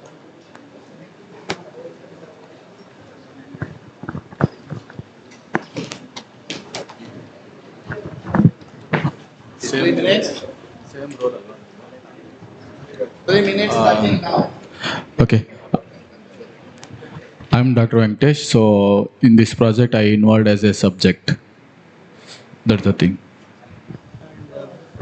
Yeah, I'm Dr. Srinath and I helped Venkatesh with the marking at the hip, knee and the ankle. Hello, I'm Basaraju. I'm working as a treadmill operator. I am Birlingappa. I am helped to assist the data analysis. What is your role and what are the challenges you face and how did you overcome them? While marking, we faced one challenge was that the pant which our subject was wearing, the marker kept shifting, even if the belt came down a little bit or up. Of course, if we had shorts, it would have helped us a lot. But still, we worked with it. I think he maintained it at the same hip level itself so that the markings did not change its position. He's a subject. What are the challenges we face? So, well, involving the activity, so I felt like that I'm comfortable. I'm not going to be give a for efficient performance in the activities. So I need to be wear proper dress code. No, I didn't change. How did you all overcome that issue? I mean, because I think almost all of you all had this issue. We were conscious enough to Make sure that the dress. it wasn't riding up or riding down. So it was at the same position but at the hip was. And at the ankle the pant was coming up, that's why we folded the pant, and directly on the ankle like lateral malleoli we added the marker, and yeah, measuring also, like we did the calibration after that, and some body marker placement done. After that warm up we did, followed by the 3.5 meter like kilometer per hour, like the speed we kept, and we made a walking, and at 6 kilometer per hour speed we made him run. Okay, and other than that, while data analyzing, I just felt difficult in analyzing normal knee flexion angle, like exact flexion angle it was not showing, overall degree was showing, like in 180 degree. Sometimes if it's going for hyperextension, it was like overlapping few joints, and other than that, while running, hip marker, it was covered by the hand while running and walking. Like the marker was not exactly placed. We should be like imagining some point and like that we should have marked. Other than that, that's it. Okay. I have to, my name is Dr. Kumar Swami. I have to assist for the data analysis. During the analysis of the data, it is error in the laptop because tool are set to change and overcome the. And last one more thing, sir. The video camera quality was different from other like two mobile we used. The resolution was different, so that while using the Dartfish, the two like video at a time we can't we were not able to use because of the resolution. Frame. Yeah. So if you write it down, camera need to be in same standard when you're recording, and go to setting, set 60 frame or 120 frame, and then you can start recording. Thank you, sir. Very good. Next step, last step. Still.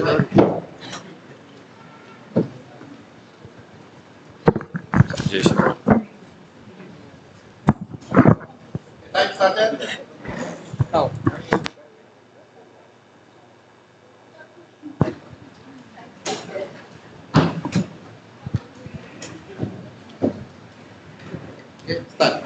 Good afternoon, I am Yogesh Chandrabhat.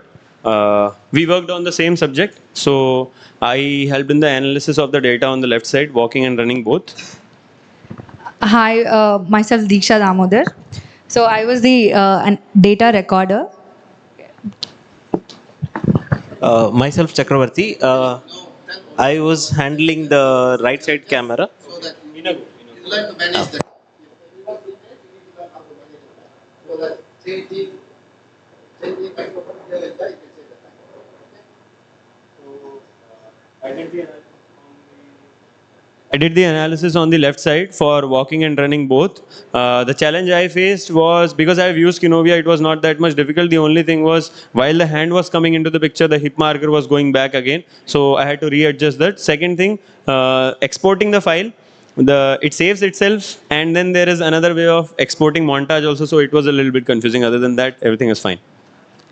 As a data recorder, out of 5 cycles that we have taken, like our analyst has done. So in running, we have taken on the left side.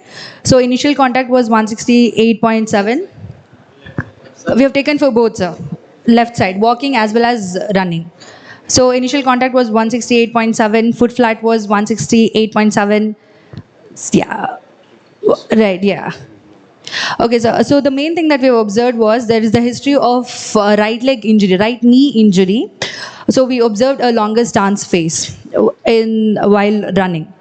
And yeah, that's it. So we have seen for both walking as well as running. So I'll just... There was no issues during my recording. So I was handling the camera which was placed on the right side of the subject, and while recording I didn't notice anything, but when I was doing analysis, I because of the right hand which is interfering with the hip marker, so I couldn't track it properly. So I had to go frame by frame. Probably I need to figure out how you can ignore the masking of that marker. So that's one difficulty I have. To help to setting the cameras and to do the marking.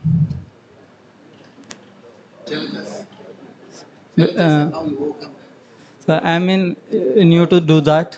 So I don't know first how to do. Then I'll. I'm Nitin. I work with camera placement. I faced challenge of Speak louder, speak louder. I faced the challenges of keeping. What's your role? Yeah, I am work with camera placement, helping camera placement. Who record? Both sides. That was one. Then please go. He was into In the Placement. Yeah, I faced the challenges of keeping the camera for in the height of knee level. What is the challenge? We used a tripod. It was it took time to figure it out, like how to adjust till the knee level.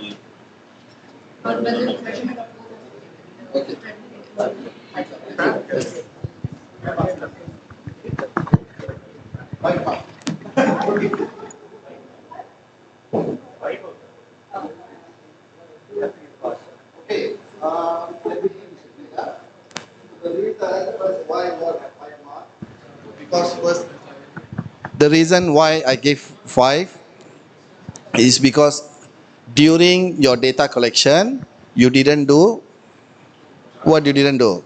I come and ask one by one, what you didn't do. You missed the biggest part. What is it?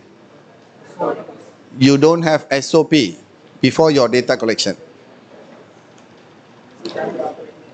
Okay, you don't have SOP before your data collection.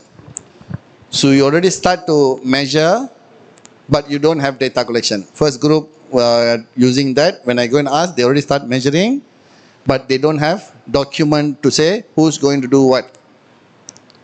Okay, this is very important. I'm highlighting this is because you are thinking about now.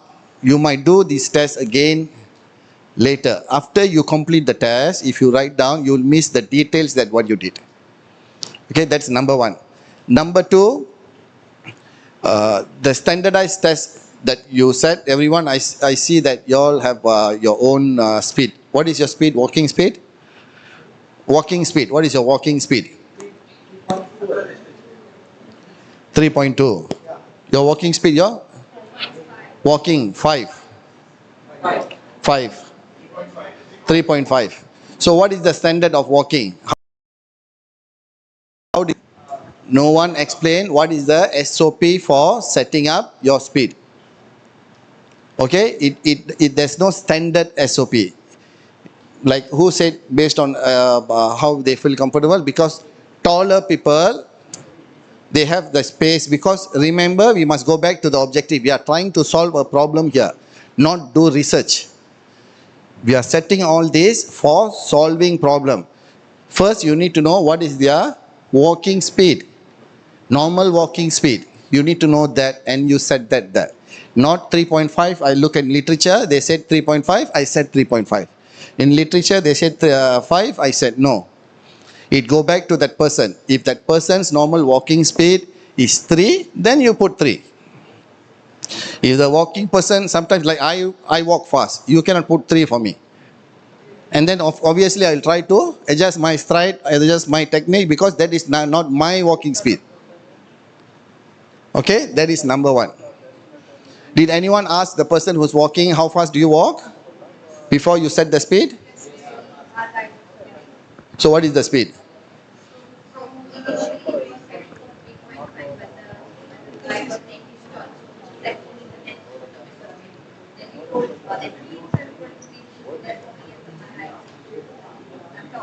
No, how do you know what is your walking speed?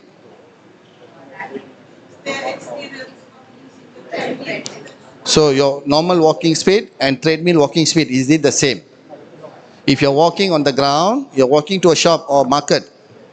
I'm walking to market and I'm walking on the treadmill. Is it the same speed? No, it's not. Okay, so you need to understand your comfortable pace, because we are trying to solve the problem here. If you undervalue it, you won't get much. If you overvalue it, you'll get something different. So you need to know the range. If you say 3.5, you feel comfortable. When I see the arm action, it's not walking arm action. I see people walking like this. I don't think you all walk to market like this. Who's walking like that? But you know, when I see the treadmill, when you're recording, that is how they are walking. I don't think that's a normal walking gait. So normal walking gait, when you walk, you should have that pace, your walking pace, your arm swing. It should be there. Okay, not control. I understand this is just a test. This is just a workshop for us, but this is where we learn.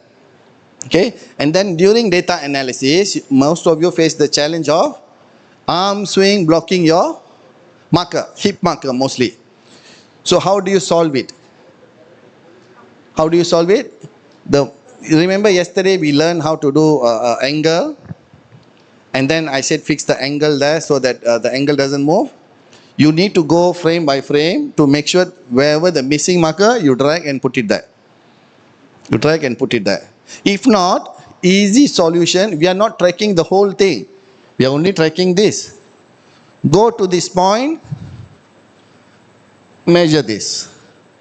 Go to this point, measure this. Why you care about missing markers? What is the point of, because remember, go back to the objective. Objective is to measure knee angle during the gait phase. Am I right?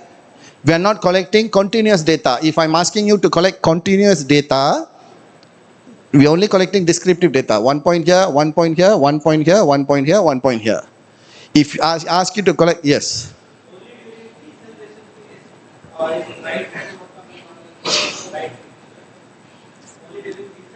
One of the face. Yes, from knee up to shoulder, you just draw a knee up to shoulder. Your body won't go like that. It will pass through the hip. Understand? So you understand the principle. If knee, hip is missing, doesn't matter. Your shoulder won't go away from your hip. When you walk like this. Unless if someone is walking like this, then something wrong. Okay? So if missing marker, just draw angle. Done. Understand? Okay? Number 1, communication among team. Number 2, data management. How you manage the data you have. Number 3, data analysis. How you face the challenge. How you overcome it. Please write it down. Document it. Trust me, it will be really, really helpful in future. Because after few years, you will face the same issue and then you'll be thinking about the solution because you don't remember. You won't remember it. Write all the challenges. Write what is the solution that worked for you. Keep it. Next time when you're going to do a gate analysis, open that file, take it out. And then you know the protocol. You know what to do. You know when to do. You know when face challenge, you won't panic.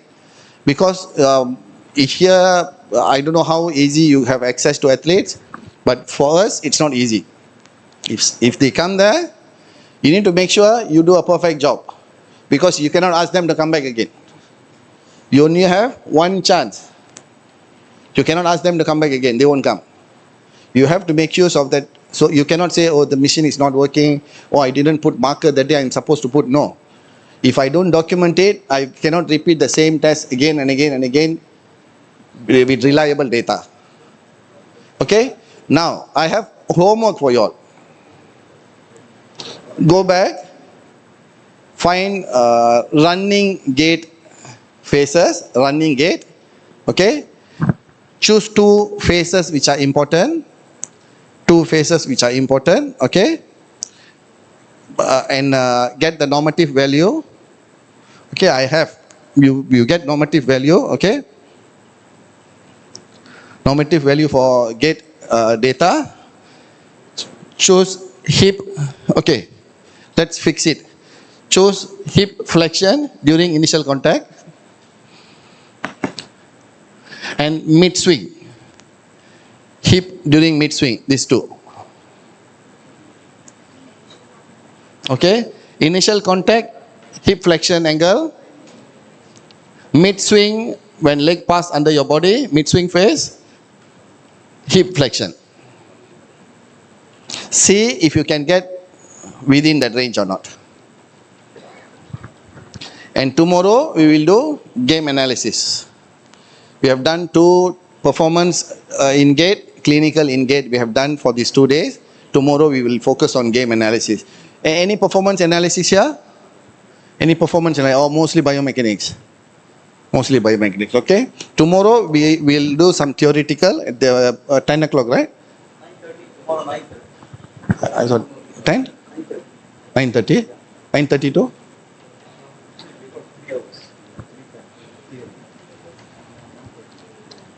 (9:30 to 10:30, 11:30, 12:30). Okay, until okay. Tomorrow 9:30 we'll start. 9:30, so that today our lunch we don't have enough time, so we'll finish early. 9:30 to 10:30, 11:30, 12:30, 1. 1 to 2:30 break. 2:30 to 4:30 we'll have a practical session. So tomorrow, remember your team groups. We will have a league game tomorrow. Handball game. We will go down to the basketball, badminton court. We will split into groups. You're going to play game. I'm going to teach how to record, from which angle to record, practical. We're going to download the video into a Dartfish. We're going to create a tagging panel, how to tag. And then we're going to get the stats out. We're going to do from scratch. Okay? Any other sports you all want to play tomorrow? Rugby? Any other sports? I'm thinking of badminton will limit for only 4%. So I'm trying to get everyone involved. Everyone should play tomorrow. Wear your sports attire tomorrow. Okay, sports attire.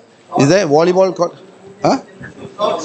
With shoes, please. Wear shoes, please. Shoes, and if you want to go during lunchtime and change, that is fine. You can wear whatever you want in the morning, but after lunch, we'll have practical session. Okay, first 1 hour, we'll collect the data, and then we come back, we'll export it. Simple tagging panel. Simple. How many passing? Outcome. Success or not success? That's it. Okay? Any questions? Any questions for today? No questions? Thank you and see you all tomorrow. Okay?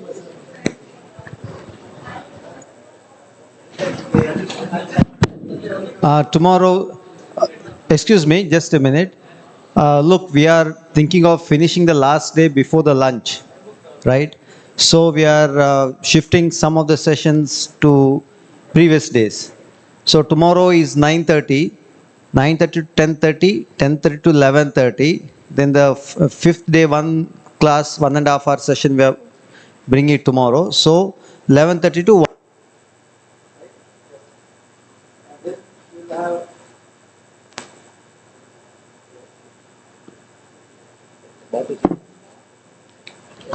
Then we will have practicals 2:30 to 4:30, right? One more thing, we are thinking of doing this exercise testing. So who are interested can come tomorrow at 7 a.m. who are staying over here. So at least you can get an exposure to exercise testing, CPT, cardiopulmonary exercise testing.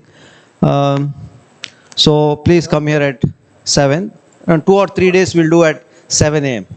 Fine, 7 to 8, 8:30. So we want some volunteers also. You can test your own VO2 max. So those who are used to running on treadmill, okay, they should be used to running on, it should be familiar.